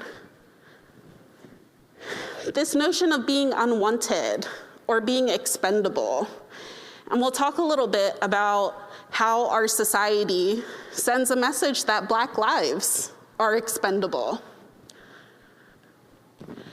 There's also this notion of self-hate, having a low self-esteem, feeling agitated, and not just agitated as in irritability, but this need to do something, this energy that's living within your body that you need to act on. Self-blame and shame. Self-blame and shame for maybe experiencing homelessness or incarceration, not being able to work because you have a chronic physical illness. So all of these factors can contribute to someone feeling like they're a burden to the people around them. So those two initial factors can produce the desire for suicide. And when someone develops or acquires the capability for suicide, that's what moves them down the ideation to action pathway. How does one acquire the capability of suicide? Through repeated exposure to painful and provocative events. So painful and provocative events, we see down here, exposure to suicide. So having lost a loved one to suicide, we know can increase one's risk for suicide. Exposure to combat, having had multiple suicide attempts, having experienced child abuse, all of these things are considered painful and provocative events. So how does that help one acquire the capability for suicide? One, constant exposure to these types of traumatic events can lower one's fear of death. Exposure to pain through living in chronic pain or having been injured multiple times repeatedly can increase one's physical pain tolerance. So if you have an increased physical pain tolerance, a lowered fear of death, that means that you have a higher capability of suicide than someone with a lower physical pain tolerance and a high fear of death. There's also this other pathway that's important for you to keep in mind as we move through the presentation, and that's impulsivity. So here in Van Orden's model, they look at the family history of suicide and how there might be a genetic component with serotonergic dysfunction that leads to impulsivity that can increase risk and through acquiring the capability for suicide. We'll talk in a little bit about how racism can increase impulsivity and lead to one's acquisition of the capability for suicide. So everything that I'm going to talk to you about today is going to be framed through the interpersonal theory of suicide. So I'm going to use the different constructs in this theory to talk to you about how not just interpersonal racism contributes to suicide risk, but how institutional racism contributes to suicide risk as well. So defining racism, a lot of us are on a path towards learning about anti-racist ideology, understanding racism and its roots within our country, and many of us might be coming to this presentation at different points in our journey. So, one, before we start delving into racism, I do want to preface this by saying that my presentation is focusing on anti-Black racism, so I'm primarily focusing on Black folks. However, what I'm talking about applies to all minoritized individuals. I'm also not going to spend a lot of time on talking about the intersectional nature of having multiple minoritized identities. But you should know that at any given point, all of our identities are intersecting with one another and granting us privilege or adding more oppression and adversity to our experience. So this is a quote that I like in a book that I'm reading by Angela Davis. And it's from Mari Matsuda, and she says, "The way I try to understand the interconnection of all forms of subordination is through a method I call ask the other question. When I see something that looks racist, I ask, where's the patriarchy in this? When I see something that looks sexist, I ask, where's the heterosexism in this? When I see something that looks homophobic, I ask, where are the class interests in this? Working in coalition forces us to look for both the obvious and the non-obvious relationships of domination, and as we have done this, we have come to see that no form of subordination stands alone." So that's important to keep in mind. So let's talk about racism. This is one of my favorite allegories. It's called The Gardener's Tale. It was developed by Dr. Cameron Jones. So a gardener moves into a new house, and she has 2 garden beds out front of her house. She has one garden bed that has beautiful, rich, fertile soil, and another garden bed that has rocky, dry soil, not very conducive to planting or gardening. She has 2 packets of seeds for the same type of flower. One packet has red flowers, one packet has pink flower seeds. She likes red. She has a natural preference for red. She thinks it's more beautiful, so she decides to plant the red seeds in the garden bed with the beautiful, fertile soil out front, and she plants the pink seeds in the garden bed that has the rocky, dry soil. So over time, the plants begin to pop up. We see that the red flowers are strong. They grow to the highest height that they can grow. Even the weakest of the red flowers grow to middling height. In the pink flower bed, we notice that the strongest, if we can even say the strongest, of the pink flowers maybe reach mid-height. Many of them don't grow up at all. Over the years, the flowers continue to drop their seeds in the soil, and their progeny come back year after year. And the gardener goes over and she looks and she says, I was right to plant the red flowers in this garden box. I was right to have my preference for the red flowers. Look how well they're doing. They're beautiful, they're strong. The pink flowers, they're not growing. When the pollinators come around to do their job in the season as they do, the pink flowers don't want to accept pollen from other pink flowers. They don't want the weak pollen. They want the red pollen from stronger flowers. So in this story, who is the gardener? The one who's making the decisions about the initial historical insult of separation of the seeds in the first place. Which seeds get which resources and attention and investment? That initial historical insult is structural racism. And that preference for red seeds or red flowers over pink flowers is interpersonal racism. And when I first told you about that preference, you probably didn't think anything of it. And that's an example of how accepted and normalized interpersonal racism is within our society, and how it continues and serves to uphold the institutional and structural barriers perpetuated by racism. So we'll start with interpersonal racism because that is the type of racism most people probably think about when you hear the word racism. And this is a differential assumption and action based on the basis of someone's race.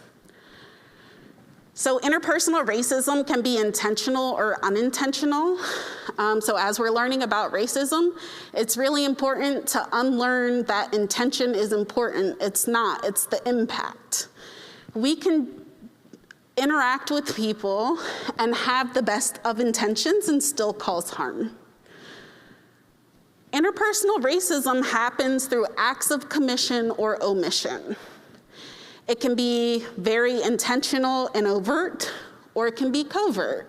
It can look like being followed around a store that you're shopping in. It can look like someone coming up to you and assuming that you work at a store when you're shopping there. I was in Cape May last weekend on a retreat, and I was with 3 other Black women.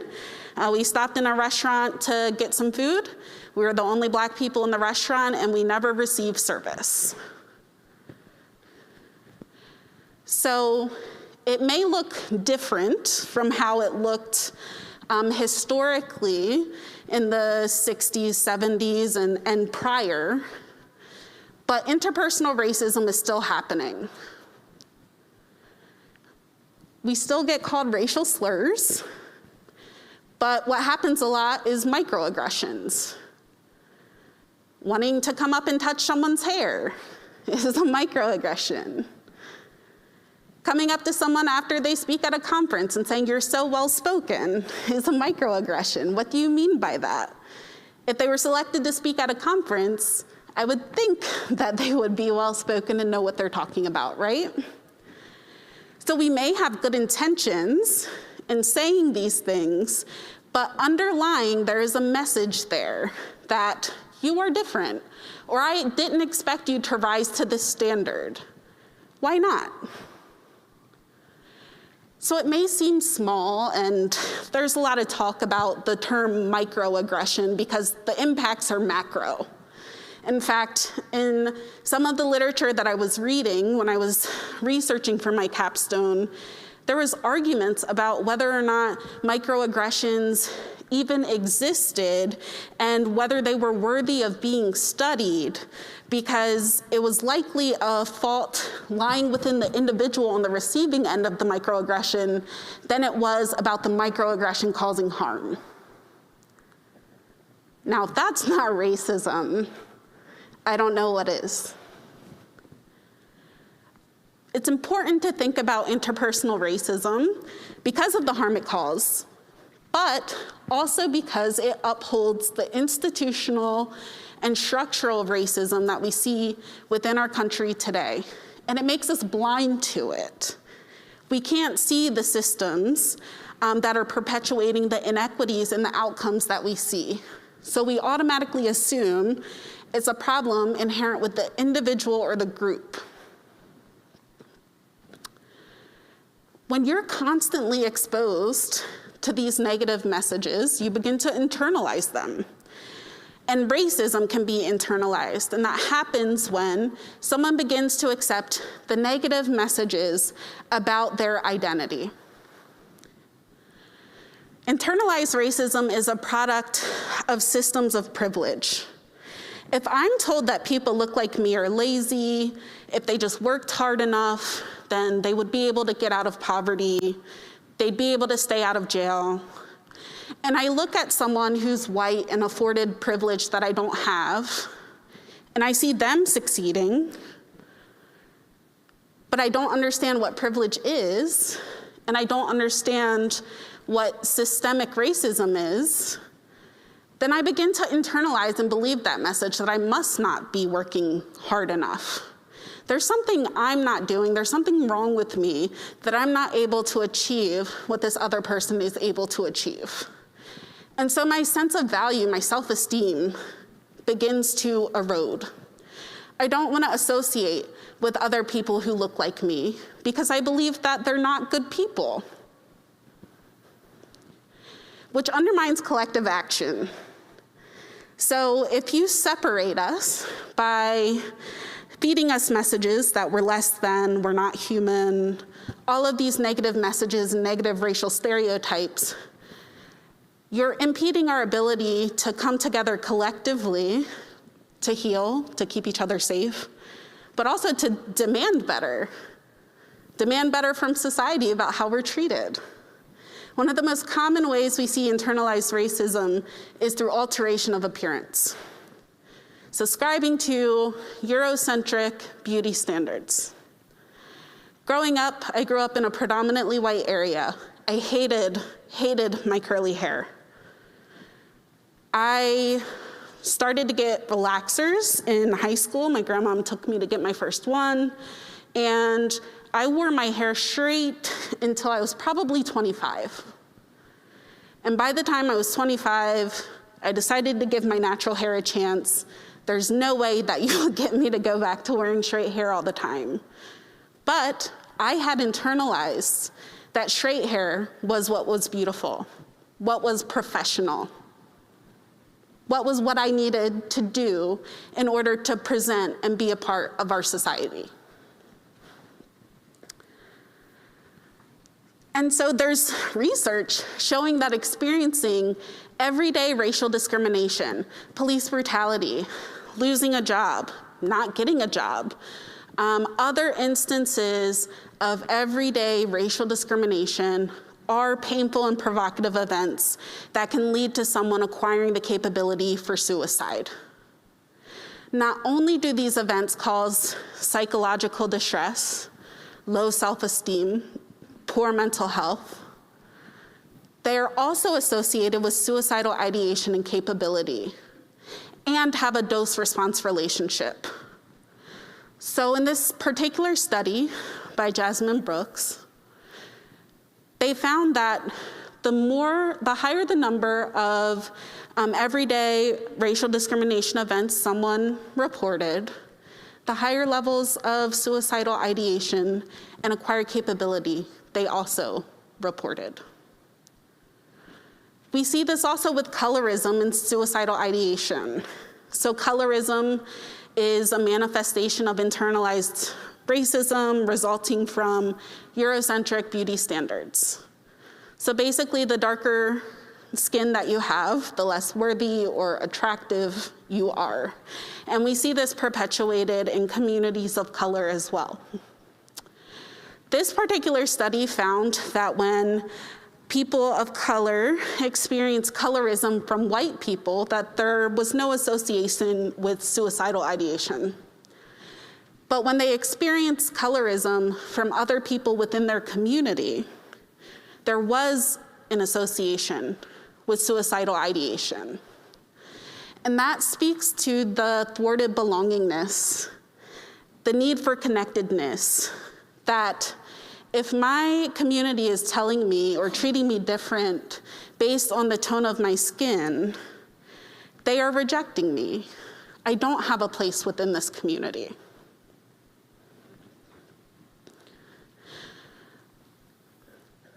So in my capstone and my work, I did not focus a ton on interpersonal racism because I felt that that's an easier association for people to make. Experiencing interpersonal racism being associated with suicide risk. What I think is larger and largely ignored is how institutional racism contributes to suicide risk. So what is structural and institutional racism? I love this quote from Common. It's from his song, Letters to the Free. And institution ain't just a building, but a method to have Black and brown bodies fill them. So institutional racism is the way that racism, differential access to goods, to opportunity, to power, has been codified in our laws, our policies, our structures, that leads to the disparate outcomes that we see today in schools, in the criminal justice system, in terms of economic upward mobility, life expectancy, COVID. So we know that COVID-19 has disproportionately impacted Black and brown communities. Black and brown communities were less likely to have access to testing, to vaccination.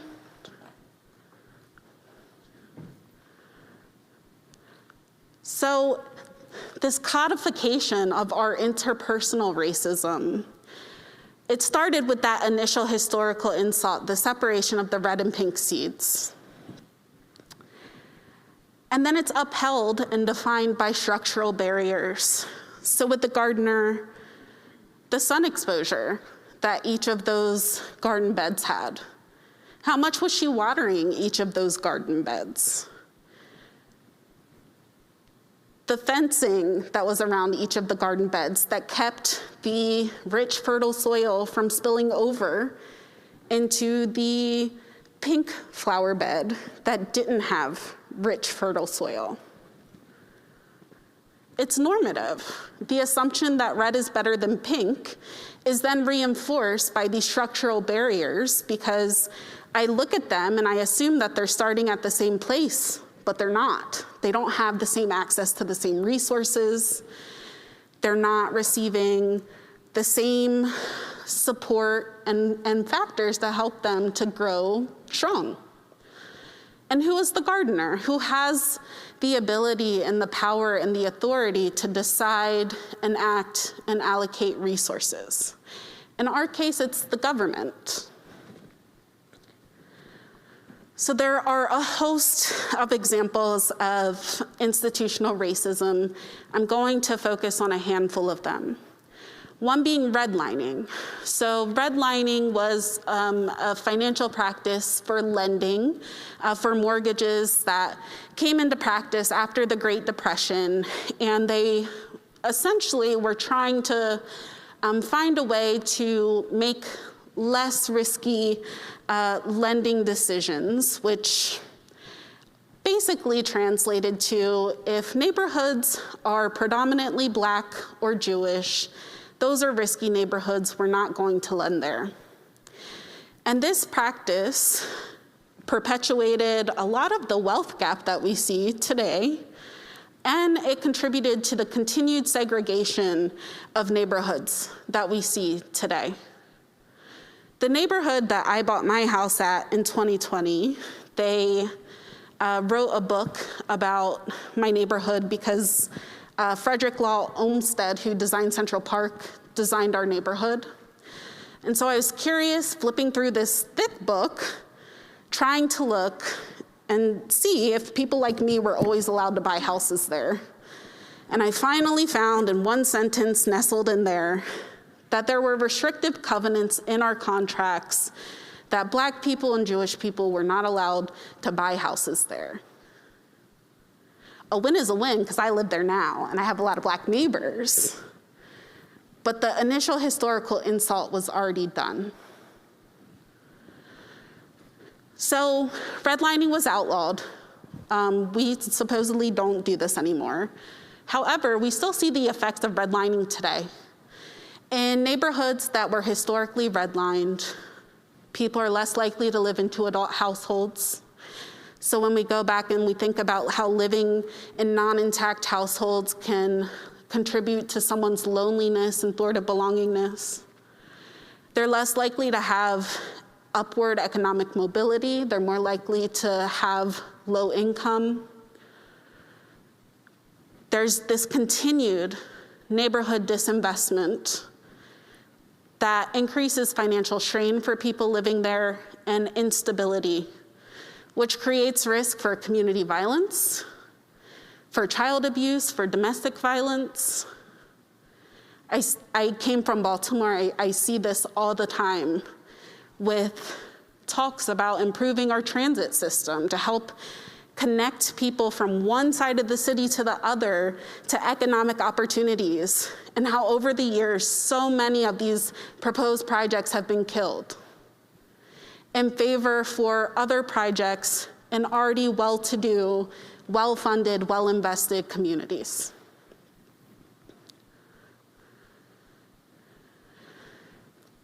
Historically redlined neighborhoods also suffer from environmental racism. A lot of times, factories and other industries that produce a lot of environmental contaminants and pollutants are adjacently situated next to Black and brown and poor communities.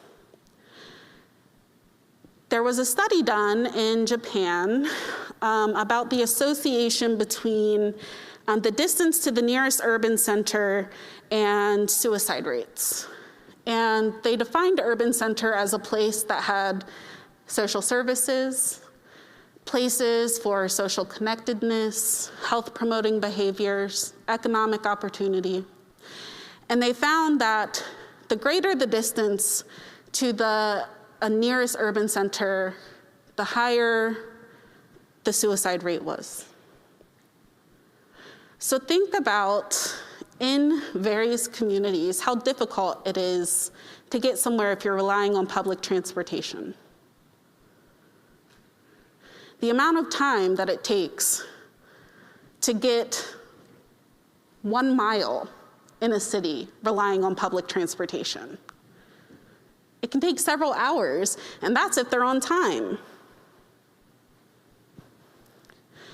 Historically, redlined neighborhoods also tend to have less green space. So we know that areas with higher green space have actually been associated with reductions in gun violence. Green space allows us opportunities to engage in health-promoting behaviors. It helps keep our cities cooler. Cities with less green space statistically are hotter on average than cities that have more green space. There's also the exposure to air pollutants outside and inside. So in historically redlined neighborhoods, the housing tends to be older. The indoor environmental air quality tends to be poorer from mites, from lead, from other indoor contaminants. And that can lead to chronic health conditions, asthma, heart disease, cancer. You know, those chronic health conditions that we talked about can lead to someone feeling like a burden to those around them or impact their ability to work. Disability certainly does not pay or support disability recipients in a way that allows them to maintain a good quality of life. Lead exposure is also very prominent in historically redlined communities. We tend to think of lead exposure as something in the past, but it still happens. We're still seeing the effects of lead exposure today. So lead exposure typically happens through paint in this scenario. So lead paint used to be used in houses. The dust from that or eating paint chips can cause lead exposure. And it's especially deleterious to developing children. So lead is a neurotoxin. It can cross the blood-brain barrier, and it's been associated with developmental issues, psychiatric illnesses, impulse control issues, poor academic achievement, involvement with the criminal justice system. But I want to go back to the impulsivity, because impulsivity, we know, is associated with acquired capability of suicide. So lead exposure can lead to impulse control issues. This is a structural issue. Landlords have been told that they need to remediate lead out of rentals. They don't. There's no remedy or accountability for landlords, so the cycle perpetuates itself. Mass incarceration is another manifestation that we see of institutional racism. On average, every Black woman will have at least 2 family members incarcerated during her lifetime. For me, it's been about half of my dad's family, half of the males in my dad's family, my dad included. Mass incarceration doesn't just impact the individual who's being incarcerated. It impacts their family, and it destabilizes their community. Importantly, it impacts the person's ability to physically and financially care for their children. My dad parented me through letters and 10-minute phone calls. He would send me periodically $50 checks. And at the time, being in middle school and high school, I didn't have an appreciation for what that meant. Because at that time, I didn't know that he was making 13 cents an hour to be able to send me $50 checks.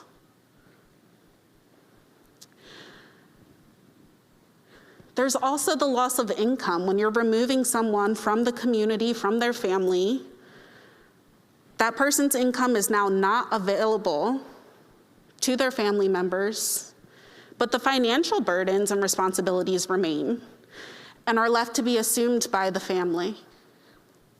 There are studies that show that that debt burden transcends generations. That one debt burden transcends generations. So think about a family like mine that has had half of the men in our family incarcerated and the debt burden that that creates.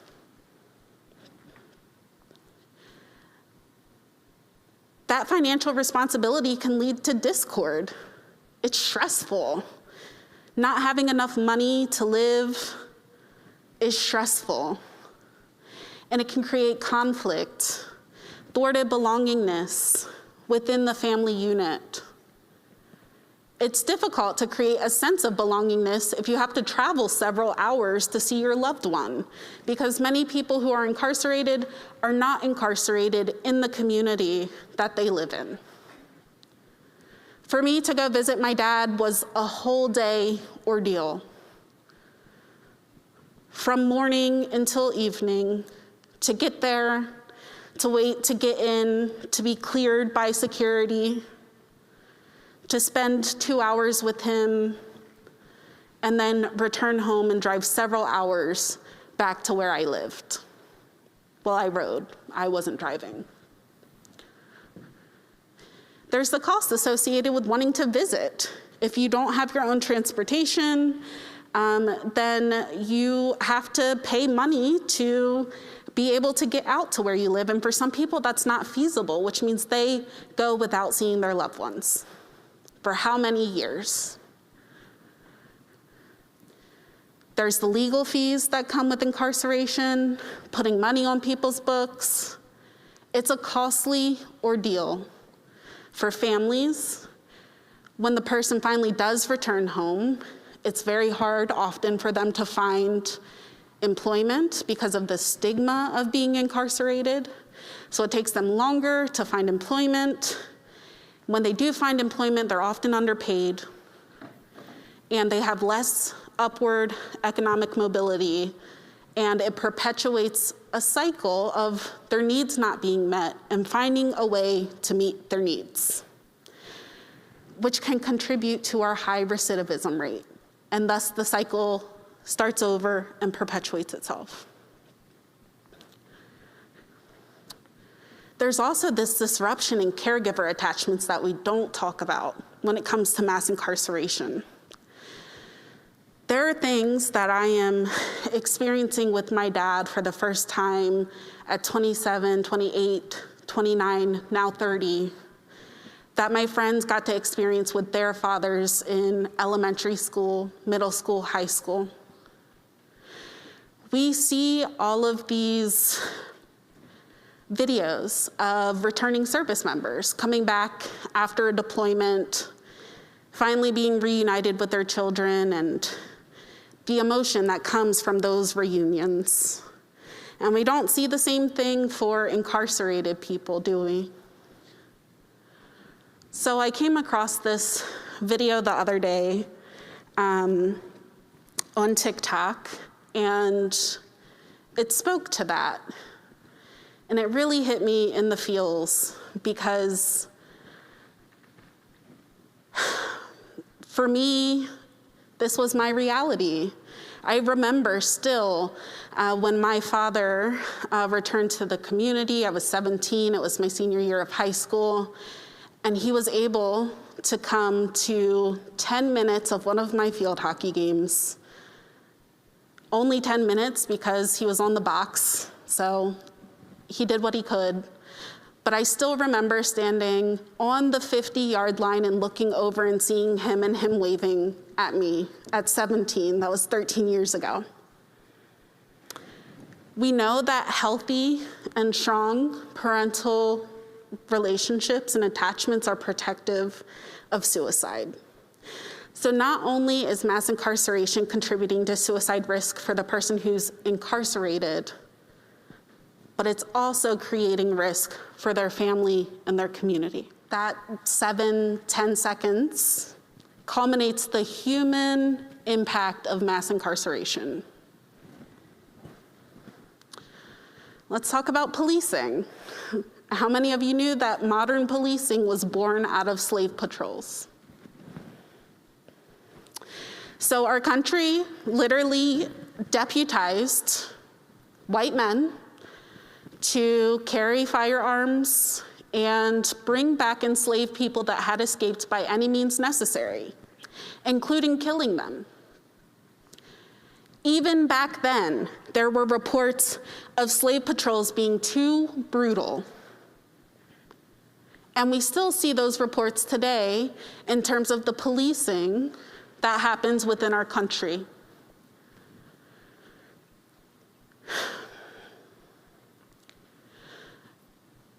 Black people are 40% of the people who die from police violence, and we are only 13% of the population. That's stark. What's even more disturbing is we are significantly less likely to be armed when we're killed by police than our white peers. So I want you to think about the last time that you saw a headline about someone being killed by police. For you, was that today? Raise your hand if you saw one today. Yesterday? 3 days ago? Last week? There is rarely a respite that we have in the headlines of someone being killed by police in this country. And there have been studies done on it. For every police killing of an unarmed Black person, that increases the number of poor mental health days reported by Black Americans. It can cause psychological injury. Studies have shown that chronic exposure to police violence can create symptoms of PTSD, hypervigilance.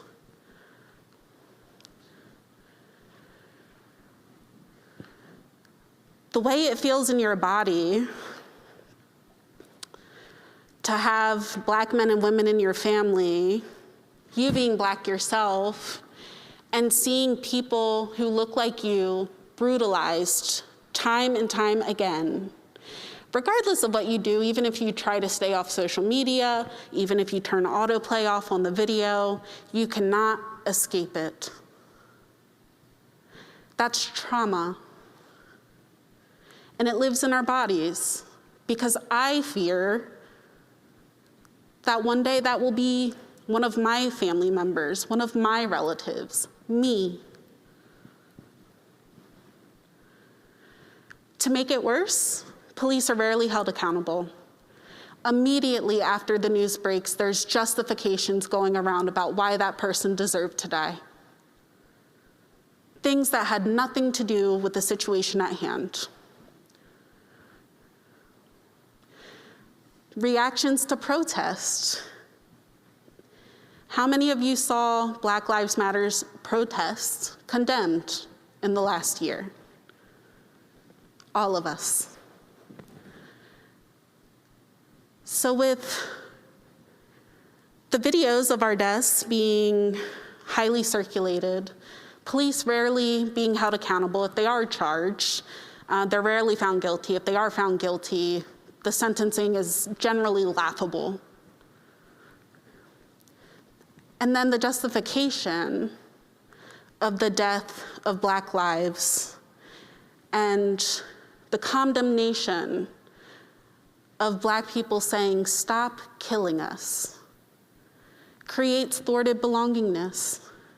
It creates perceived burdensomeness because you're saying that our lives are expendable. Medical racism is another manifestation of institutional racism. Alice, how am I doing on time? You're doing really good. Okay. Go on live. 25 minutes. Sorry, 25 minutes. Okay, thank you. So Black trauma and rebellion have repeatedly been pathologized throughout the history of our country, and we're all mental health professionals here, I believe. So we really need to examine how the mental health system for a long time has been an extension of the carceral system. So drapetomania was a diagnosis created to explain why enslaved people were running away from slavery, as if, do you know the amount of cognitive dissonance you have to wonder why someone would want to run away from enslavement? To come up with a disorder for it and say the treatment was to whip the devil out of them? In the 60s, to dismantle our civil rights protests, they developed protest psychosis, schizophrenia. They started locking up our leaders in mental institutions. It goes way beyond Tuskegee. I really recommend you read Medical Apartheid by Harriet Washington. It's a great recollection of all of the manifestations of medical racism in our country. It also shows up today, not just in diagnoses, but access to care. Black and brown folks are much more likely to be uninsured or underinsured. Accessing care is not just having insurance, it's also having a doctor to go to. And given our history, our community has a distrust of the medical profession for well-deserved reasons. So you might want to go to someone who looks like you. But if only 2% of doctors or 4% of psychologists look like you, you might not be able to. And that's a whole manifestation of institutional racism itself. But you also need to have transportation to get there. You need to be able to have leave to go to your appointment. Most places offer appointments during the day.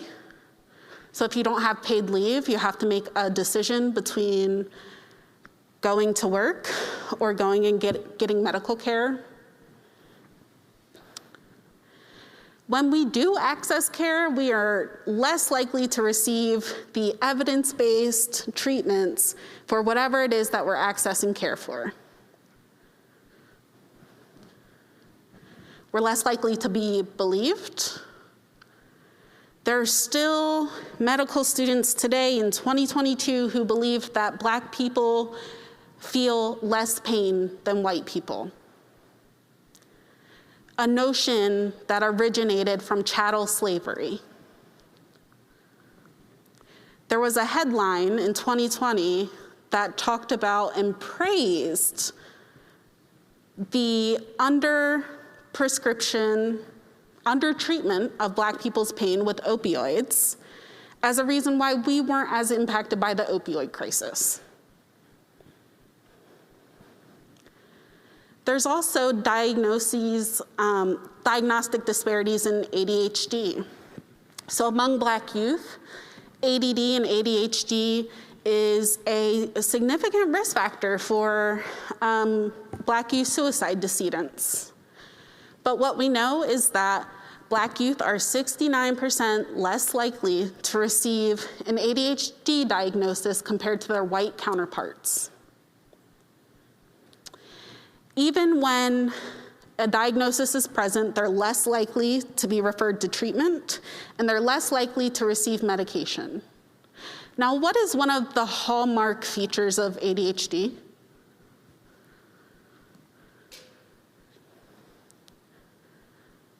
I'll give you a hint. I dyed my hair purple on Saturday night.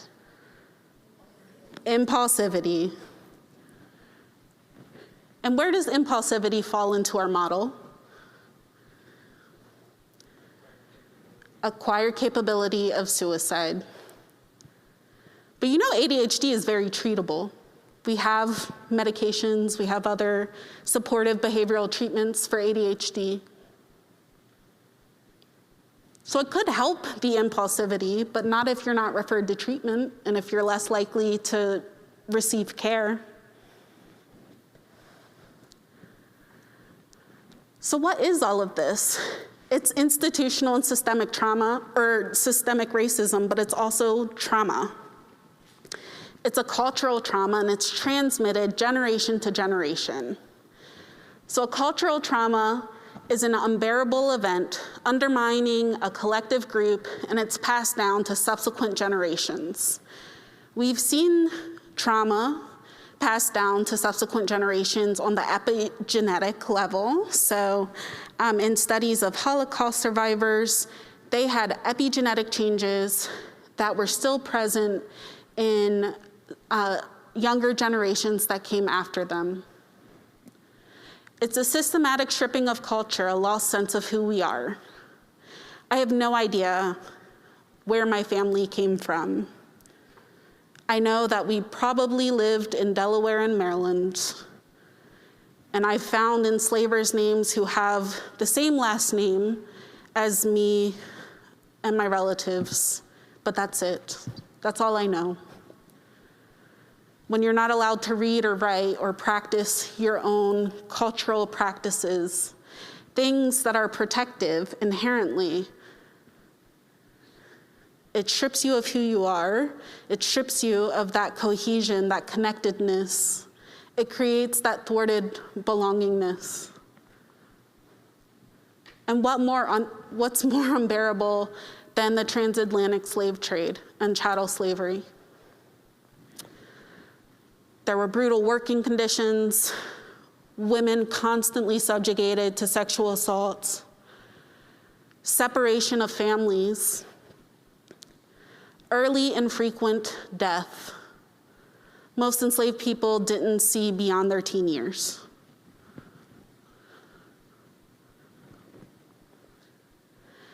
And we see this today still in present-day trauma, and those highly circulated incidents of police brutality, community violence that ravages our neighborhoods, that robs our Black youth and men of their lives, incarceration, COVID-19, this Black expendability and blatant disregard for our lives is codified into our very institutions and systems. And what happens when you're chronically exposed to trauma? I like this quote a lot because it really rang true to me. The more at home we are in the world, the less aware we are that feeling at home in the world is even part of our experience. So when we experience trauma, more often than not, is inherently interpersonal. It's been inflicted upon you by another person. So that loss of trust and safety comes up. It's hard to connect with others in a meaningful way. A lot of times we can become hypervigilant, which wears on the body to constantly be scanning for the next threat and how to protect yourself. Constantly being exposed to chronic stress, it's toxic for the brain. Our brain was not intended to be flooded with these chemicals all the time. People who have experienced trauma can also develop a sense of foreshortened future. I worked with a client who was trying to figure out what they wanted to do for work, and they tried several different things. And they told me I just never planned for after 18 because I just thought that I would cease to exist then. Sense of foreshortened future also looks like feeling like you don't have time to do the things that you want to do. You're going to die at a younger age, or there's just not more to add to your life narrative. That sounds a lot like a lessened fear of death, doesn't it? An acceptance that this is your fate. People who have experienced trauma also often feel like what they're experiencing, what's happening in their body is always going to be that way. It's always going to be there. I can't be fixed. This can't be repaired. I'm damaged irreparably. And that leads to people feeling like a burden to those around them. So not only are they experiencing the burdensomeness, they're experiencing the thwarted belongingness, the inherent isolation of trauma, and acquire capability, a sense of foreshortened future. The weathering effect is a term that was coined to elucidate how racism impacts us at an epigenetic level. So there was a study done that showed between Black women and white women in their 40s, they took a look at their telomeres, which is a piece of DNA in your cell. They use it to measure biologically how old you are. So they found in this study between Black and white women in the same age group that Black women were biologically 10 years older than their chronological age because of racism. I saw another video of a pregnant Black woman talking about being pregnant and asking, is it normal that my doctor told me I need to start taking baby aspirin because of my risk for preeclampsia because of racism? This has real effects on our body. It predisposes us to chronic health conditions. It ages us faster. And so what do we do when we experience chronic trauma? We try to adapt, we try to cope in a way that helps us stay alive and get through. One manifestation of this is post-traumatic slave syndrome. And this is Dr. Joy DeGruy's work. And she focuses on the social transmission of trauma among the Black community. And she found that vacant self-esteem from racist socialization and ever-present anger were two manifestations of post-traumatic slave syndrome. Things we still see today. That ever-present anger sounding a lot like agitation in the perceived burdensomeness model. That vacant self-esteem sounding a lot like self-loathing and self-hate in perceived burdensomeness. One example that she found that has always stuck with me was in the Black community, there's a tendency for caregivers to downplay accomplishments of their children. And so she gave an example of two moms sitting at a banquet, a white mom complimenting the Black mom on her son's achievements, and the Black mom immediately saying, oh no, he's always into something. He gets on my last nerve. Look at your son. Look at your son on the honor roll, captain of such and such sports team. And when you're a child and you see that happen, and you don't understand what's happening, that really impacts your self-worth, your self-esteem. What Dr. DeGruy found was that this was a way for moms to keep their families together. And in slave times, to avoid your family being separated, it made a lot of sense to downplay your kids' strengths and talk up the ways in which they were not valuable or didn't have strengths to try to keep your family together.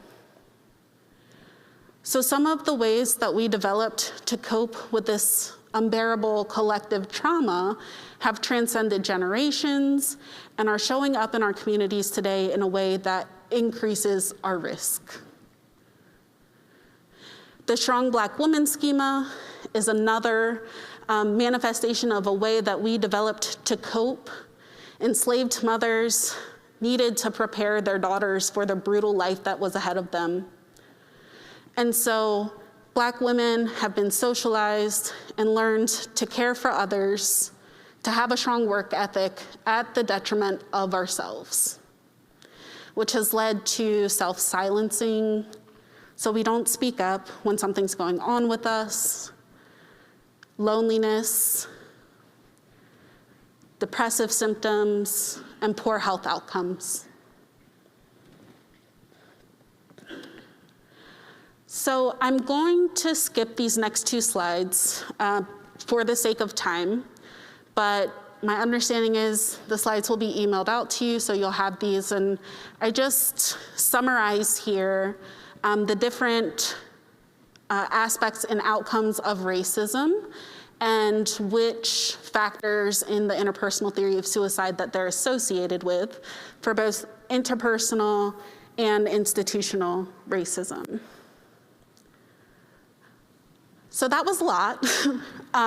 So I want to invite you to join me in an embodied practice for 30 seconds to a minute. Puppies for good measure. So if you're comfortable and if you'd like, you can take one hand, put it under your armpit, your other hand wrap around.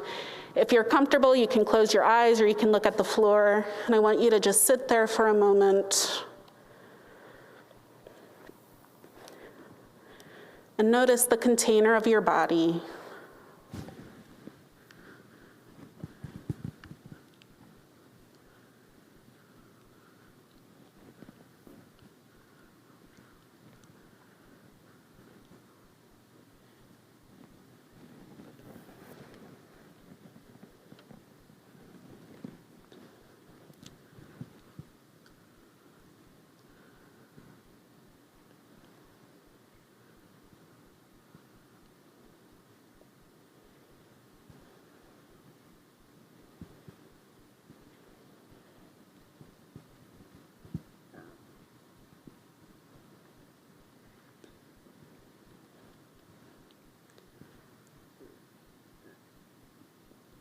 When you're ready, you can start making your way back to the room. We feeling a little more settled? That's my hope. All right, so our field of suicidology is not immune to structural and institutional racism. This is a brief history of some big points in our field in terms of when we began to classify suicide, collect information on it, when Durkheim published his seminal works on suicide, when the term suicidology was even coined. And you'll see that I include the date of when the first enslaved people arrive in America. And I include that because the first suicide prevention technology that was developed was netting on the side of slave ships to keep enslaved people from jumping over and dying by suicide. That is a history we cannot unwed ourselves from, nor should we. But it's an important one, and one many people don't know. So where do we go from here? Who is suicidology's gardener? Who's calling the shots and making the decisions about what gets prioritized for research, for funding? Who's able to access that funding? A lot of times to access grants, especially research grants, you have to have a doctorate degree. What do you need in order to have a doctorate degree? For those of you that have gone through the process, you know that it's not easy. A lot of times you're living on unlivable wages through your program. Having some sense of security or social netting can help you get through that process. And a lot of people don't have that. We just talked about that, right?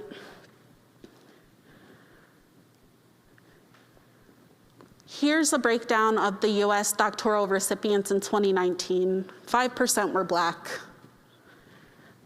which means there are not a lot of us, and this is all doctoral recipients. So there's already a dearth of researchers, another manifestation of institutional racism. There's a dearth of funding. When Black researchers do apply to funding, they're less likely to receive funding from NIH. So there are a lot of issues that we have within our own field that we need to address. I've heard a lot about the suicide rate among Black people being so low compared to other communities. We need to figure out what's protecting Black people from suicide. And to me, what I hear in that is manifestations of the strong Black woman schema. The superhuman, they're strong, they can take it, but we shouldn't have to take it. And it's not true. Our suicide rates are rising faster than any other race and ethnic group in the country. The other thing we have to think about is what constitutes science. We have a very European understanding of what science is. In our communities, we have been engaging in cultural healing practices forever. And there's no motivation to develop an evidence base for them, which means that you usually cannot access grant funding to support and scale up these cultural interventions. And so again, the system and cycle perpetuates itself. The literature that we have is from a European perspective. Minoritized folks are more likely to engage in hidden ideation than white folks, and yet our risk assessments don't account for that. Our training, if you receive any in your program, which most of you probably did not, doesn't account for that. Our terminology is restrictive. I was reading a study in my research for my capstone that 2 young Black boys have been interviewed for this qualitative study in DC. Both of them reported having attempted suicide. One said that he attempted suicide by putting a pillow over his face. Not very lethal, but still a sign something is going on with that child. The other reported staying out late in a dangerous neighborhood that he knew was disproportionately impacted by gun violence. That second one probably would not rise to the classification of a suicide attempt. We also have this adapt later rather than innovate now mentality. So we come up with an intervention, we norm it on white folks, and then we're like, okay, now we need to make it specific to Black folks, Indigenous folks, LGBTQ folks. But we deserve interventions developed for us, by us from the outset. And I believe I'm out of time, so quickly I just want to share Cities United is one of our partner organizations. They recently released a roadmap for action for preventing Black male suicides. You can access that on citiesunited.org. And I always end with Khalif Browder's story. So Khalif Browder was 16. He's the reason for my capstone and my work. So Khalif, he was 16. He was picked up and arrested and incarcerated at Rikers Island for allegedly stealing a backpack. He was in Rikers Island for 3 years. About half of which he spent in solitary confinement. He would not take a plea deal because he was not guilty. He saw 2 other incarcerated people die by suicide. He himself attempted suicide twice while he was at Rikers Island. He was humiliated, tortured by the guards, taunted, told to kill himself. After 3 years, the prosecutors dropped the charges over a stolen backpack, alleged. They released him, he went home. People were asking if he was in college, if he was in school. He hadn't completed high school because of this experience. He tried to integrate back into his community, but he felt like people were looking down on him.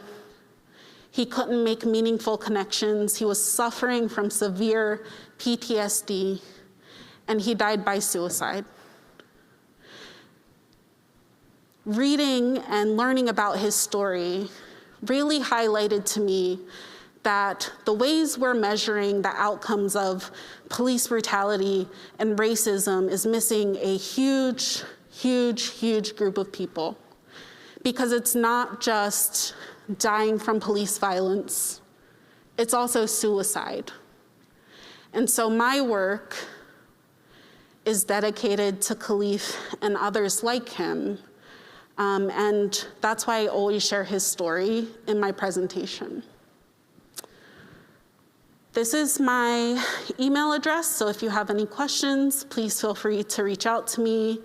I'm always happy to talk about this stuff, help consult, hear about the wonderful work that you all are doing.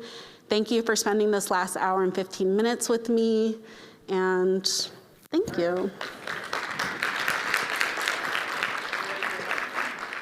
There were 2 questions that came through the polling, and do we have time for those? Okay. The first question was, would lethal means access also be considered acquired capability? Yes. Yes, so having access to lethal means is a piece of acquiring capability. Means make us capable to attempt suicide.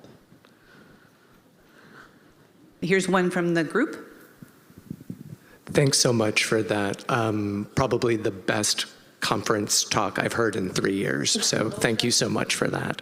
Thank you. My question to you is, do you think that reparations should be a part of any national suicide prevention strategy? As Janelle Cubbage, who does not represent my employers or the views of my employers, yes. Yes, I do. And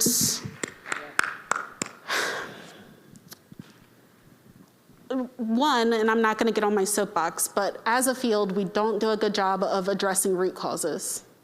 And to me, reparations is a root causes issue. So yes, 100% yes. And then we had another question about statistics around Burmese populations and their suicide risk. I do not have data around that, and admittedly is not my area of expertise. So I'm sorry to the person who wrote in to ask. I know when I've looked for it, I haven't seen it because, you know, I know per capita in Fort Wayne, we have the highest per capita population of Burmese, and I've looked for the data. I don't see it, but someone else may know about it. Anyone here know about whether there's data on Burmese? This is an issue in the field, period, with our data collection and racial misclassification, undercounting suicides among Black and brown folks. So unfortunately, it's unsurprising that that data is hard to come by or doesn't exist. Are there any other questions, either online or in the room?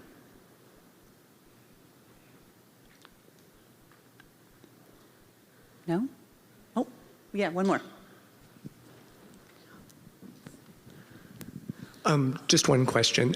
Going back to Joyner's theory, so he talks a lot about perceived burdensomeness, but I do wonder if the word perceived is really accurate when we're talking about marginalized populations, because it feels like it's more like intentional burdensomeness, like dominant culture is going out of their way to make people feel like they're a burden, right? So it's less about I perceive myself as a burden as opposed to I'm being told I'm a burden. And just wondered what you thought about that. Yeah. Yes. And I think that distinction is an important one, because I think from Joyner's perspective, since we talked about how there's this assumption people experiencing a suicidal crisis don't think about their loved ones, but they're perceiving that they're a burden to their loved ones.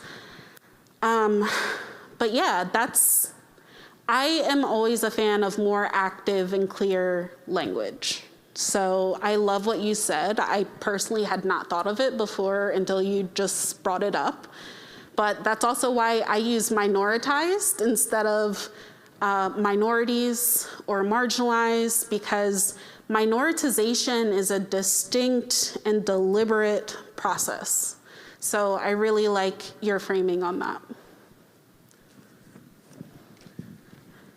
Great. Well, thank you again, everyone. Thank you so much. Another round of applause for Janelle Cubbage. And all right, thank you all for coming. This panel session will be the way we end our day. If you think back, we began our day with a very powerful video about suicide and the impact it had on one mother. And what we're going to do now is look at family loss. And we're going to juxtaposition those who have had a loss of a child but not had an opportunity to have another person who's been through this grief come and be at their home to refer them for services. And then Jude will be our representative. Jude right over here. Let's see where. Jude's right here. Jude did have a loss response, and she'll be able to talk about that. I will kind of ask questions to move us along. And so what I'm going to do is, to begin with, just ask each of you to say your name, the name of your loved one, your relationship to your loss, and the year and date of your loss, and what that was like for you that first day. What kind of resources were available to you at the time of notification? Is everybody okay with that? I'll help you if you forget anything. All right.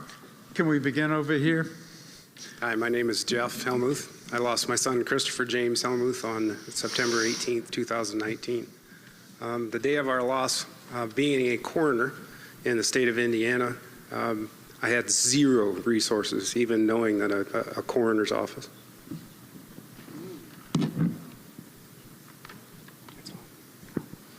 I'm Tanya Helmuth, Jeff's wife.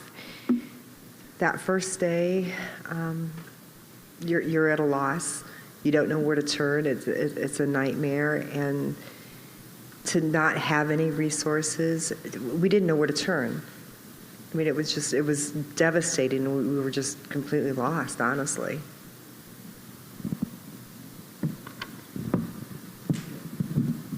Hi, my name is Thelma Lindsay, and I lost my son, Robert Lindsay Jr., on April 2nd of 2021. That was Good Friday. It's no longer Good Friday for me. What resources did you have available? I did not have any resources available, and that was the worst day of my life. Thank you. Jude? Hi, I'm Jude Grant. I lost my daughter, Ye Jin. She was a junior in high school. It was March 2017. The police asked if we wanted a counselor, and I didn't know what was going on, so I just said yes. The first counselor that came was unhelpful. They came in to solve the problem and basically said, your daughter's in a better place. And my husband goes, in the basement? It was not good. The complete difference was two people from Lost Community Services that came in, were very quiet, very respectful. The bad counselor, I basically had to scream at him to leave. He's like, I'll go into the other room. No, you need to leave. He's like, I'll stay on your front lawn. I'm like, get out. And I used bad language. He finally left. The people from Lost were very respectful, very quiet, left information. They stayed just as long as we needed, and it was very, very helpful for me. So based on what we've heard so far, people can't predict what's going to happen, can they? One of the difficulties for me is that every jurisdiction in the country handles response differently. You can never know for sure if you'll get a death scene investigation, if you'll get a coroner's response, if you'll have law enforcement present, or if it will be other resources pulled forward. So the challenge almost always for the newly bereaved is to be able to either say, yes, I want help, or no, you need to go away. I love the fact that you were able to send some away, but you were able to get some help. Now, loss is a referral program, which is something that quite often is overlooked when people hear about the way loss is greeted at a scene. But the point is, we wanted to reduce the elapsed time between someone having a loss to suicide and someone finding help. And the average prior to loss was 4.5 years between death and finding help. And the worldwide average now is about 47 days if they get a loss response. Now, I just want to ask you, Jude, did the loss response help you connect with the idea of getting help? Yes, they did. 2 days after her death, Will and I were just sitting there. We had absolutely no idea how to focus or what to do. And we called Loss up because we had their information. And Denise, the wonderful Denise, and Barb, another volunteer, came to talk to us. And Denise said my favorite line ever: if people will tell you to take it one day at a time, but a day is too long, take it one breath at a time.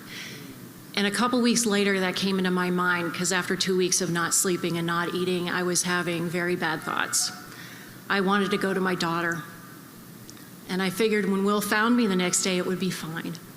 He would be happy because he'd know that's where I wanted to be. But I heard Denise's voice saying, just take it one breath at a time. And that saved me. So from the other presentations today, we've heard about how high at risk families who lose someone for suicide are. And we know this is true for about 40% of those who experience a death by suicide, who say prior to their loss, they didn't experience thoughts of suicide for themselves. After their loss, about 4 out of 10 do have these thoughts. So we know that exposure, that impact of the death, creates a risk factor. Having someone help you as soon as possible may give you just the lifeline you need then to get help. Now, I just want to let everybody know, I didn't ask you ahead of time what to say, did I? Okay. I didn't pay her or anything. Now, Denise might have. I don't know. Let me turn over here now and ask each of you, what might it have been like for you had you had another person, another parent, come and sit with you and talk about this and talk to you about one breath at a time? What would that have been like? I think it was on day 3 after Christopher was gone. We actually reached out to our pastor. Our pastor did not come to our house. So we ended up having to reach out at least for some type of support. Those first 3 days were obviously the worst. And then she mentioned she didn't sleep for 2 weeks. I know it was roughly the same for me. There was just no rest. You could not shut your mind off. And to have somebody come in day 1 or day 2 even and tell me that would have made a huge difference in the start of my grief support. Let me ask you this, Rob. Was reaching out to your pastor, this was day 3, you said. So unlike what we heard earlier today where someone said they got a call from their pastor, you called your pastor. So the church didn't, the clergy didn't reach out right away. Was there a reason for the delay? I honestly believe, in doing as many QPR trainings that I have, that my favorite place to teach us is in the church. And with that stigma of suicide, they don't know what to say. They don't know what to reach out to you. So he was at a loss more than probably me. And that's what we hear from so many of the clergy. They're expected to know how to respond in every situation, but especially with suicide, they're often untrained or unprepared to respond in a way that might be as helpful. Was it helpful for you when your pastor came? It gave me solace in knowing, because he said there's no unforgivable sins.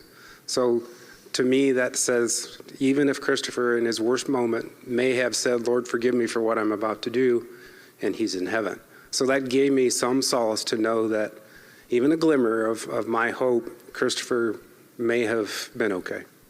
So that was a concern for you. Most of the research shows that it's usually the one or two top two. One is pain or suffering for the deceased. The other is afterlife. First question I asked my preacher. That was the first question. How about for you? It was such a whirlwind that evening after we got back to the house. Our neighbor actually came over, and they had lost their son to an illness, but he was in his 20s when he passed away, and they said to us, people are going to say stupid things. You've just got to let it roll off your back. And to me, that just little piece of nugget of information was so valuable. And and looking back on that, that was really all the information I had. I mean, if somebody would have said, remember to breathe, inhale, exhale, drink some water. I mean, just the little things like that, it would have made a huge difference mentally, physically. But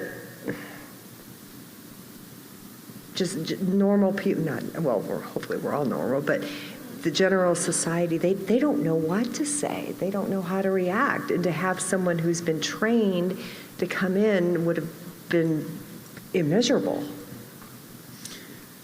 The weekly group that I did for about 25 years, family members would say, boy, there really aren't a lot of stupid people in the world, but they sure get around. And they say, but thank goodness you had a family that warned you, people will say stupid things. It's hard to let these stupid things roll off your back, though.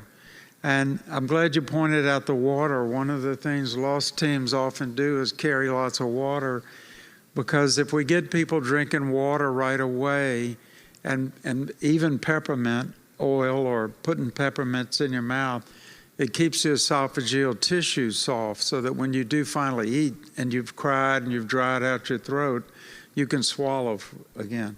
But like you said, just basic needs of breathing, drinking water, peppermint, things like that might have been helpful. Yeah. How about for you? I most definitely think if I would have had the right resources, it would have been a lot different for me. Instead of having somebody that was trained in that area to come and talk to me, I had one friend come in the front door and one in the back door, and they brought alcohol instead. And then other friends showed up, and more friends showed up, and then they started arguing, and I just needed somebody to hold me. So people show up sometimes and bring things that are less helpful. And then they start to argue and fight when all you really needed was somebody to hug you. Can I give you a hug right now?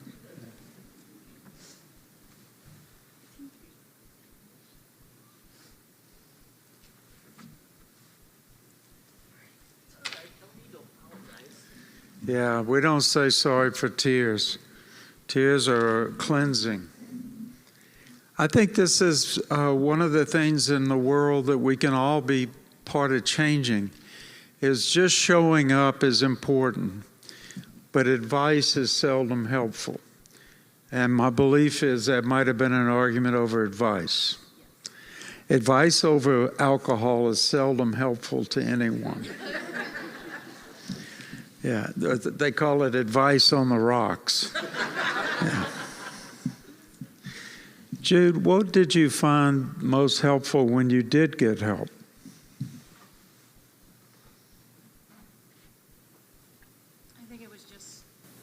knowing that I'm not alone. Here was Denise and Barb that walked into my house that had a suicide loss, and they were functioning and they were showered. I mean, I just remember thinking, they've actually showered. How did they have the energy to even do that? The fact that they were so brave to walk into my house, not knowing us, but willing to sit there with us and cry with us. It was just amazing to know I wasn't alone. Once again, I did not give you any money or ask you to say. This is called installation of hope. When a lost team member is seen by the newly bereaved, they often say their clothes look like they were clean, their shoes look like they match, they didn't look like they lived under the interstate. I mean, they look like they were all together. Maybe I could be that way one day too. And the idea of even taking a shower or a bath is so foreign to your notion at that moment. But seeing others that seem to be all together, not only you weren't alone, but you had some sense of hope that you could be more like them in the future. That is an incredible gift that is not usually even remembered by most people. The one thing I would say that I witness most is lost team members get hugs before they leave. Is that about right for you? You don't remember. That's the magic of it. Yeah, great. Now let's go over here. What would have helped you the most that night besides somebody giving you a hug?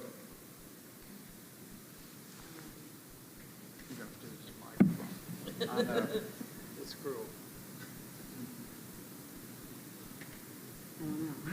If another parent or another mother could have been there with you, would that have been helpful? Yes.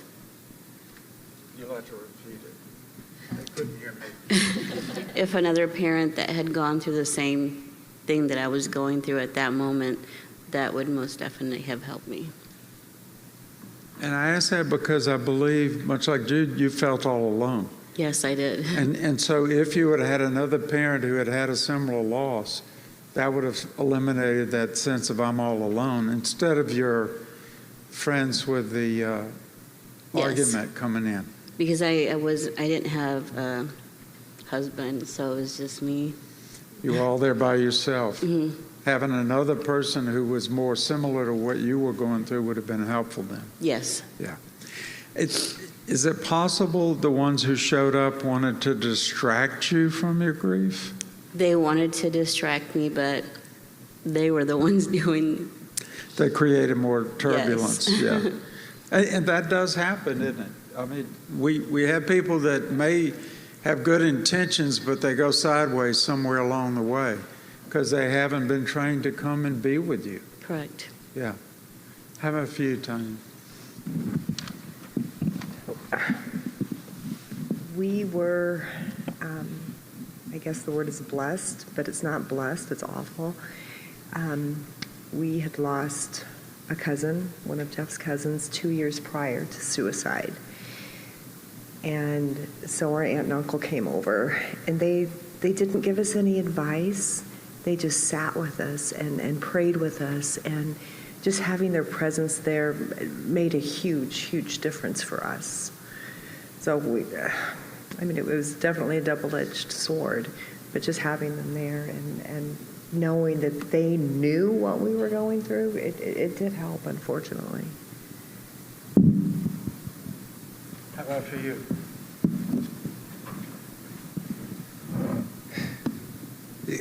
It was really nice having them there.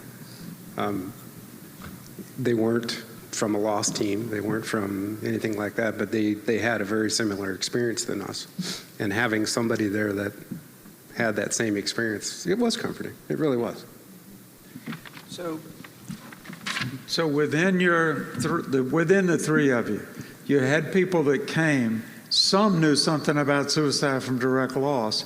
Some knew nothing about how to help. Even the knowledge of having had a loss and not being trained had them be with you. And showing up is 95% of it. And listening. And you said prayed with you as well. So that spiritual dimension was again reinforced. And then you had the pastor after that is what I heard 3 days later. Correct. Yeah. When did you first get additional help? There were several times that I reached out to Loss, and they would answer my questions or answer my call and reach out. I think it was 6 months later they did their first support group, and I signed up for that, and that helped out an amazing amount. So the support group, again, reinforcing not being alone. A lot of other people going through a loss to suicide, even if it was different relationships. How about for you? Did you have a chance to go to a group? I did go to a grief group that was held by Mel Shade, and I only went, I think, one time. I didn't know what to say. So you didn't go back? Mm-mm. Was it helpful at all? Yeah, it was helpful to listen, to some of the other parents that were there. Do you think you might go back again? Yeah. So that might be something you do. There's no expiration on when you go. You're allowed to go as often as you want or as far apart as you want. But there will be times in your grief cycle, milestones that you will experience that keep coming back, where going and being with others might be helpful. I think I'm at that point right now where I can actually go out and do things with friends that I couldn't before. Excellent. That's great. How about for you, Tanya? Did you?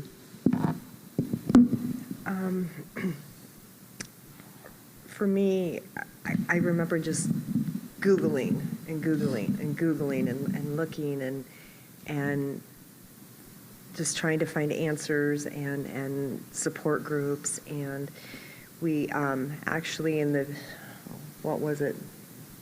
You can take it from here. There was a support group that was about 30 minutes away from us, and we went. We always said, we're going to give it 3 times, because that's what you should do. The third time, we were out of there. There was absolutely nothing for us.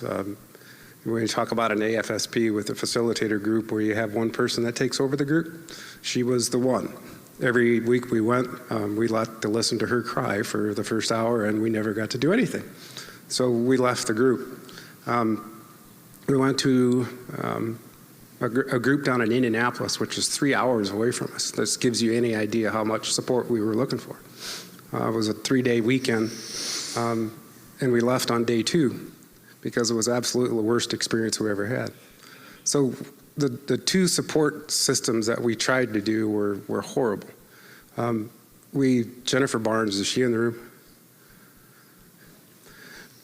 We reached out to Jennifer down in Fort Wayne and ended up having Jennifer come up for 1 session, and then Brandon ended up coming up to LaGrange for about a month and did our support group with us.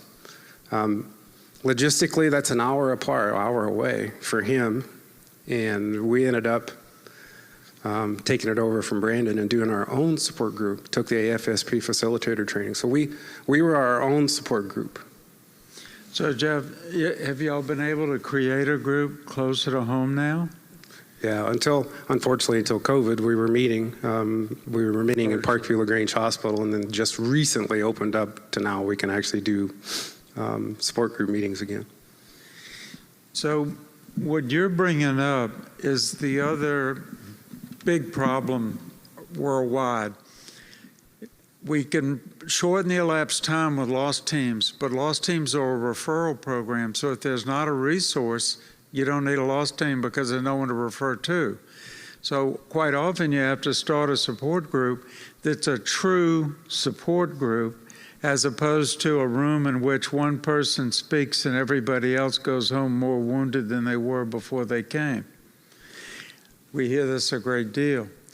Proper group facilitation is an art, but it's an art anyone can learn. It's kind of like drawing stick figures. It's not that hard. But I find that this is the most common reason people leave a support group, is that one person dominates it. We use an assessment to screen to avoid having someone who may be less appropriate as a group member. And it's always the same story, that one that gets in there and just kind of controls and terrorizes everybody in the room. And that's a sad thing, because we want everybody to get help, but some people quite obviously need a different level of care than they need a support group. They need something one-on-one or other problems. Do you know if there are support groups in your community? And do they function as a peer support group? Or do they have a mental health person in there as well? Do you have backup? There's so much you need to know about the resources before you have a loss team. Because if you refer people to a restaurant where everybody gets pho mein, you're not a good referral resource for food. Does that make sense? That is kind of the problem. If you had to go on your own and you drove 3 hours, I've been through Indianapolis yesterday. It's no fun. And I believe every highway in Indiana goes through Indianapolis. I haven't found a way around it yet. So when people make that kind of incredible gesture to go for help and they don't get help, most turn away from help. Do you see why it's so important to first have community resources that help and then a way to refer to those? Because otherwise Google and stuff could let you down.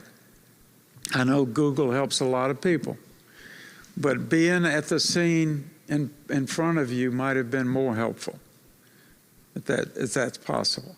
And I hope you'll consider going back to the group. Say something. So that was my issue when I was looking for support groups in Fort Wayne, that I couldn't find one that fit my schedule. I think there was one that was at night that I was able to go to, but it was far from where I lived. But during the week, they were all, I was at work when those were happening. So if they had more. And some of you, how many of you in here participated in a virtual group during COVID? All right, so quite a few people. The one advantage was not having to drive somewhere, and you could click off instead of have to drive home. But there were people that really loved the virtual group. So I would say the final decision isn't on whether virtual works or not, but it did change logistically the ability to make a connection.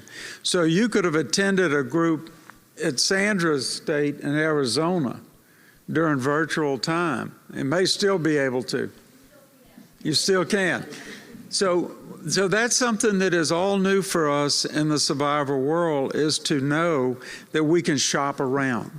We can look for survivor support groups online or virtual and actually find those and attend them. What you would probably find out is you guys would be probably leaders in the group now instead of participants the way the newly bereaved are, because you're past that. And I know you did QPR training and things like that. So you've gone to getting all the information we can. Isn't that what most people do when they don't have a real support group resource? Is they first shift from getting the emotional pain solved to going up here for information, right? And it's a distraction and valuable information to have, but it's so much more helpful if you can heal before you have to deal with all that information.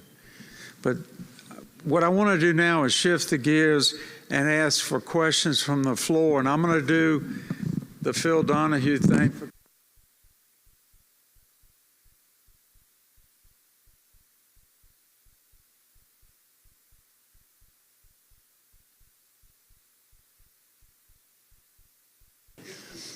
I do know how to use one. I do. Frank, I have an online question. Okay. Dr. Campbell, do you believe cultural competency is important to consider when providing loss services? Oh, absolutely. If anyone's been at this conference today, online or in live, we understand the uniqueness of cultural competency. But more than that, we need to have people who look like us in the room. So when you say you're not alone, it's not just what you see, it's the connection you feel with another person. And this goes for men. Men need to have other men in the group to feel connected to that. Would you agree with that, Jeff? Yeah. We've got to recognize that suicide is a multicultural problem, and it's a public health issue. I know this is a bias I have, but the more we just keep saying it's a mental health issue, the more we exclude people that need to hear the message.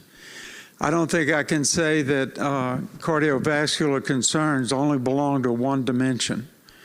They belong to all dimensions.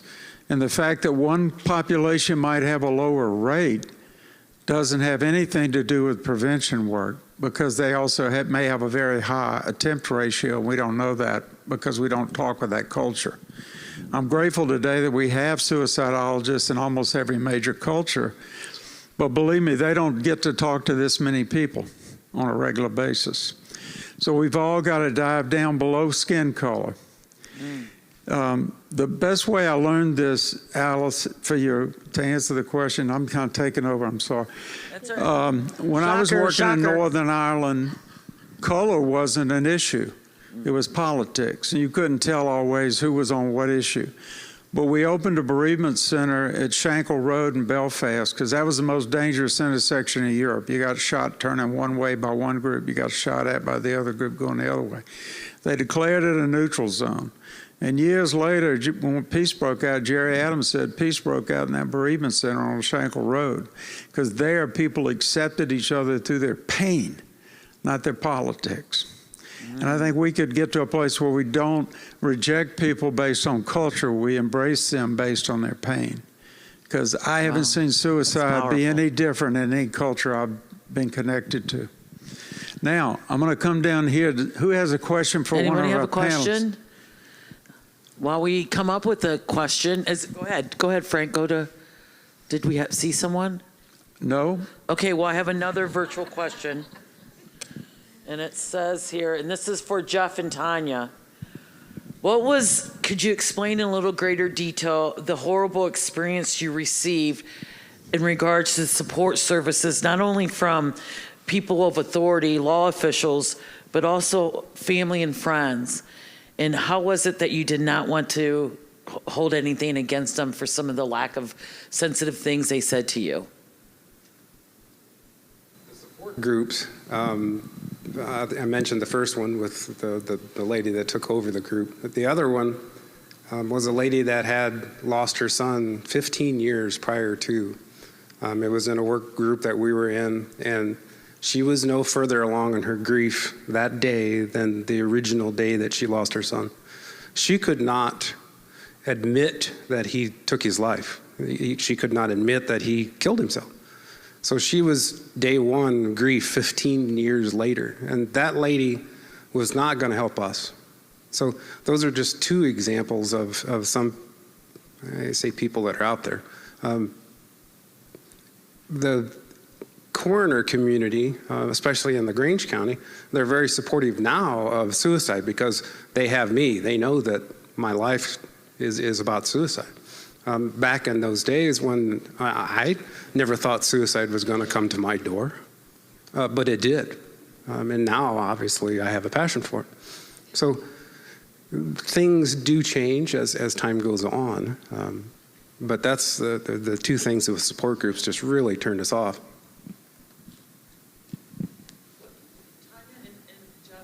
Beneficial to you in regard, or what do you think that in regards to our lost teams in the audience, because it's important that you have a referral service or a referral group when you're providing these services. In your humble opinion, what would be important, because you've been to support services in regards to a support group, what should and should they not do? When we went to the facilitation training, that was very helpful. And Jeff was very, very good about moving things along, asking the right questions, and listening. I mean, that was huge.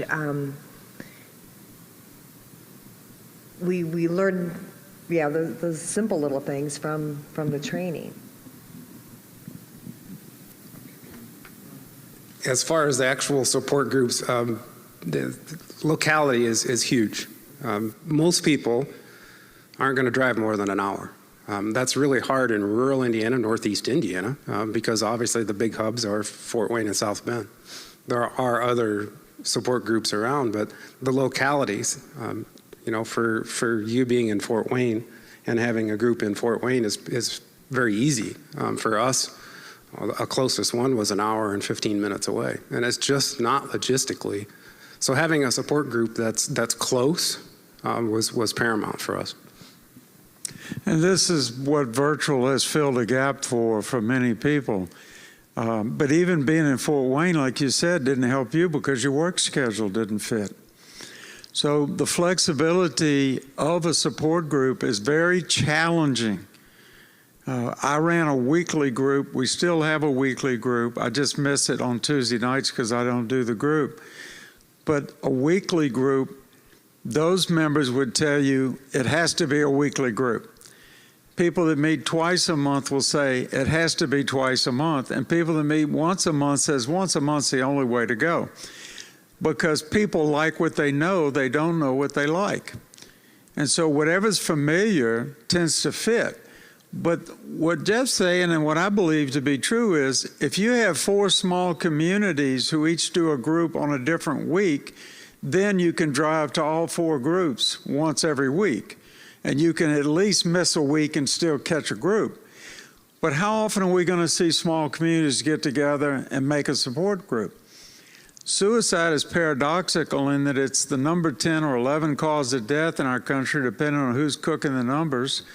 And it's a rare sentinel event. So, 12, 15 per 100,000 is a low number in communities of 800 or 1,000 people or 5,000. So it is very challenging in America because, believe it or not, we are a very rural country in so many ways. And suicide shows up in high levels in rural communities, but not enough to sustain a regular group. And that's why it's so doggone challenging for us to get the services we need.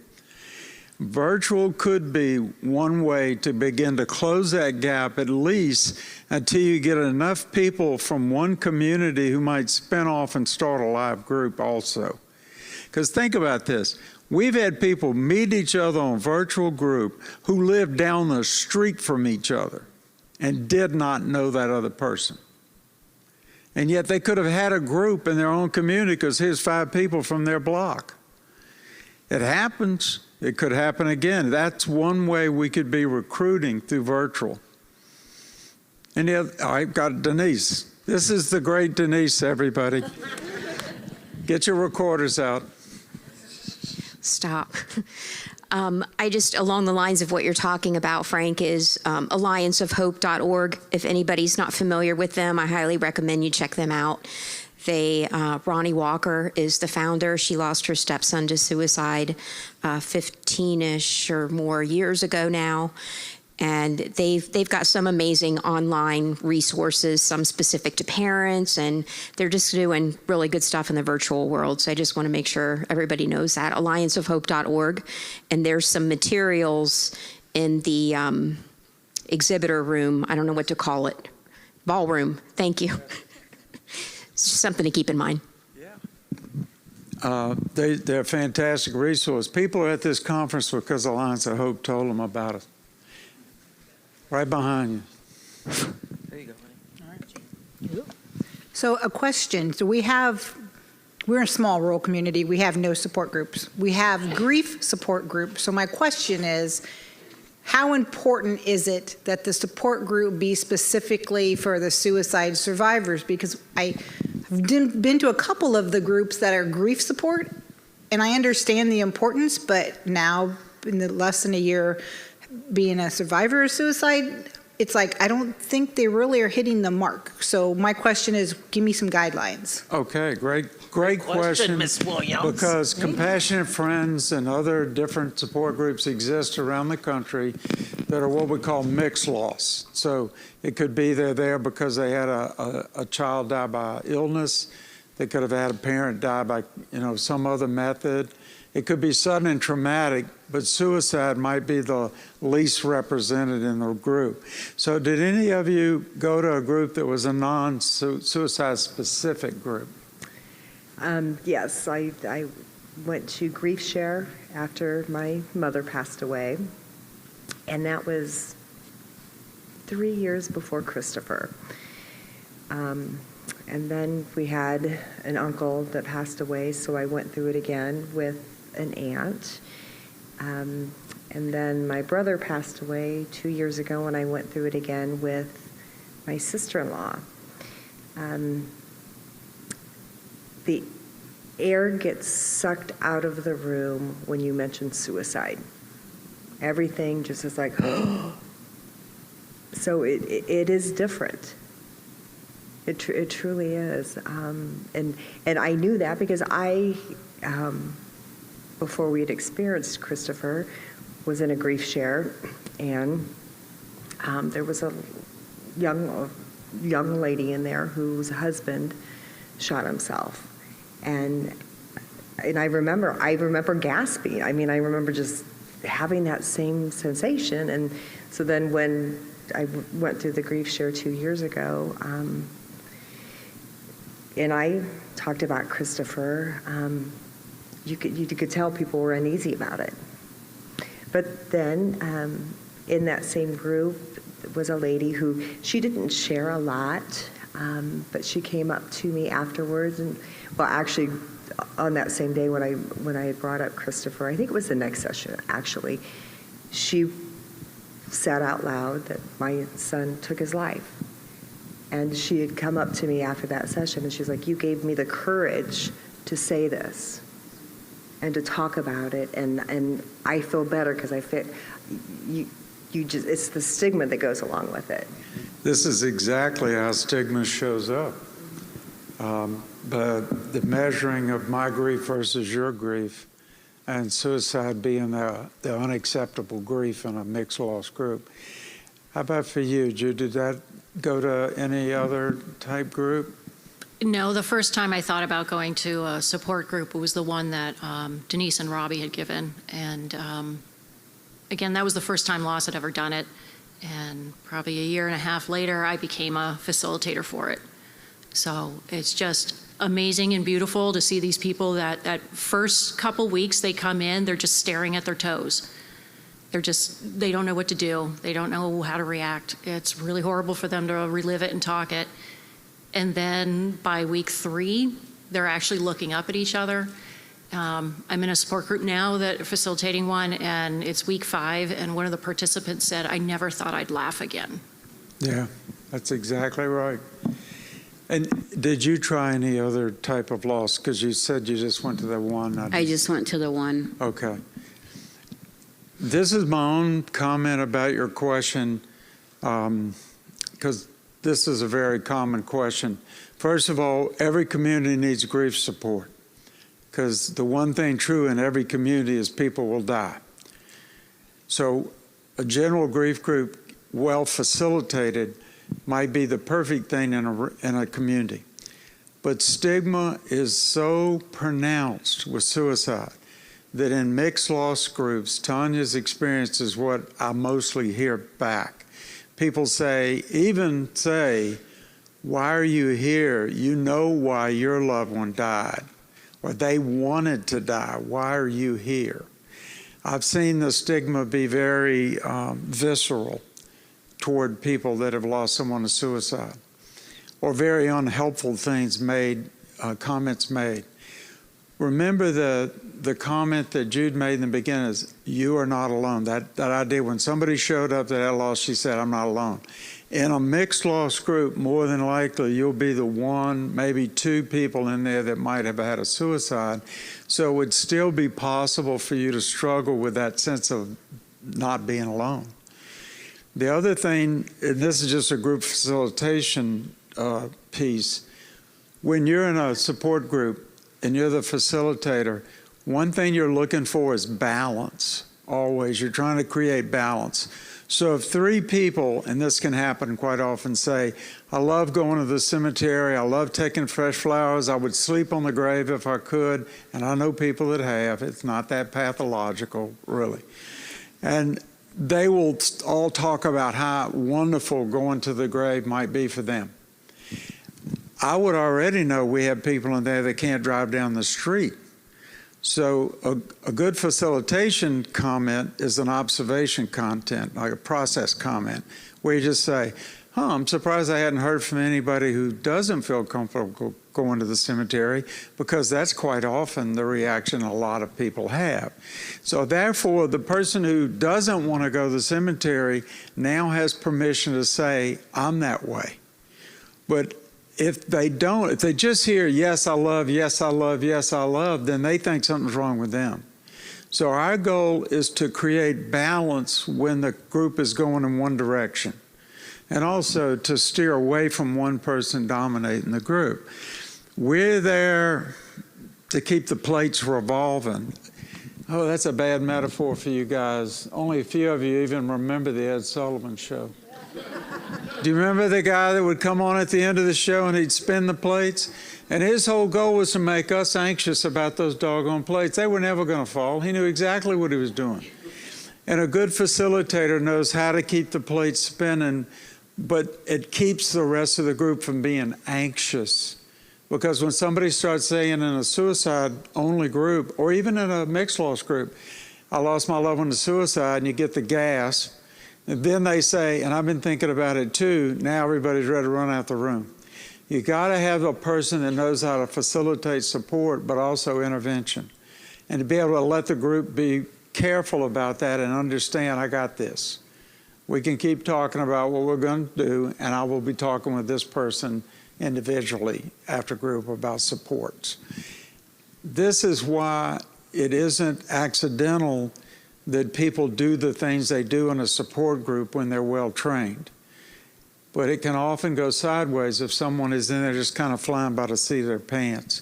It's not unusual to have a person many years later, very much at the beginning, because they probably had trauma and grief and never got a chance to resolve the trauma. Trauma is up here, grief is down here, and we've got to have a separate psychological process for dealing with trauma, and we have those. Quite often, nobody gets help for the trauma, and suicide almost always comes with trauma, whether it's vicarious or real. Question. All right, now we're getting questions. All right, warmed up. My question just happened to be, we have probably about 6 support groups from where I'm in our metro of about 1 million people. And some are specific to parents, some are just a mixed suicide. And we will refer to those and give the handouts with the loss team, but we also refer for counseling and therapy and just provide a list. And just wondering if that was anything, if individual therapy, it was anything you all had tried. Thank you. Did anybody do any individual counseling? I did not. I did, but it was through Zoom. It was like, so he passed away on the 2nd of April. I think it was the month after that, but I didn't like the whole Zoom thing because I had to do it on my lunch hour. And I couldn't really like express my feelings or anything like that and then go right back to work. Yeah, and feelings don't keep office hours or appointments. They show up in the middle of the night, 2 in the morning. This is where sometimes a crisis line could be helpful as well. How about for you? I knew you got help so early on, but did you do any individual also? Yes, I did. Part of the information that the lost first responders left was a list of therapists that kind of, I think I don't know if they were vetted by you, but they were people that could deal with grief and trauma and suicide loss. And so I got to be with a counselor within the first few months. Excellent. You can't get enough help in the beginning, but you can get help that's not helpful. And being able to walk away from that is important too. I saw a hand right back over here. Where are you? Okay, go. There is an educator track, so some people that are here are teachers or people that work in schools. Is there anything that you would say to the school, like where your children went, here's what I wish that you would have done, or any advice that you have for people that work in schools? Just so happens, in our county of LaGrange, that was last week talked to the 5th through the 8th graders. I was absolutely astounded that they contacted me to come in and talk to them about suicide. Every one of them were very attentive. I was very surprised that every one of them that I talked to, probably 3/4 of them have been touched by suicide. And that's one thing that we learned early on back in 2015 when I started this journey, is we did a lot of research, and Parkview's great at this. They've done community needs assessment in the schools, and 25% of our kids, depending, 26 to 29, depending on which school it is, are thinking about suicide at any given time.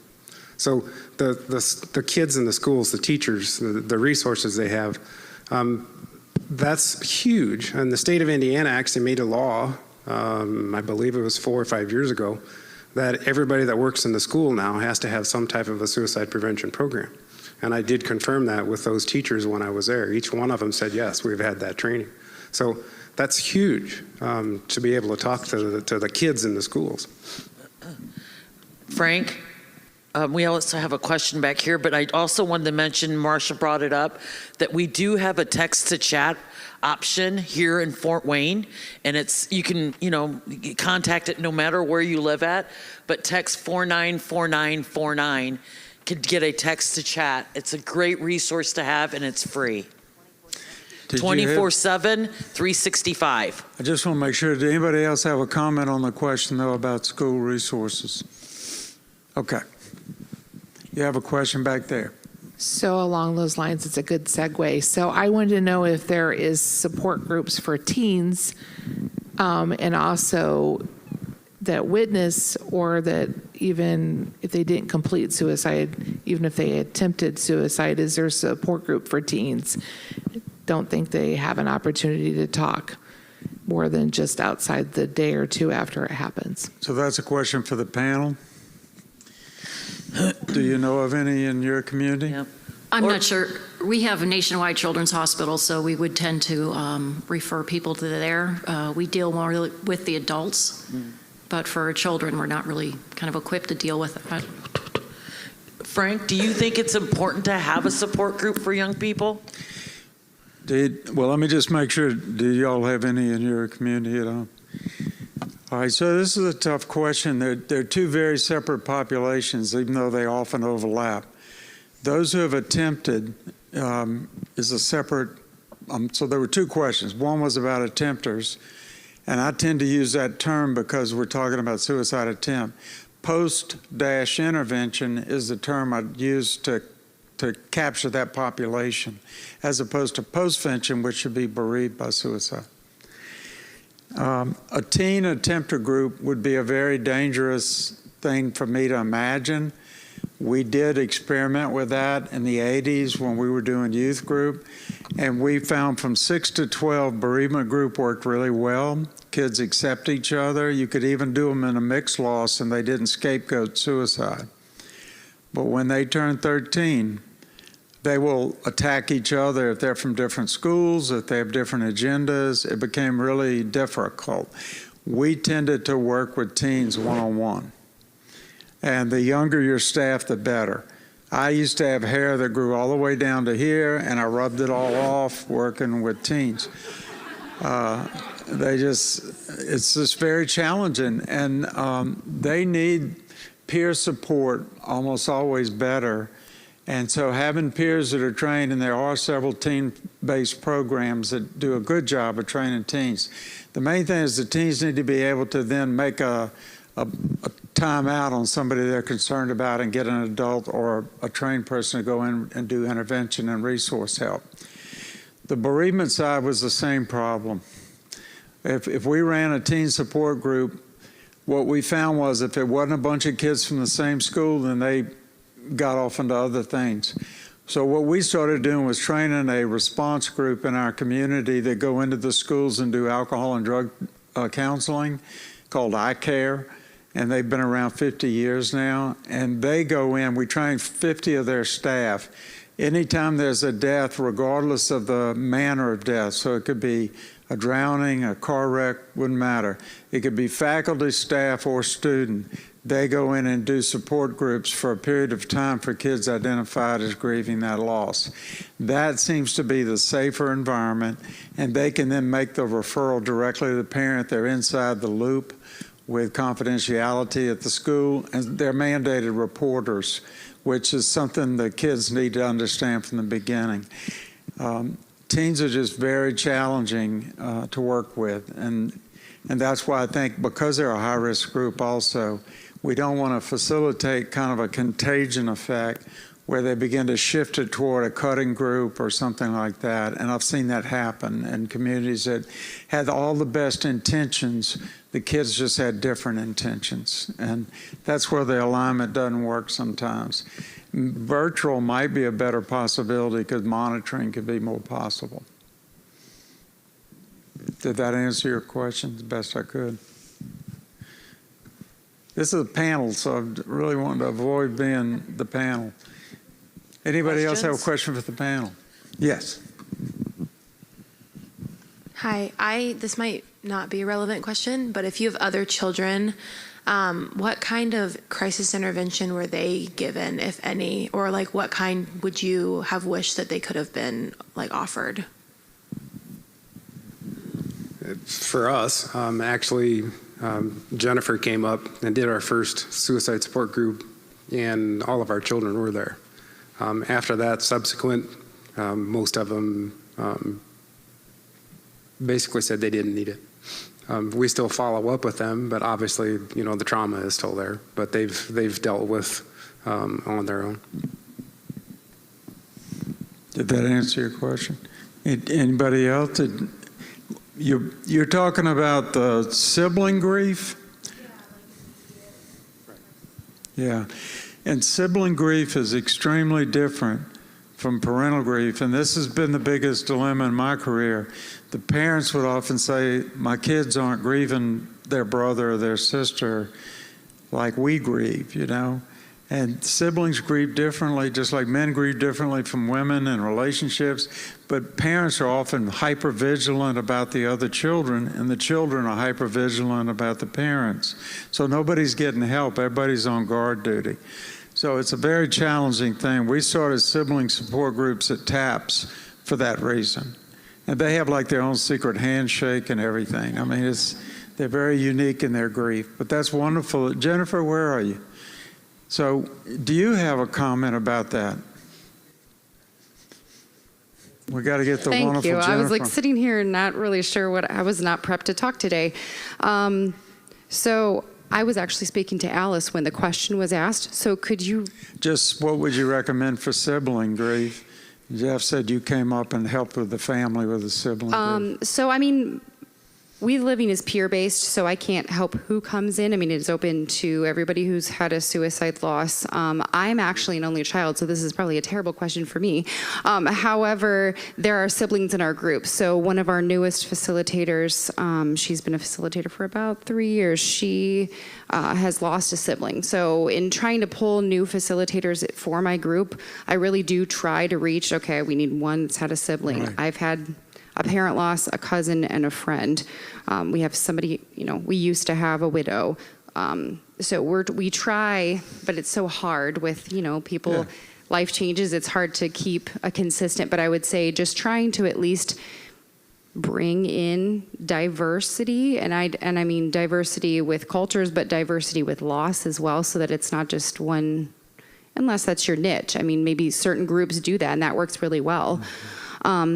To piggyback on the teen thing, so I'm a licensed educator. I work for the school care team, and in a nutshell, a lot of my work, I do QPR with teenagers. We do RAP with teenagers. Those are all kind of strength-based suicide prevention. It's going way upstream before we get to the loss, okay? But because of that work that I do, I allow teens in my group. However, I've only had 2 in the last 15 years. So I don't like to just say that out loud because I don't want the group of the teens, as a facilitator, there's an intake form I have with parents, there's a permission, like there's a whole lot that goes into it. So I'm just now starting to vocally say that it's open because I don't want it to be like, all of a sudden we have 30 teenagers sitting here, right?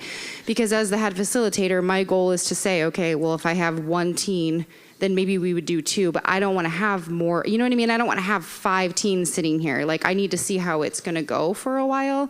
And so I'm very candid with the parents for that. And then the parent and or caregiver, whoever the child's grown up is, they need to be present at all times. We are open virtually. Now we do a hybrid option because some of our members have moved across country, and so we still have people who attend, but it just works for us to do a hybrid. I would also offer that up for teens, and I'm okay for them to kind of sit in just so that they can hear like how the group is going. But again, I'm okay if the teen doesn't want to be on camera, but the grown-up has to be on camera the entire time because the grown-up at home can't help unless they've heard every single thing that's happened in the group. And sometimes I can't help what's said in the group. I have to intervene after. And so it's just beneficial to have them there at all times. That brings up an important issue about virtual, too, about being on camera or off camera. I've had a really difficult time even doing workshops where people are just a picture of them because it does seem less of a commitment if we just see your photograph, and you're less of a participant because you're not physically there in the image. And so I wondered what that was like when you said, well, at least the parent has to be on camera. I agree with that. That's kind of one of the challenges that I hear from a lot of facilitators about a hybrid is, are people really there? Or are we just looking at a picture of their dog and or their cat or whatever pet they own, iguana? And you wonder, you know, I've looked at an iguana for 6 hours. I wonder if the iguana learned anything, you know? It is struggling to me for that to happen. Thank you, Jennifer. Let's give Jennifer a hand, y'all. You still have all your hair. That's what's so amazing. One thing I wanted to add to your question, is this on? Our children were adult children when Christopher passed away. So our situation may be different than somebody else's where you have younger children. I know we were in Jonathan's class earlier, and his grandchildren were younger, and they struggled more than what our adult children. And so I don't know if anybody can speak to that, but our adult children were able to comprehend what was going on and dealt with Christopher a little differently than younger children. Does that make sense? I've had 17-year-olds in the adult group that were more adult than most of the adults in the group. So I do think that's the other thing is sometimes we see an adult group as being much older. I don't think that's true, and that's why I like the assessment and the chance to meet with that person individually to see where they are. I want to ask you guys, where are you today? Where do you think you are today in your grief? I tell people I feel guilty a lot because I'm 7 years post, and I'm guilty because life is on the other side now. I can smile a lot. I have a lot of good times. I don't forget Christopher. I think about Christopher every day, but I'm good. As we talked earlier, I'm good. So you feel guilty for achieving the goal of group to heal. Yeah. This is survivor guilt right here. This is the epitome of it. Even when you feel good, you feel guilty. I would think most of that probably isn't guilt. That's a sense of you run into way too many people that don't feel what you feel. You didn't get there by waiting 7 years. You got there by climbing tooth and nail up that mountain of pain and getting some relief that you earned all on your own. I hope you can celebrate that, Jeff. Let's give him a hand for feeling better. How about you, Tony? I would have to say pretty much the same thing that Jeff has said. It was a struggle. went through something that no parent should ever have to go through, and through the grace of God, we have somewhat survived it, and we are on the other side, and we just, I think part of our healing is helping other people. That has been huge for us, and in the healing process, we've had a lot of support from our friends and our family, and that it's okay now. And if you heard Melinda Moore's presentation, this is true testimony of what Melinda says is predictable by people who are able to get to that place where altruistic giving, helping others works. And it might have taken longer because of the lack of resources, but you've still gotten there. How about for yourself? Where are you today in your loss?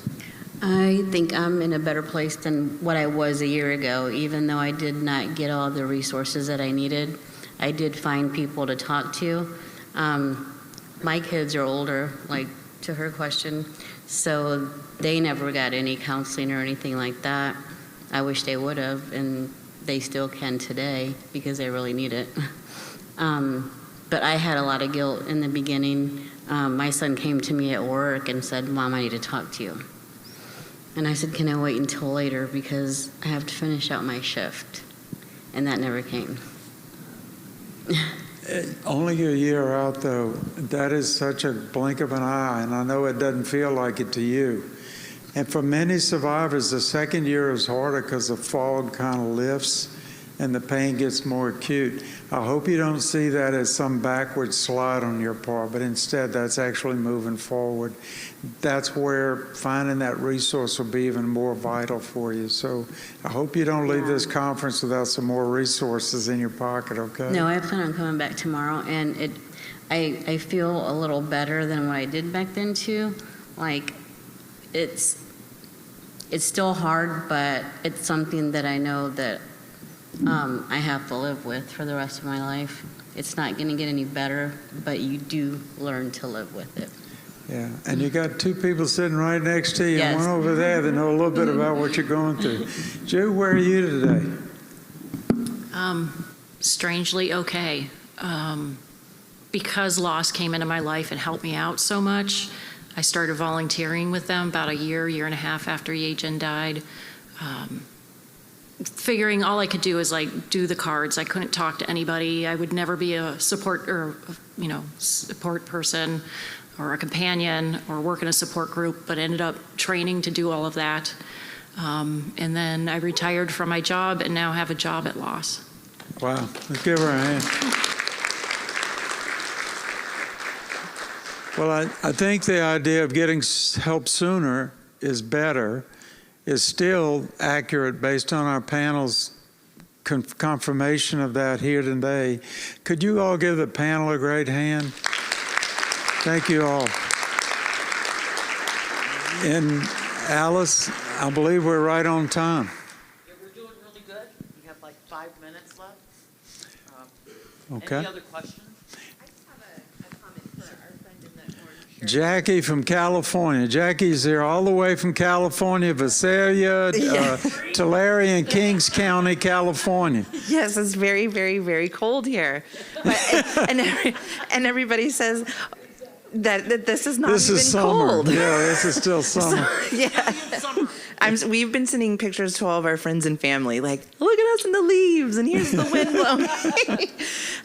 But to our friend in the orange shirt with the focus or the support group question, so we are from California, but we are in the Central Valley, which has a similar lay of the land. We can be somewhat rural and impoverished, and access can be difficult for family members. So when we, in speaking to launching your loss teams, when we launched, we were doing it with a multi-county effort. 2 counties came together, and Kings County from California is here too, over there. So hello, Kings.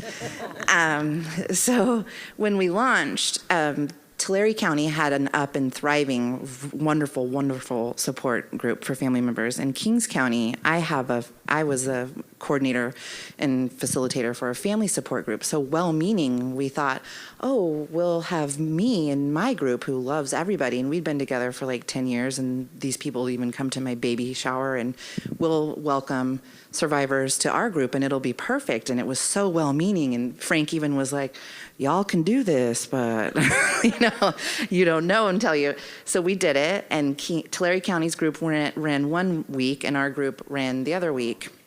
And our family members came, and but we learned quickly, our survivors came to my group, and it wasn't, we didn't have that collective air kind of leave the space, but you could tell it just wasn't. So if there are well-meaning facilitators in the room and you think you have kind of things set in place and your heart is in it, you can still be shocked by learning the needs of family members. So we had to, kind of tie that up and make it look differently. So I just thought I would reach out in case there were facilitators in the room thinking, oh, we maybe have something. It can look different. So just wanted to share that. We have lost teams here. Is Tony in the room too long? Are you in here still? Where is she? Fort County, Adams. She just finished a workshop. She might have to go. They have a lost team that covers 4 counties in Ohio. 4 counties. They make cookies for first responders every time they've been out to a lost call. She did a workshop earlier today. And what I love about that is an enormous geographical area covering 4, but they were able to bring together those resources so that it begins to look more like one big county rather than 4 separate counties. And that's what I think Tulare and Kings has been able to do, is to look more like one county when it comes to suicide support. They put on some incredible things out there in California, and that fair y'all do every year is just so unbelievable. Any other questions? Could you join me in thanking our panel?